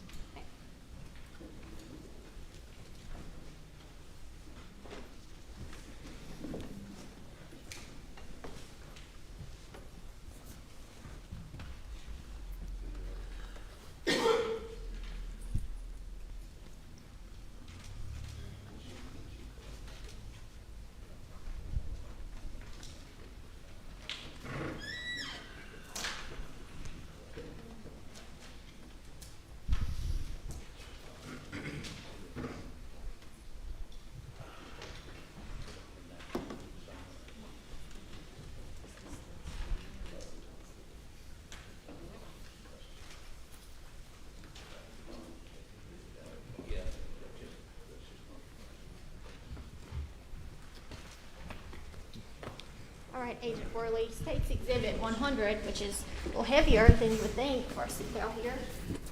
Can you tell us if that is the seatbelt you collected? You want me to open it?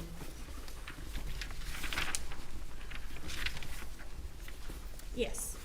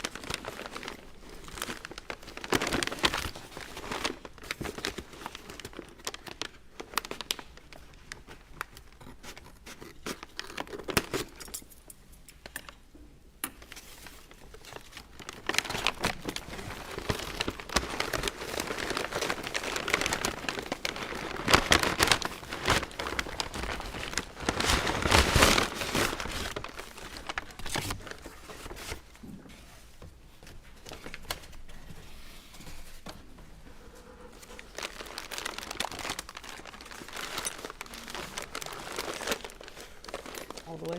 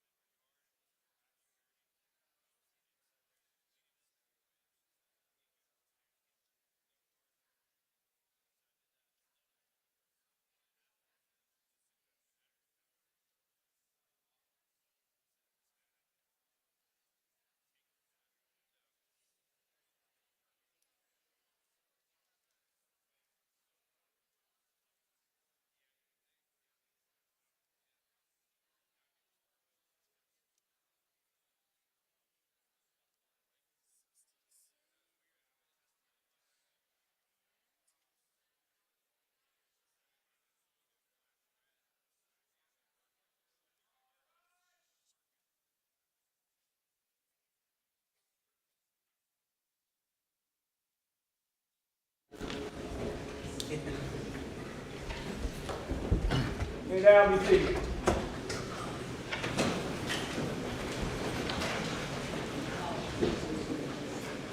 May bring the jury.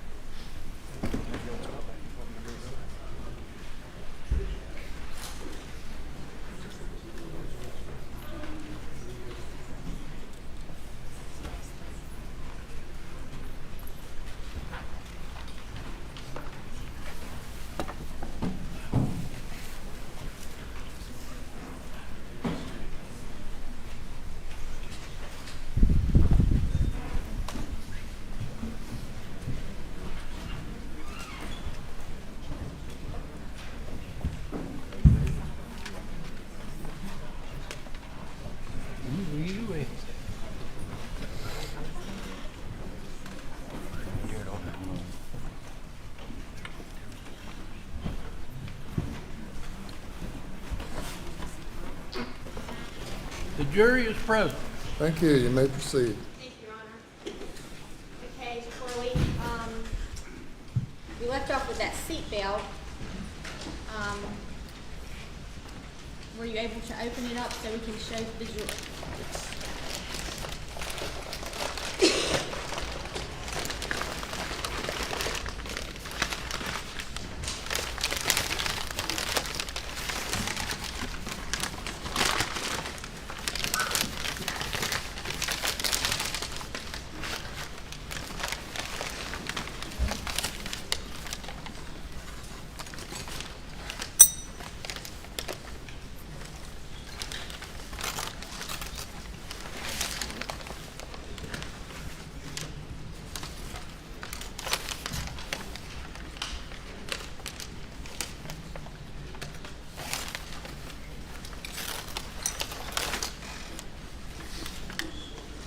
Okay, so if you could tell us, what we have there.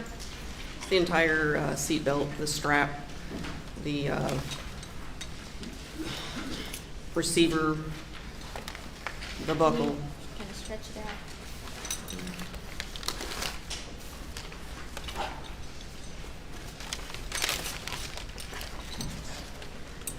Where it was mounted on the side of the vehicle.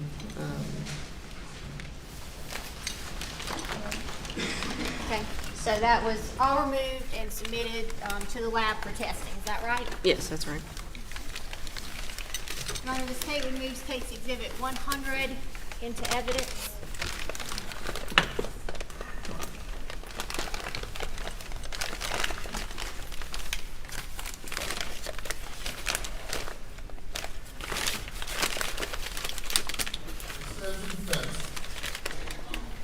Your Honor, I thought we agreed to mark these for ID until the person that did any analysis on it testifies. Did I? Mark identification at this time.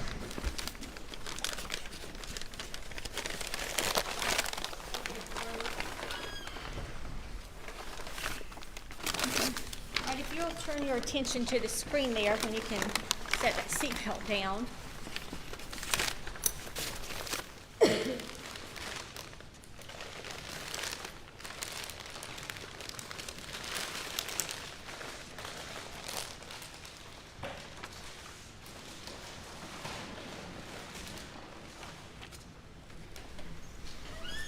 Y'all also, in addition to doing a search on the Chevy Suburban, you did a search on the white 250 truck, is that right? That's right, yes. Okay.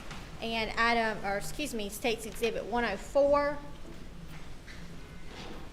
Were those 300 blackouts found in the truck?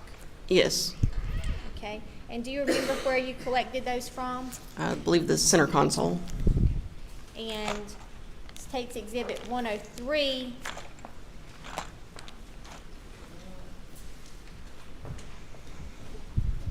You could tell us, is that the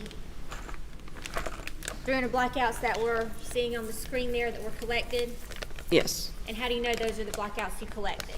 It's my handwriting on the box with the date and time and initials when I collected it. My initials on the seal tape on the box. Your Honor, this tape would move State's Exhibit 103 into evidence. I'm sorry, which? It's the 300 blackouts that were found in the white F-250 that are projected on the screen. That's the white 250 Paul's truck left on the side of the road? Yes. Okay, no objection. They're admitted. Did y'all also process another vehicle, Maggie Murdaugh's Mercedes? Yes, we did. Were any items of evidentiary value collected from that vehicle? The only items we collected were 2 sets of swabs from the interior and 2 sets of swabs from the exterior door releases of the driver's door. Did you attend the autopsies of Maggie and Paul Murdaugh? I did. Okay. And did you collect any items during the autopsy? I did. And what were those? I can refer to my notes.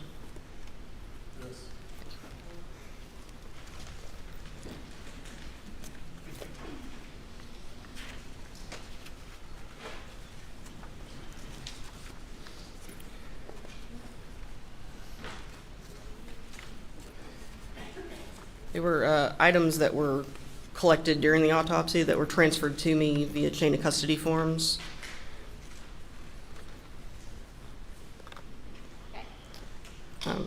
From Maggie, I got clothes, fingernail clippings, projectile fragments. Okay. And from Paul, I also got his clothes, fingernail clippings, shotgun pellets, and wadding fragment from left shoulder and head, plastic wadding from left axilla or armpit. And when you collected those items, what did you do with them? I transported them to the lab at SLED and submitted them to the lab for analysis.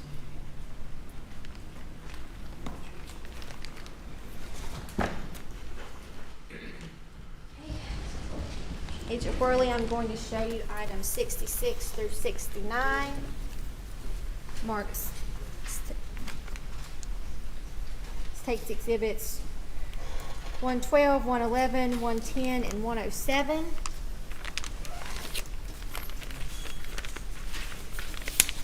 Are those items you collected from the autopsy? Yes, items I took custody of at autopsy. And what items are those? The shotgun pellets and wadding fragment from left shoulder and head. The plastic wadding from the left axilla.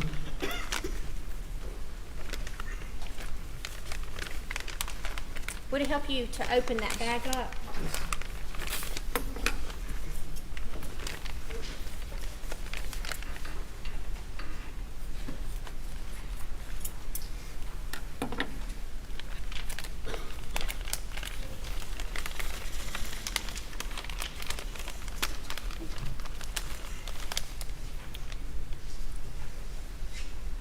And the projectile fragments from Maggie. Okay, so if we'll take those items out one by one. Okay, so what is that item there? This is item 66. Sorry. Yeah, 66. Okay, and what is that actually? That is the projectile fragments that were collected from Maggie at autopsy. Okay, and how do you know that? That's how it's labeled. Okay. We'll mark item 66 as State's Exhibit 112. Okay, what else do we have?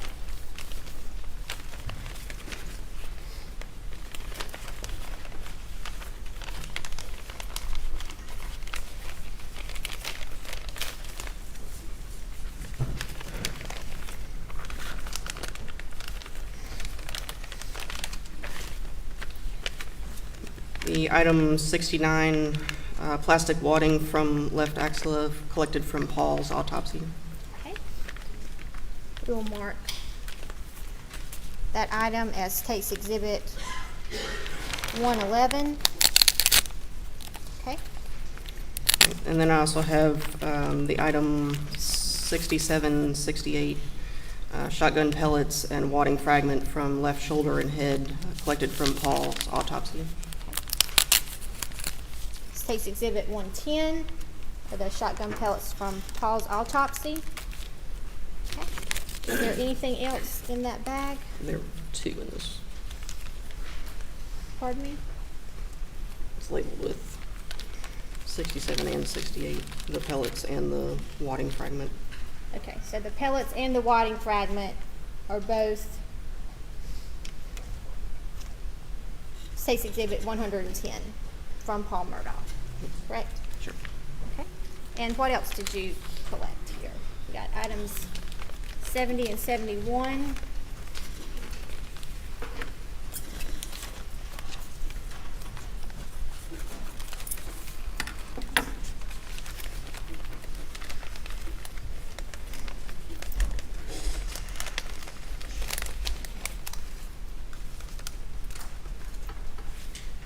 $70 is the left-hand fingernail clippings from Maggie. 71 is the right-hand fingernail clippings from Maggie. Okay. And those are marked as State's Exhibit 251.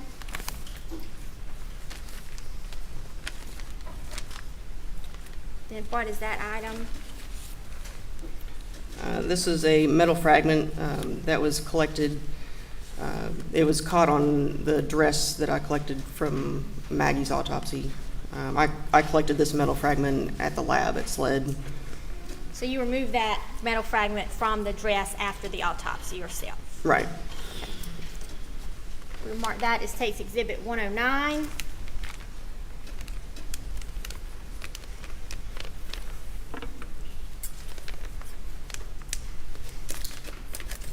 You continue to block the view of 2 doors. I apologize, Your Honor. Sorry.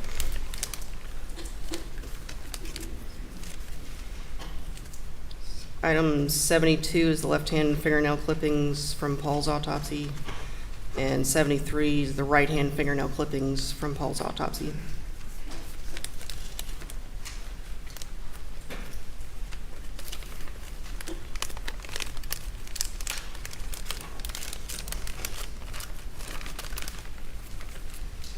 Mark as State's Exhibit 252. Then State's Exhibit 113. What does that appear to be?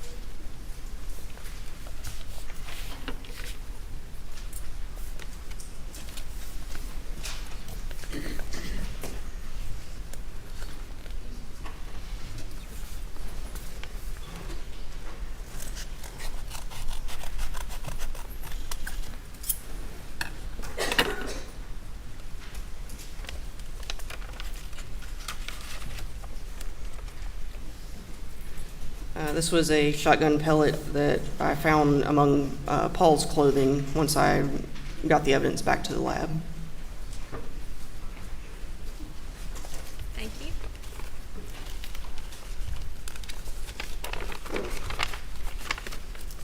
And finally, we have State's Exhibit 36.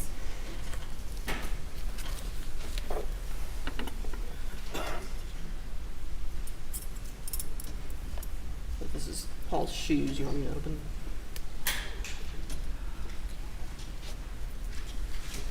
You can open. Go ahead.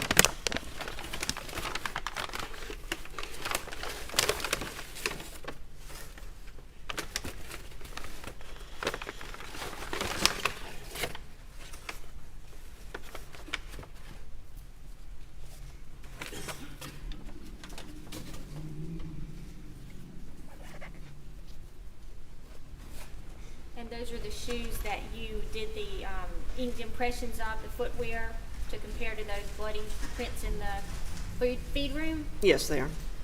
Thank you. Your Honor, at this time, the state would admit State's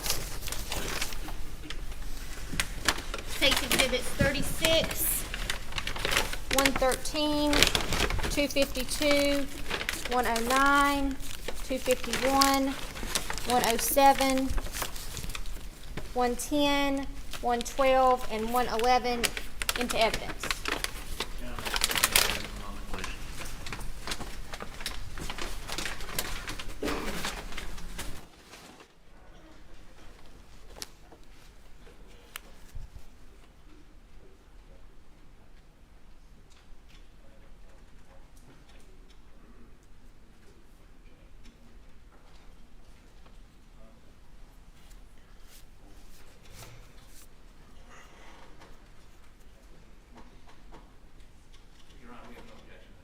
Identification, but without the chain being completed, we would object to admitting them into evidence. Which of those exhibits did not have any type of analysis done? You know, I suspect they all did, but I'm sorry.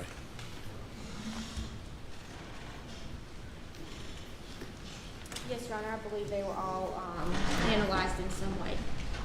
Okay, mark for identification. Thank you, Your Honor.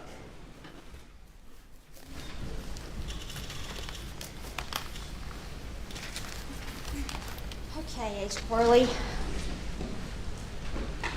Also in this case, we just talked about Paul and Maggie's clothing. Did you analyze the defendant's clothing? I did. Okay. And I think we said earlier that his clothing was collected from Agent David Owen? Yes. And you received that clothing into your custody and submitted it into the SLED lab? That's right. I took custody of the clothing before we left the scene. So what kind of testing were you involved in regards to the defendant's clothing? We processed the T-shirt and the shorts with LCV. It's a presumptive test for blood. Okay. Now, what is LCV? Leucocrystal violet is a presumptive test. Looks for the hemoglobin component of blood. Okay. So what happens when you put it on something? If it's reacting to the presence of blood, it's a presumptive positive test, and it'll turn purple. Can LCV react to other things besides blood? It can. Like what? Bleach, rust, I think are the main ones. Okay. All right, so when you process the defendant's clothing with the LCV, what did you find? There were several areas of staining that we had a presumptive positive result, several on the front and a few on the back of the T-shirt. And what about the shorts? The shorts, there were a few on the front and back. So when you got that presumptive test with the LCV, what did you do with the shirt then? We documented the entire process with photographs, starting from taking it out of the package to before we did anything at all with it. We took photographs of the front, the back, inside and outside. Once we sprayed it with the LCV and saw all the stains that we saw on it, we rephotographed it again with a scale, without a scale first, then with a scale for each stain. Then we laid the shirt flat and labeled each of the stains with a letter and photographed it again with that letter and a scale in the photograph for each of the stains. And you did that for the shirt and for the pants? Yes. Okay. And as far as your analysis goes, after the shirt was processed and shorts were processed with the LCV, did you do any further analysis? No, I did not. Okay. And now after something has been sprayed with LCV, what happens to that object?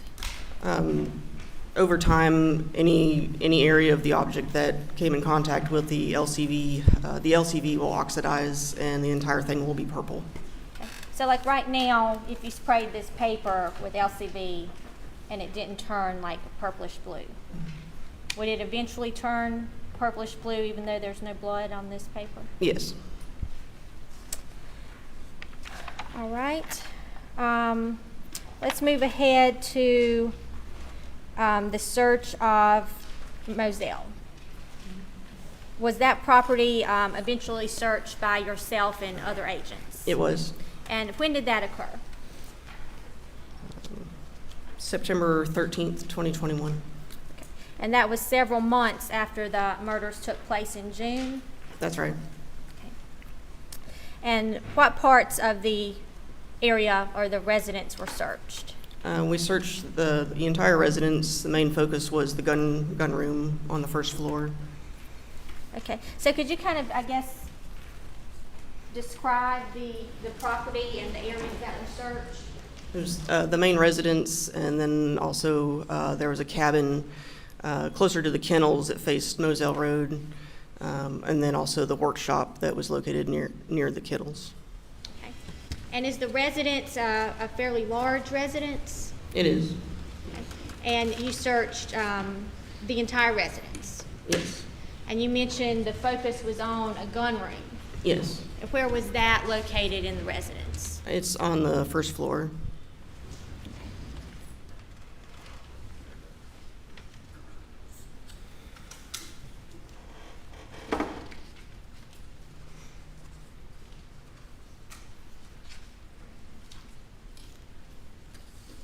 Did you find any items of interest in the gun room when you searched it? We did collect several items from the gun room.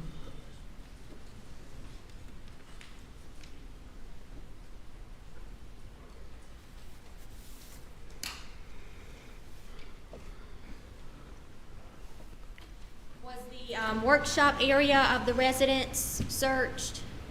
Out near the kennels? Yes, near the kennels, yes.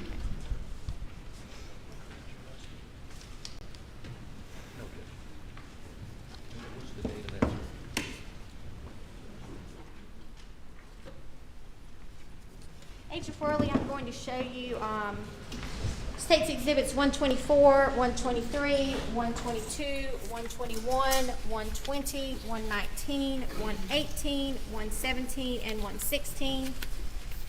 Could you tell me if those are pictures taken during y'all's search that day?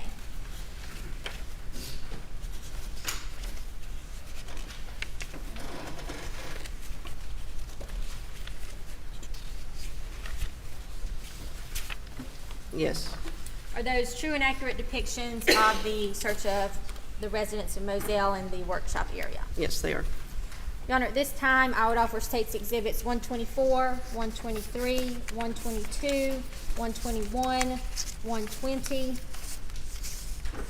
119, 118, 117, and 116 into evidence. Self-defense. No objection, Your Honor. They're admitted. Agent Worley, is State's Exhibit 116 a picture of the gun room there? Yes, it is. And State's Exhibit 117? Yes. It appears to have a pool table and a little workout bike in there. That's right. And do you recall whether this door in the picture exits to the outside of the house? Yes, it does. State's 118, is that the gun rack in that room? Yes, it is. Now, when y'all did the search in September, were any of those guns collected that day? No. So these are additional guns to the guns that had already been collected by SLED agents? That's right. Was there a lot of ammunition in that room? There was. Okay, about State's 119. Is that a box of ammunition? Yes, it is. Mixed ammunition? Right. In fact, was there, this whole bookcase we're looking at over here, Was that just full of ammunition? Yes, An ammunition bookcase? yes. State's Exhibit 120. That was also on that bookshelf. State's Exhibit 121. Yes, That is 300 blackout ammunition from this box that's right. on the bookcase. Yes.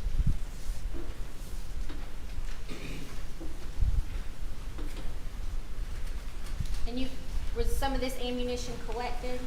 It was. And you said you also searched the work shed or hangar out near the kennels? Yes. State's Exhibit 122. Is that ammunition that was found in the workshop? Yes, it was in that red bin on the workbench. Okay. And we see ammunition in a little, like a wire tub, and then in this tray. Yes. Specifically in Exhibit 123, what types of ammunition was some of the ammunition that was located? It was one unfired cartridge head stamped Barnes 300 BLK. It's the one on the left. And then the 4 unfired shot shells, head stamped 12 gauge Federal. And item 124. And those were the boxes of 300 blackout ammunition photograph. And you said y'all collected some of those for evidence purposes? Not at this one. No. But some of the ammunition that y'all found was collected for evidence purposes, is that correct? Yes.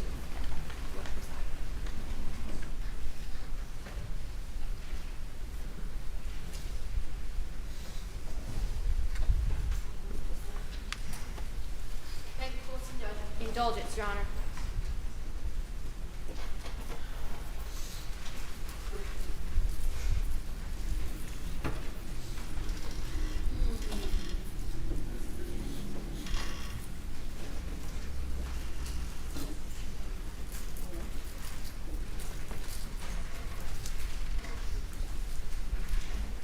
Stand again while we're in indulgence.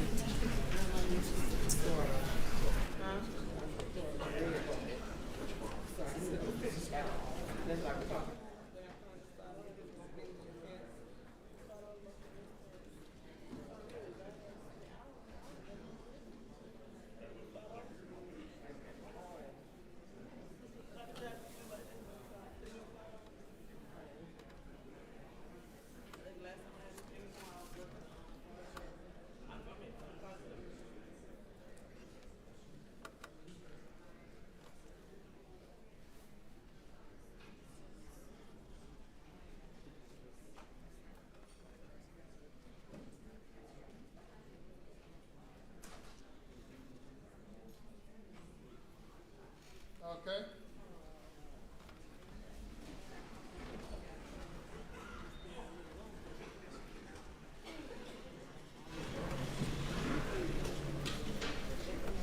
Thank you, Your Honor.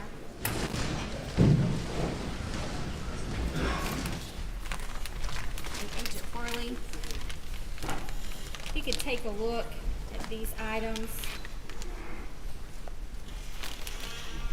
and tell us whether these were collected by you that day. If this was some of that ammunition we were just speaking about?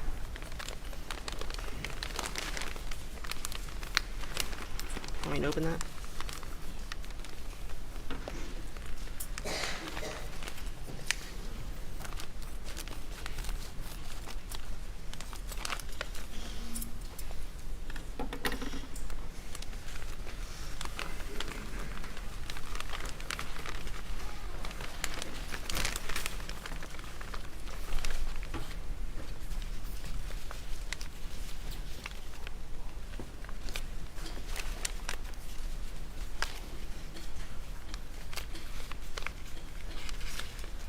Yes, these were all collected the day we did that search. Okay, and where were they collected from?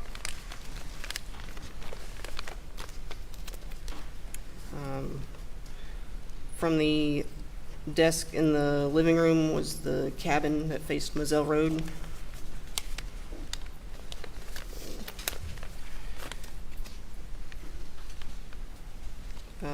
One cartridge from the Winchester box on the bookshelf in the gun room, head stamp Barnes 300 BLK. One cartridge collected from the desk in the living room of the cabin.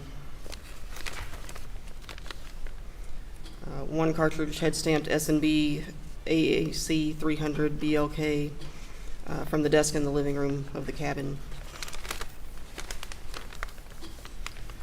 One cartridge collected from the desk in the living room, head stamped Barnes 300 BLK.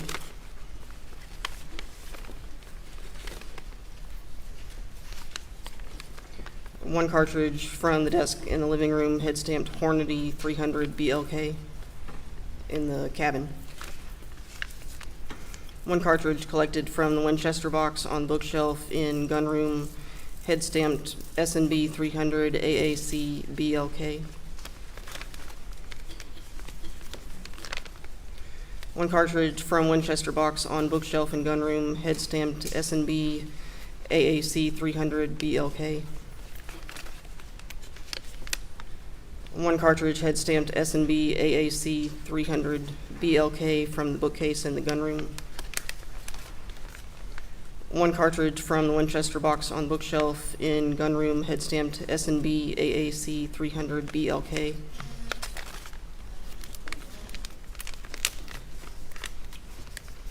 One cartridge from the Winchester box on the bookshelf in the gun room, head stamped S&B AAC 300 BLK. One cartridge from the Winchester box on bookshelf in gun room, head stamped S&B AAC 300 BLK.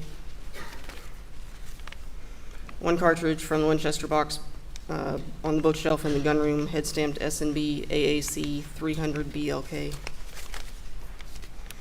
And one cartridge case, head stamped S&B AAC 300 BLK from the bookcase in the gun room. And all of those items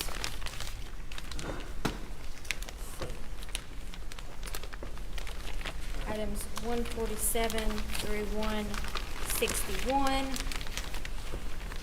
which would be states 128, 129, 130, 131, 132, 133, 139, 138, 137, 136, 135, 134, 140, 141, and 142. State will move into evidence at this time. Okay, Your Honor. Yes, and without objection.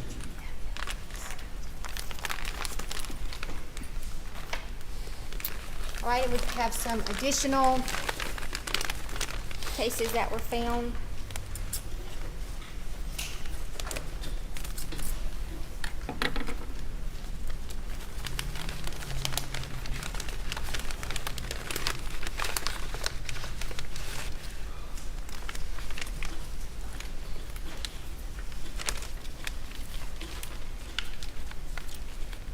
One unfired shot shell from a state box on bookshelf in gun room, head stamped Winchester 12 gauge.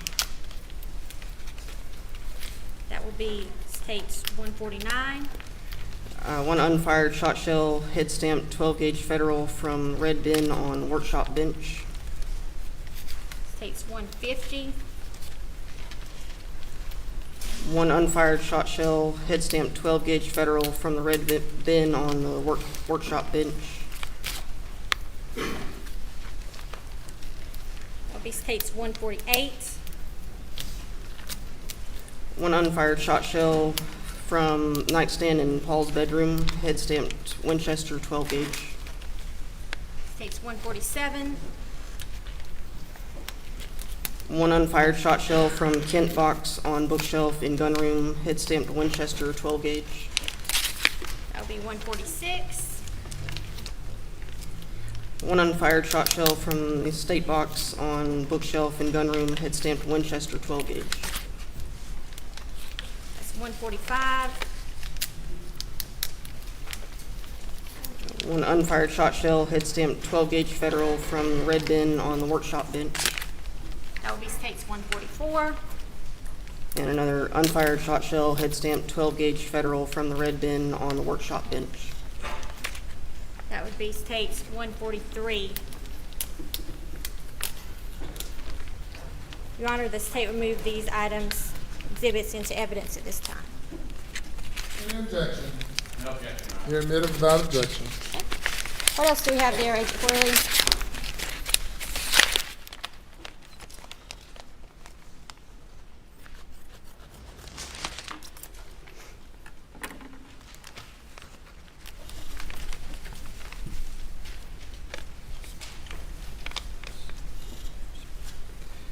One cartridge case, head stamped S&B 300 BLK from the sable and oak bag in the gunroom. So this states 126 is from the gunroom. Okay.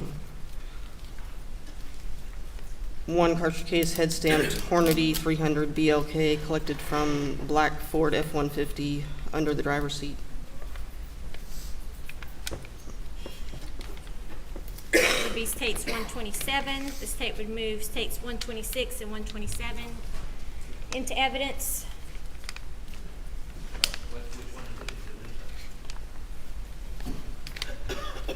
States Exhibit 126, 300 S&B 300 blackout, and 127 is a Hornady 300 blackout.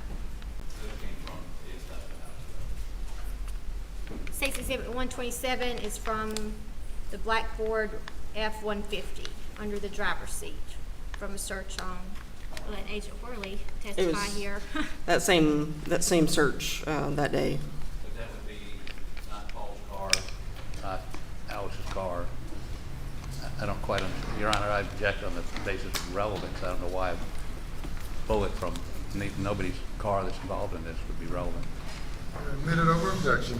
Thank you. This is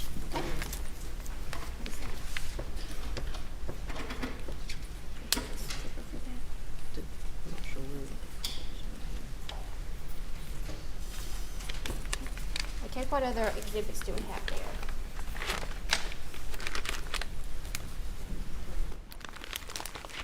These are magazines containing ammunition. One of them contains 300 blackout ammunition collected from the shelf in the gunroom. And then the other one is a magazine containing cartridges, 300 blackout cartridges collected from the black Ford F-150. Okay, so this item's collected from the black F-150. That truck was searched that day too? It was, yes. And where was that truck at? If I remember correctly, it was in front of the residence. It was a truck that was on the property? Yes, it was on the property. Was it on the property the night of the murders? It might have been the one that was parked off away from the workshop. Do you know why that truck was searched that day? It was on the property, and the search warrant included vehicles. Okay. And those items were found inside that vehicle? Yes, one of these was. Okay. And what is the other one? That's from the shelf in the gunroom.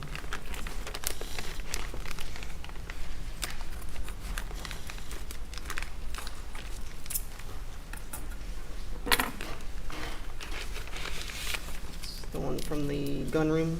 Let's, one from the gun room. It's this one.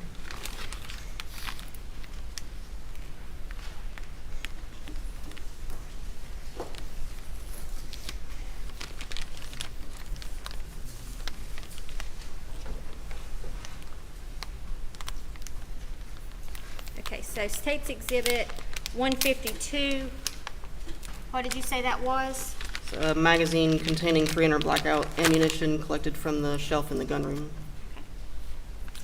State would move States 152 into evidence. Okay.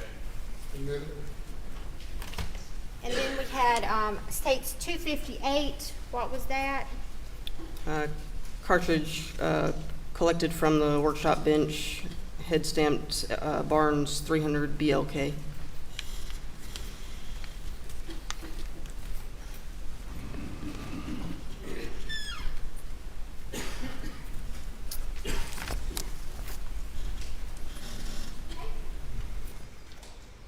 Did you collect any other items that day when the property was searched? I don't believe so. All right, let's go back a little bit in your testimony when we were referring to the 300 blackout that you collected from Agent McAllister. If you wouldn't mind looking back at your notes.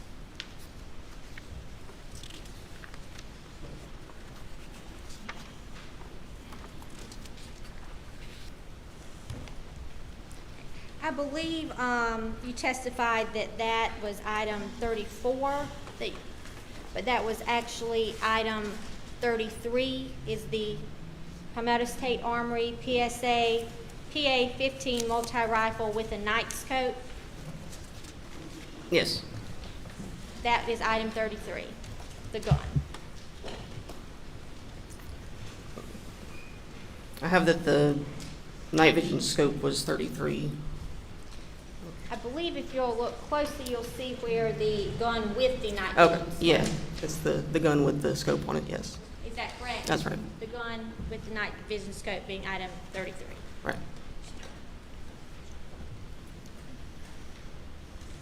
And then to clarify, item 34 would be the 130 round magazine containing the multiple S&B 300 blackout cartridges. Is that right? Right. It was separated from the gun when I took custody of it, so I logged them in as separate items.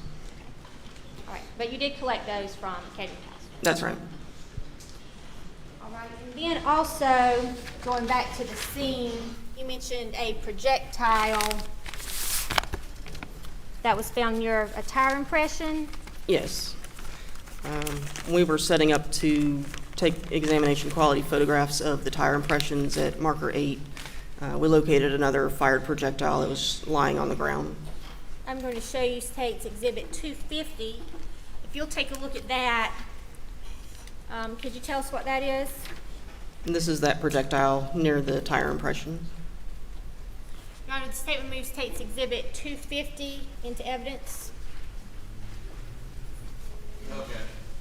Without objection.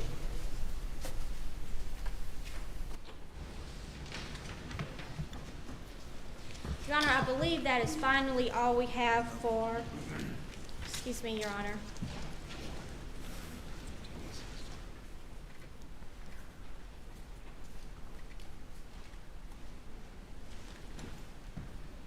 Okay. Agent Worley, I'll have you take a look at, mark this as State's Exhibit.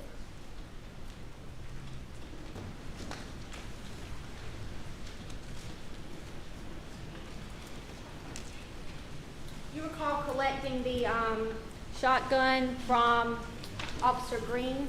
Yes. Or Sergeant Green? When you collected that gun, did you swab it? I did. I'm going to hand you State's Exhibit 259, if you could tell us what that exhibit is. I took 2 swabs of suspected blood from the side of the shotgun and 2 swabs from the muzzle end of the barrel of the shotgun. That was as a precaution when I was unloading the weapon. The 16 gauge shot shell got lodged in the barrel, and before I placed one of my own dowel rods down the barrel to push it back out, I swabbed the muzzle of the barrel just in case. You swabbed it just in case what? I didn't want to contaminate any, if there was potential evidence in the barrel or in the muzzle end of the barrel before I placed my dowel rod in that end of the barrel. And the other swab, did it appear there was visible blood on that gun? Yes, suspected blood, yes. Okay. And what did you do with those swabs once they were collected? I packaged them in their envelopes, sealed them, and transported them to the lab. Your Honor, at this time, the state would move State's Exhibit 259 into evidence. Okay. Court's indulgence, Your Honor.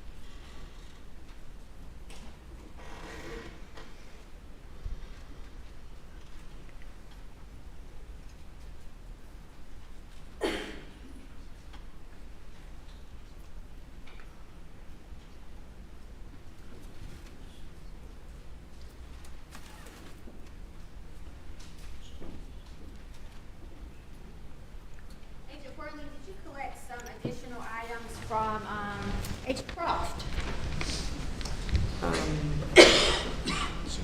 I'm going to have you take a look at State's Exhibit 260.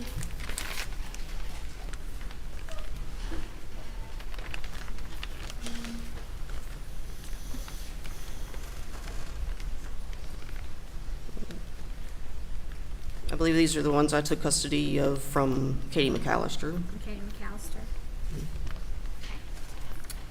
And Will Marks takes Exhibit 260 for identification purposes only. Is cartridge cases that Agent Worley took custody of from Katie McAllister. And then also these items 40 through 44, which would be State's Exhibit 212, 254, 255, 256, and 257.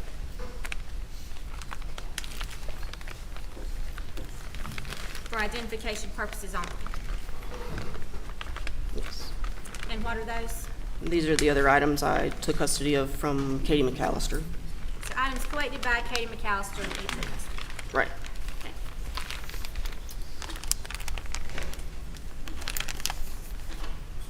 Your Honor, the state would offer Exhibits 260, 212, 254, 255, 256, and 257 for identification purposes only. I'm not quite sure what they are. If Ms. Gu would come here, we could perhaps have a brief discussion.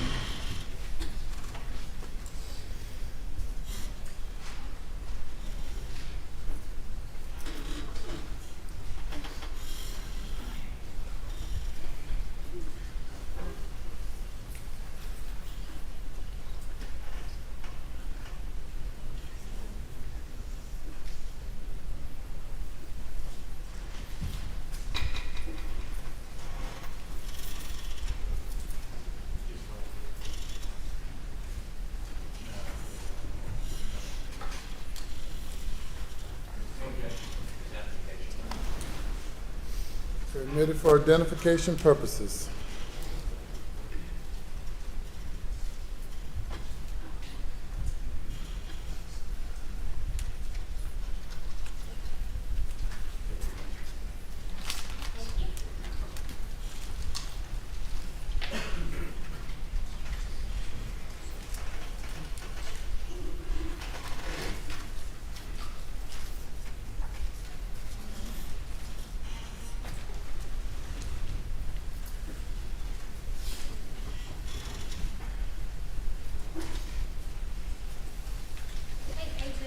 Worley, one more thing. State's Exhibit 261 for identification purposes only. Can you tell us if these are items that you received into your custody? Yes, they are. Okay, and how do you know that? It's my handwriting on this outer packaging. So there are quite a lot of items in there that you received from, is it Agent Croft or Agent McAllister? These, I believe, were ones I took custody of from Lieutenant Todd Shank. Okay. Want me to open them? But those are items that you took custody of. That's right. And I logged them in to the lab. I didn't collect them myself. I got them via chain of custody, and then I logged them into the lab. And that states Exhibit 261 for identification purposes only. Any objection? Identification only. Yes. Marked identification.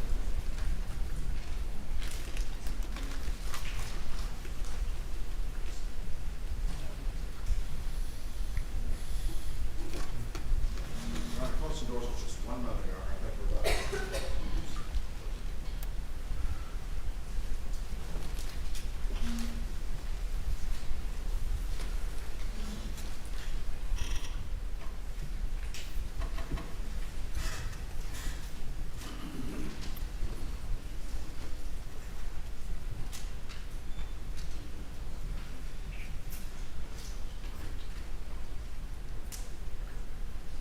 Thank you, Agent Worley. Please answer any questions from the defense. Cross-examination. Your Honor, may we approach? I can say it right here.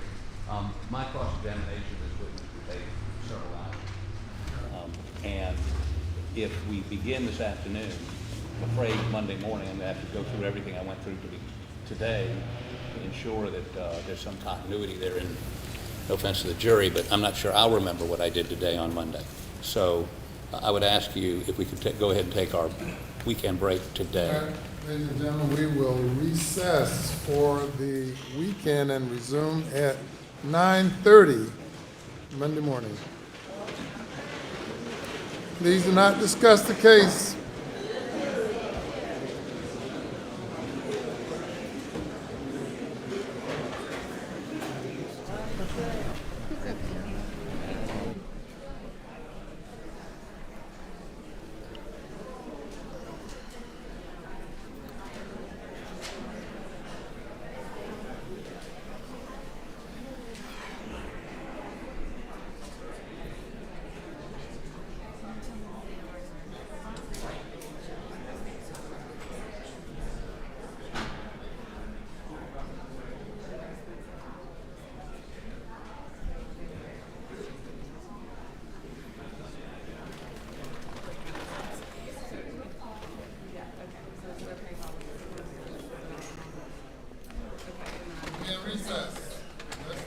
Something from council.